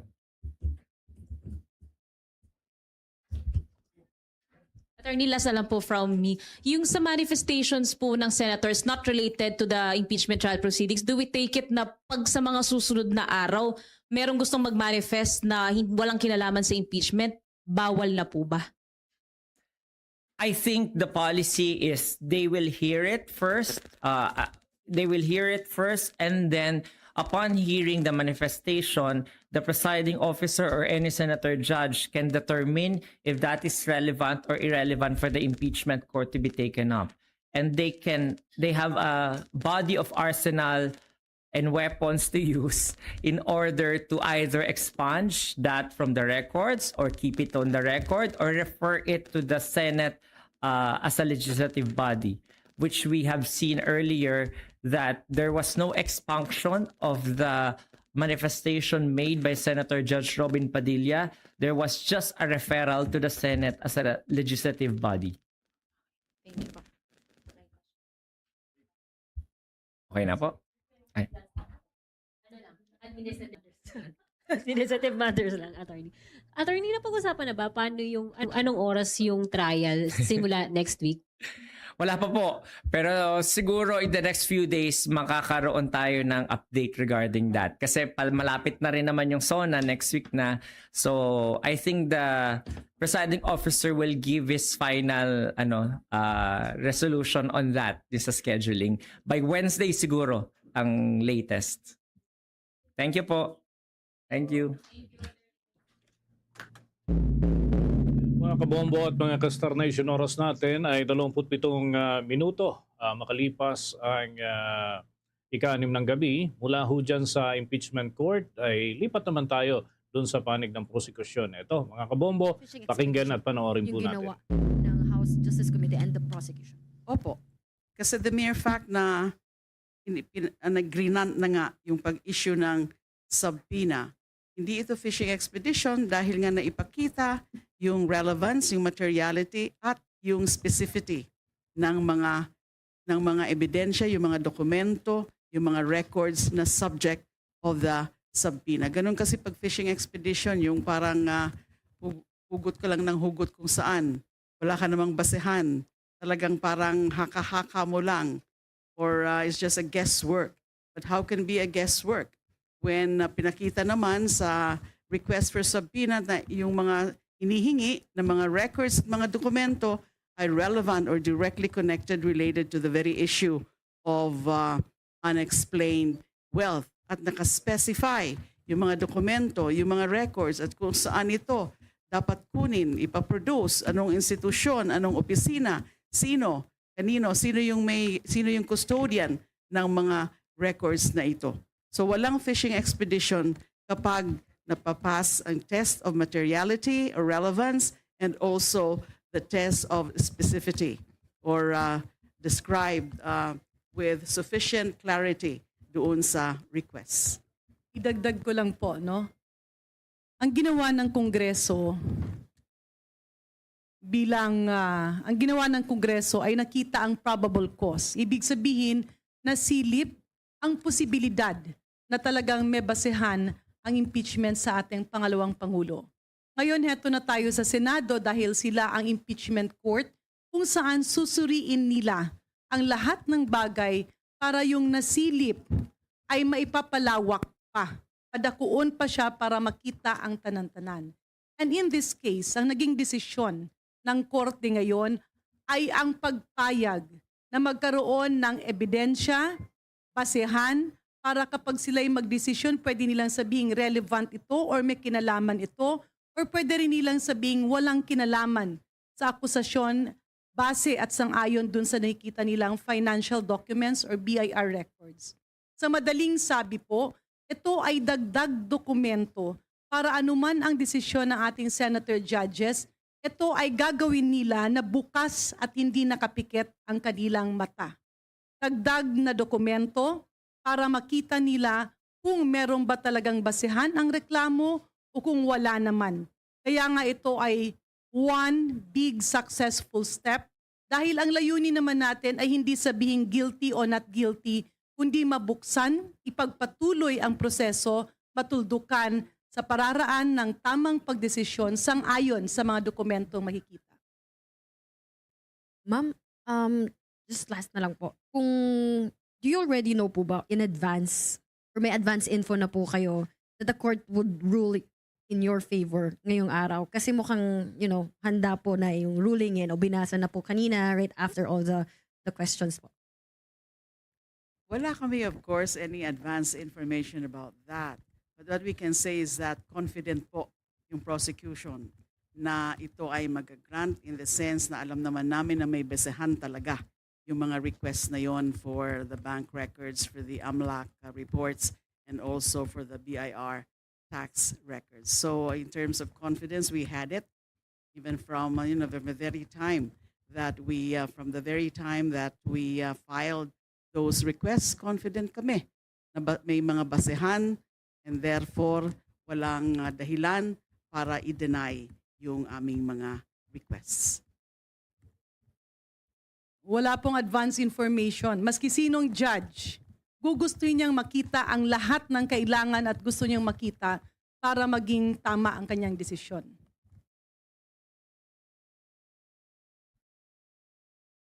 Alright.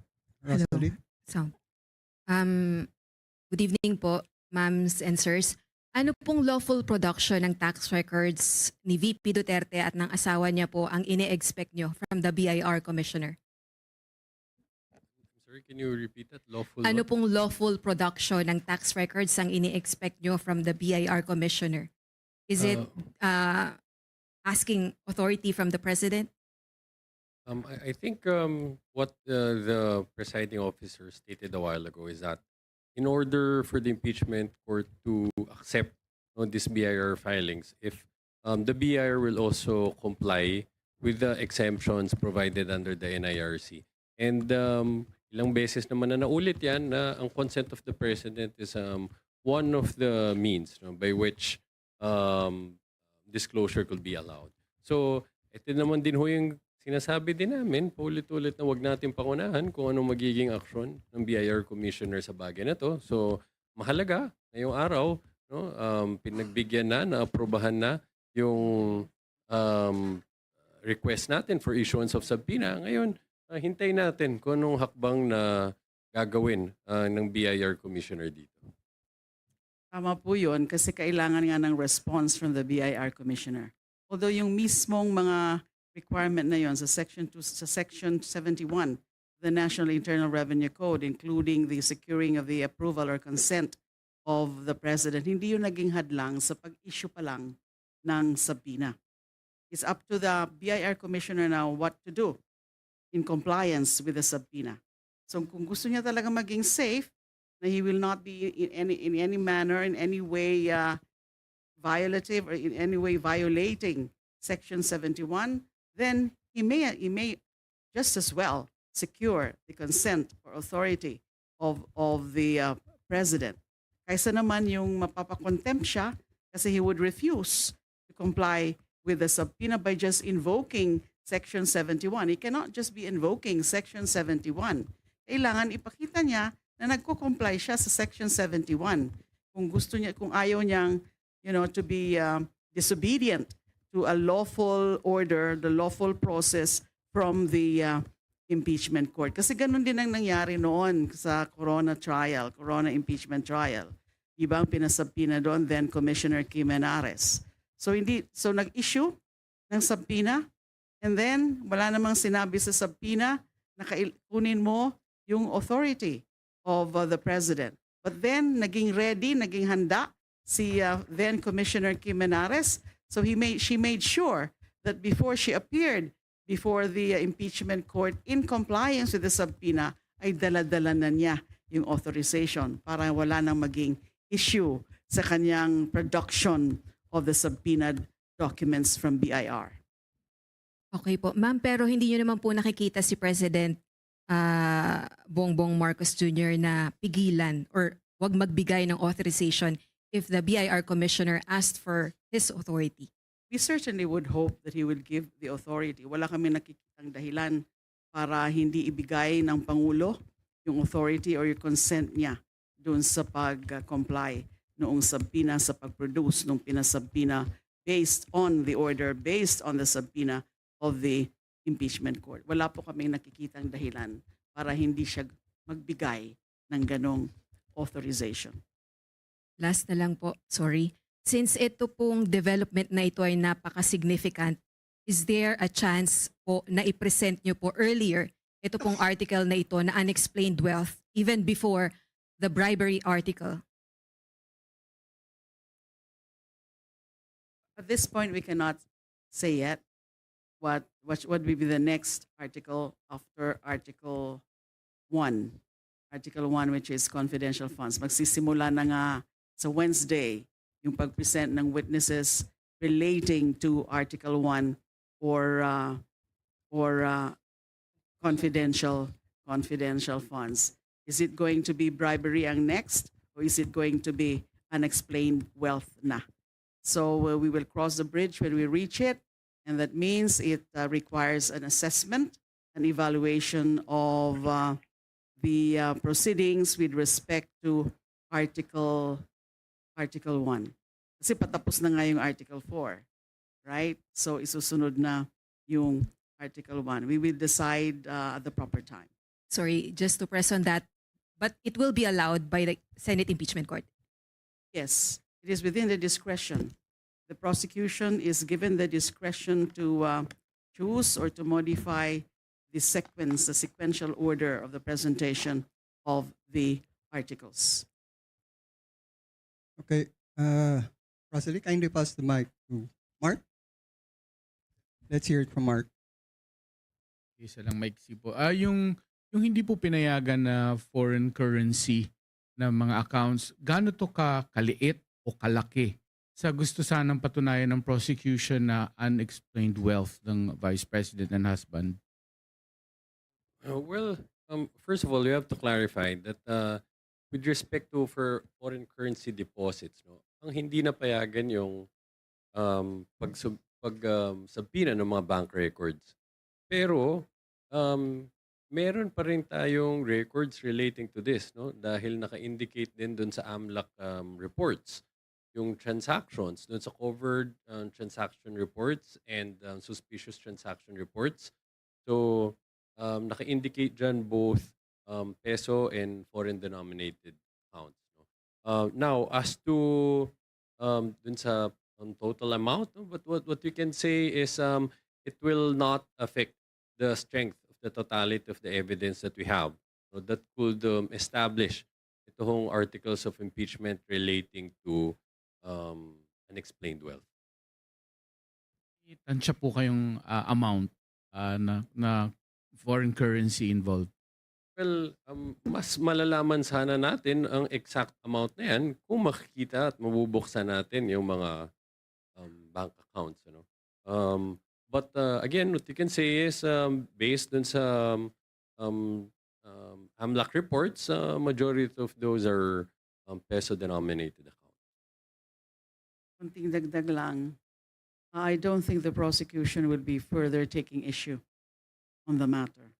It's enough na grinant na nga yung subpoena with respect to the peso-denominated accounts kasi very substantial naman yung peso-denominated transactions or peso-denominated accounts. Malamang hindi na rin kailangan yung tungkol sa foreign currency. That's how I see things. I may be wrong, pero I don't think we will take further issue kasi malaking tagumpay na yung pag-grant mismo ng mga requests for subpoena. Thank you, Mark. Anne? Anne, it's your turn. Kindly pass the mic to Anne.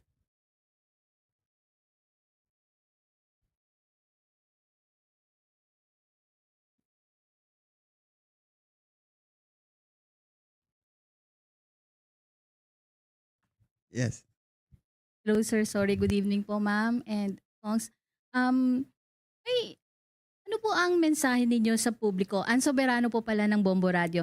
Ma'am, ano po ang mensahe ninyo sa publiko tungkol sa naging takbo ng presentasyon ng prosecution sa Article 4 o grave threats? Unang-una, hindi pa po tapos yung Article 4, although patapos na. Kasi nga, yung last witness na lang ang ipipresent bukas. Ang mensahe po namin sa publiko is that tingnan yung Article 4 na hindi lang ito, yung tungkol sa grave threats, it doesn't matter actually kung ito ay isang criminal offense. Kasi hindi naman ito a criminal court. Hindi naman ito regular judicial proceedings in criminal cases. Kundi this is an impeachment court at ang tinitingnan dito is the fitness, the fundamental fitness of the respondent to continue holding such a high office, which is the Vice President. Tama ba yung ganyang asal? Tama ba na basta-basta na lang siyang bibigay ng ganoong threats, irrespective of whether or not it's a criminal case. It's a criminal offense.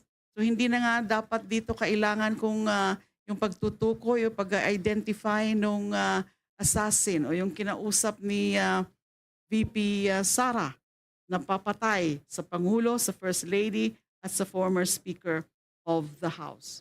Pero, syempre, ang kalahatan ng mga naging resulta ng investigasyon, yung investigasyon una ng Cybercrime Division, yung HINED, yung ang head doon is si Attorney Jeremy Lotok at member si Senior Agent John Mark Calilong at yung follow-up investigation. Kaya yan nga po yung magiging laman ng testimonya bukas ni Director Matibag, yung naging resulta, paano ginawa, bakit ginawa, ano yung mga proseso, ano yung mga leads na tiningnan nila, ano yung mga factors, ano yung mga consideration na tiningnan din nila doon sa kanilang pag-conduct ng follow-up investigation.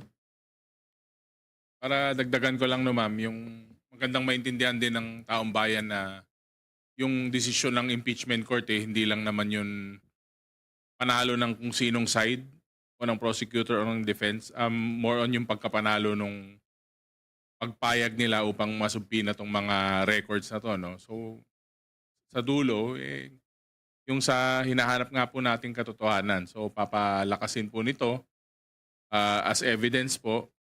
Nakikita nyo naman po kung saan tumutungo at kung gaano po kaganda ang preparasyon ng prosecution. Ngunit at the end of the day, kailangan maintindihan ng taong bayan na yung pagpayag nila is pagpayag po sa katotohanan. Ganun lang po kasimple. Sir, another question lang po. Since sa mga susunod na araw ay tatalakayin na po yung tagong yaman, confidential funds, inaasahan po ba ng prosecution na may mga hakbang mula sa defense na maaring magdulot pa ng delay sa pagtalakay sa issue? Well, unang-una siguro hindi na maitatago. Kasi kung papayagan po na masubpina itong mga records na to, may open siya at saka mabubusisi po. Again, sabi ko, malaking hakbang to towards kung ano man ang pinaglalaban ng prosecution. At sa mga susunod na araw po, I'm sure na magiging interesting yung mga susunod na hearing days dito sa ating trial. Ang masasabi ko rin po dyan sa victory ngayon, dyan sa pagpayag nga na isabpina yung mga dokumento na yon, it makes the prosecution, the panel of prosecutors, more determined to prove its case against the respondent. I could add quickly. We won't speculate on their motives as to whether or not they'll try to intentionally delay the proceedings, but based on their actions and their strategy from the start, we anticipate that they will try to continue to prevent us from presenting evidence. But that's something that we've anticipated already and we're prepared for it. Sisiguraduhin namin, malalatag namin ng mabuti lahat ng importanteng ebidensya na paukol dito sa mga usapin ng confidential funds at ng unexplained wealth. All right. Agatha, you can now ask your question. Hello po, Agatha Gregorio po from ABS-CBN News. Na-mention po kanina ni Kong Jok no, that the issue of admissibility will come later po. Given how talks ran about the subpoena today, are we expecting a challenge in terms of objections? Are we prepared for this? We can always expect those things from the defense. They would be they would be interposing, or they would be posing objections to certain questions in the course of presentation of witnesses doon sa Article 2. In the same manner na gano'n naman ang ginagawa nila in the examination of witnesses, nag-object sila.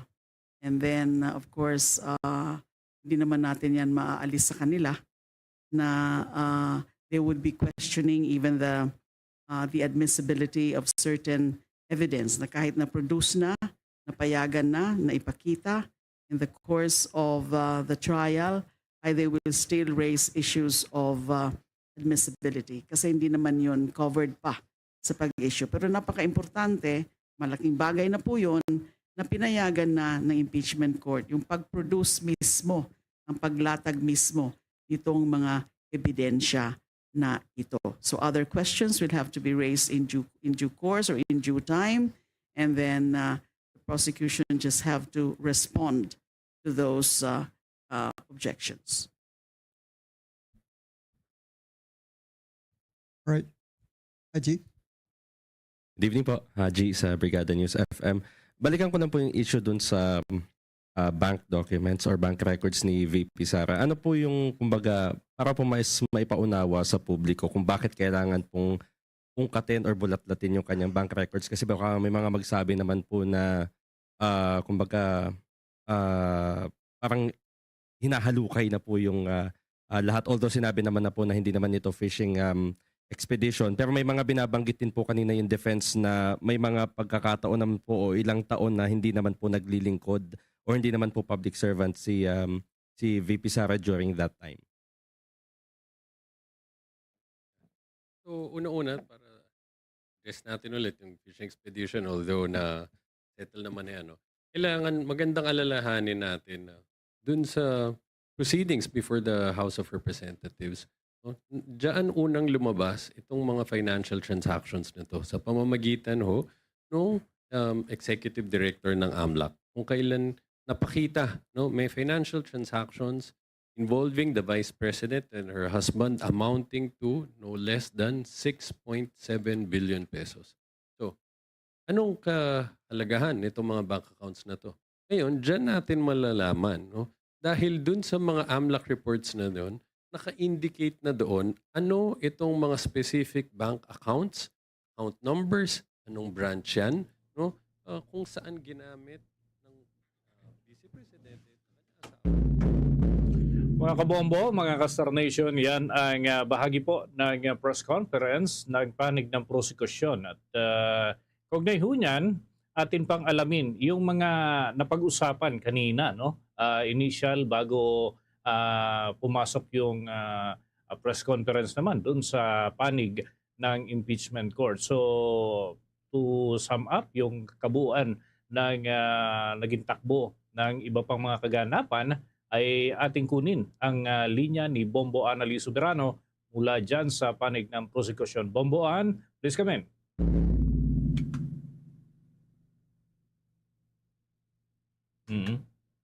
Okay, check natin muna yung linya ni Bombo Annali para sa malinaw na kabuuan ng kanyang pag-ulat.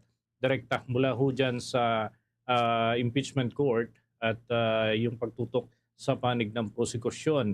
Sapagkat importante marinig ko natin yung iba pang mga aasahan sa mga susunod na araw. Lalo na bukas ay si Director Matibag ang kanila hong isasalang na testigo, mga kabombo at mga Kastar Nation.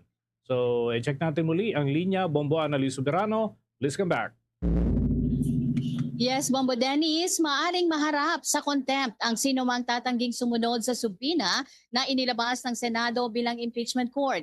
Ito ang binagyang diin ni House Prosecution Legal Spokesperson at Private Prosecutor Benjamin J. Tolosa. Sinabi ni Tolosa na ang subpoena ay isang legal na utos at hindi simpleng kahilingan na maaring baliwalain ng mga ahensya ng gobyerno, bangko at iba pang may mga hawak ng mga record.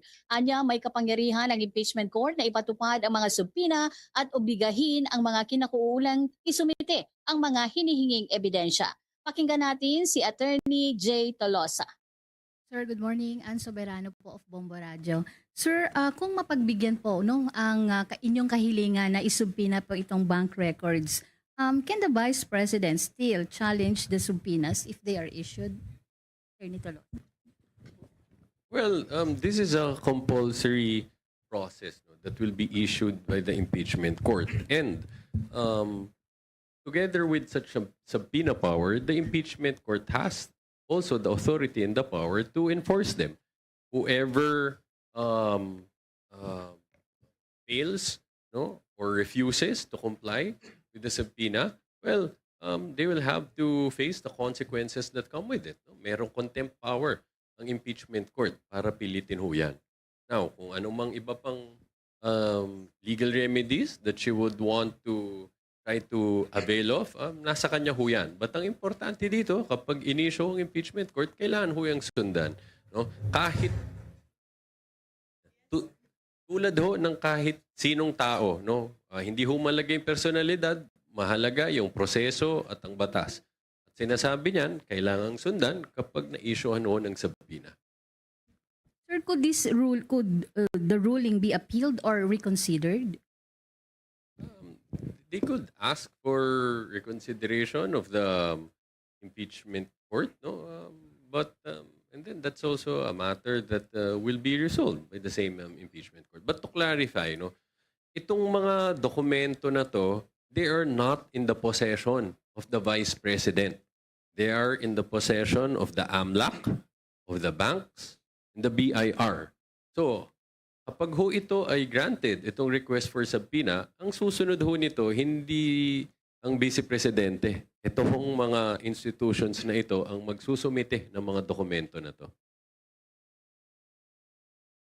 Iginiit naman ni House Prosecutor at Akbayan Party List Representative Chel Jokno na hindi maituturing na fishing expedition ang kahilingan ng prosecution na mabuksan ang ilang bank records kaugnay ng impeachment case laban kay BP Sara. Sa oral arguments kanina, ipinaliwanag ni Jokno na malinaw na nakasaad sa Articles of Impeachment ang mga pangunahing alegasyon laban sa Vice President. Kabilang dito ang umano'y pag-iipon ng hindi maipaliwanag na yaman, labis na hindi umano naaayon sa kanilang legal na kita habang nanunungkulan bilang opisyal ng pamahalaan. Gayon din ang umano'y hindi ganap at makatotohanang pagdeklara ng kanyang mga ari-arian. Pakinggan natin si Representative Chel Jokno. To the issue of fishing expedition. Yung pong fishing expedition po ay halimbawa may subpoena na baka sakali meron tayong makita.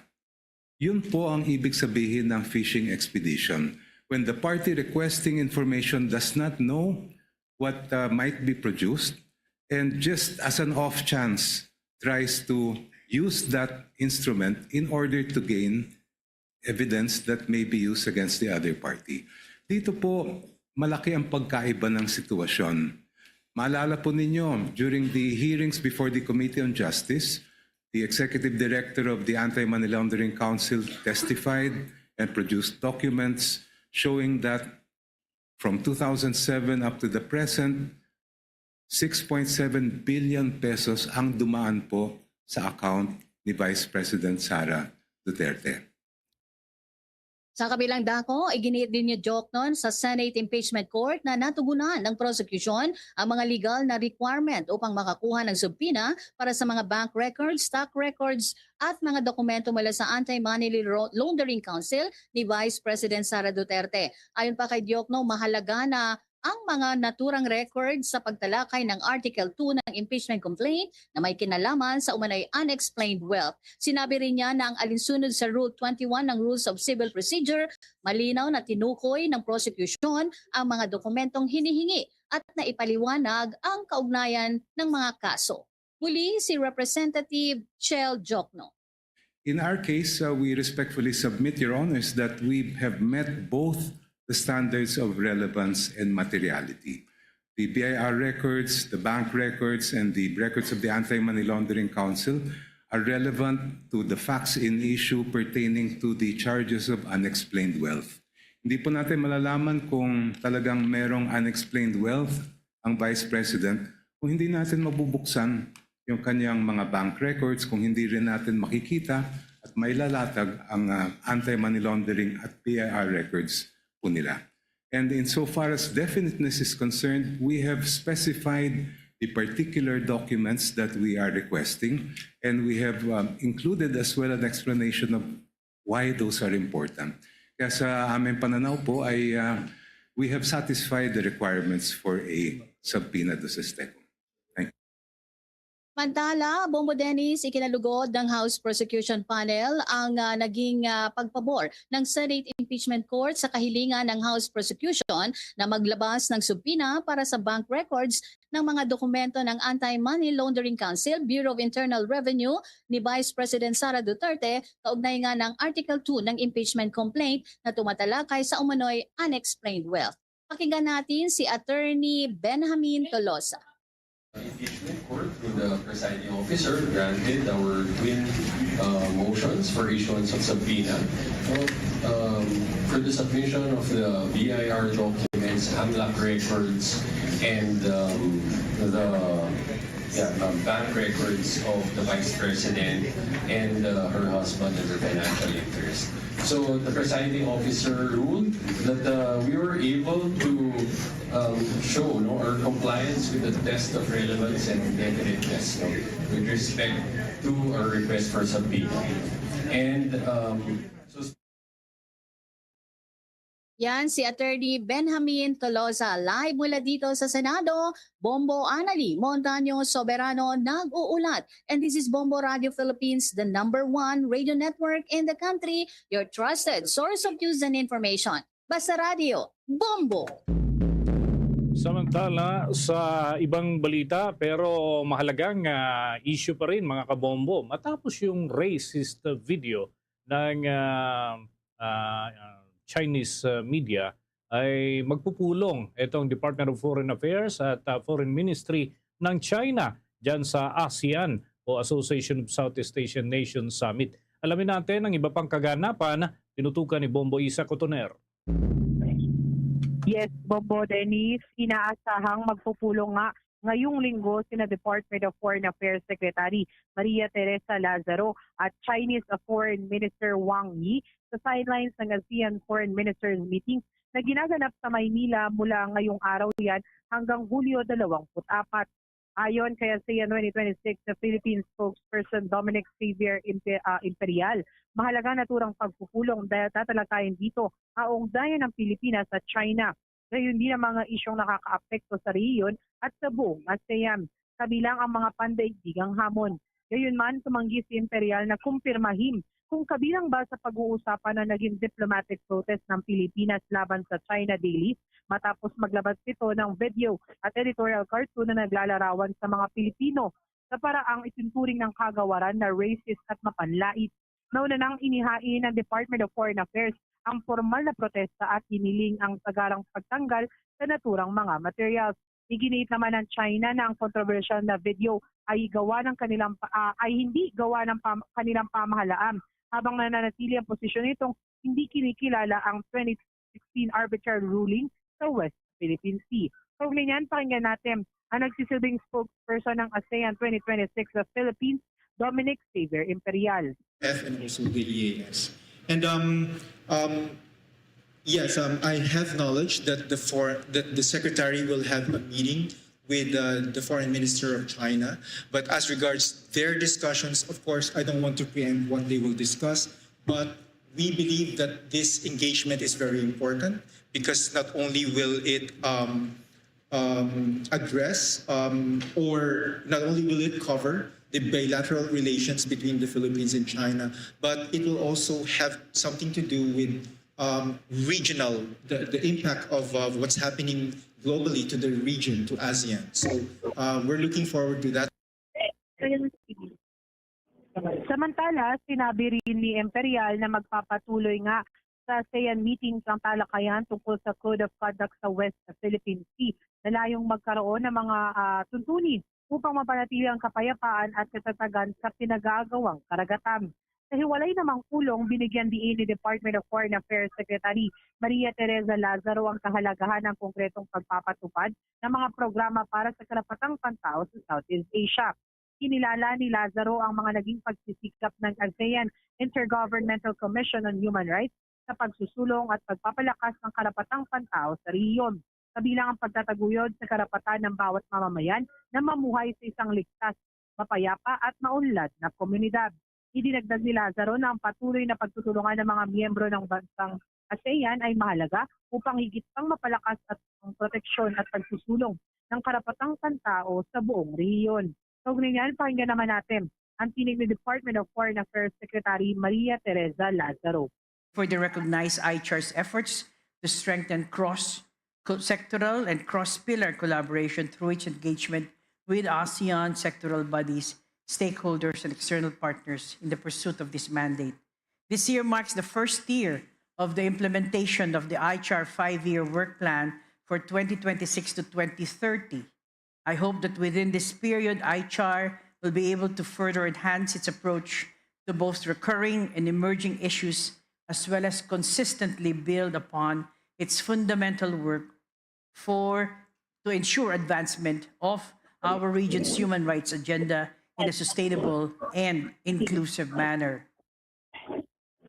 Para sa ASEAN Update ng Bombo Radyo at Star FM, ito si Bombo East Cotoner and this is Bombo Radyo Philippines, the #1 radio network in the country, your trusted source of news and information. Basta Radyo, Bombo. Bombo Foreign Exchange Update is brought to you by Quinbank Business Banking.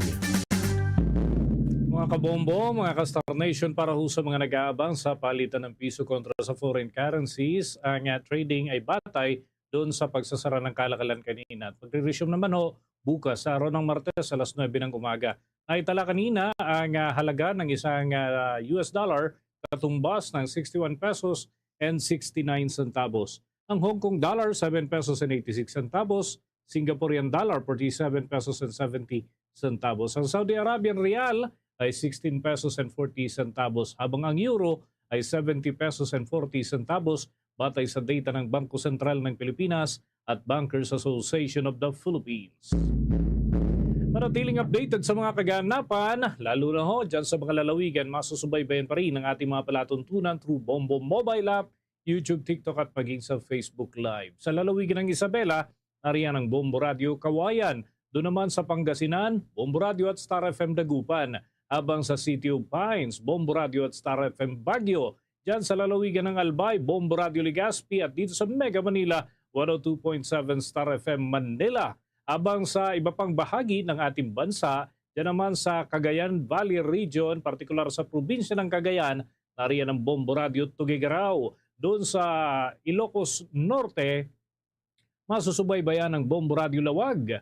Sa Ilocos Sur, Bombo Radio Vigan, at sa lalawigan ng La Union, Bombo Radio La Union.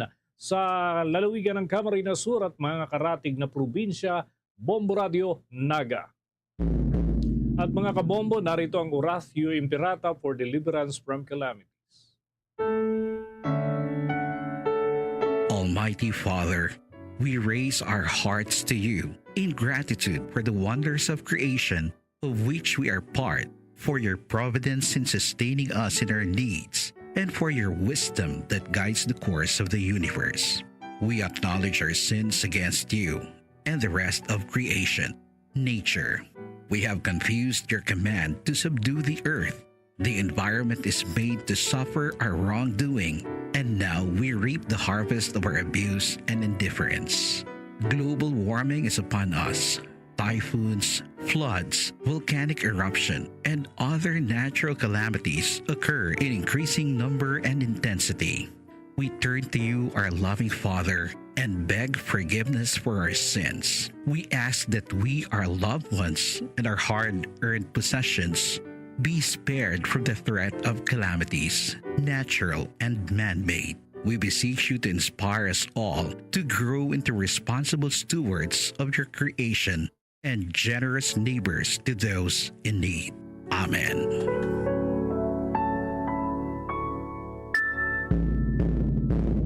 Luzon, Visayas at Mindanao, yan ang kabuuan ng ating mga balita sa Bombo Network News Evening Edition. Ang back-to-back winner sa Catholic Mass Media Awards bilang Best News Program. At mula rito sa Bombo News Center, Makati, this is Bombo Radio Philippines, the #1 radio network in the country, your trusted source of news and information. Basta Radio, Bombo! Celebrating 60 years of media excellence. 60 taon sa paglilingkod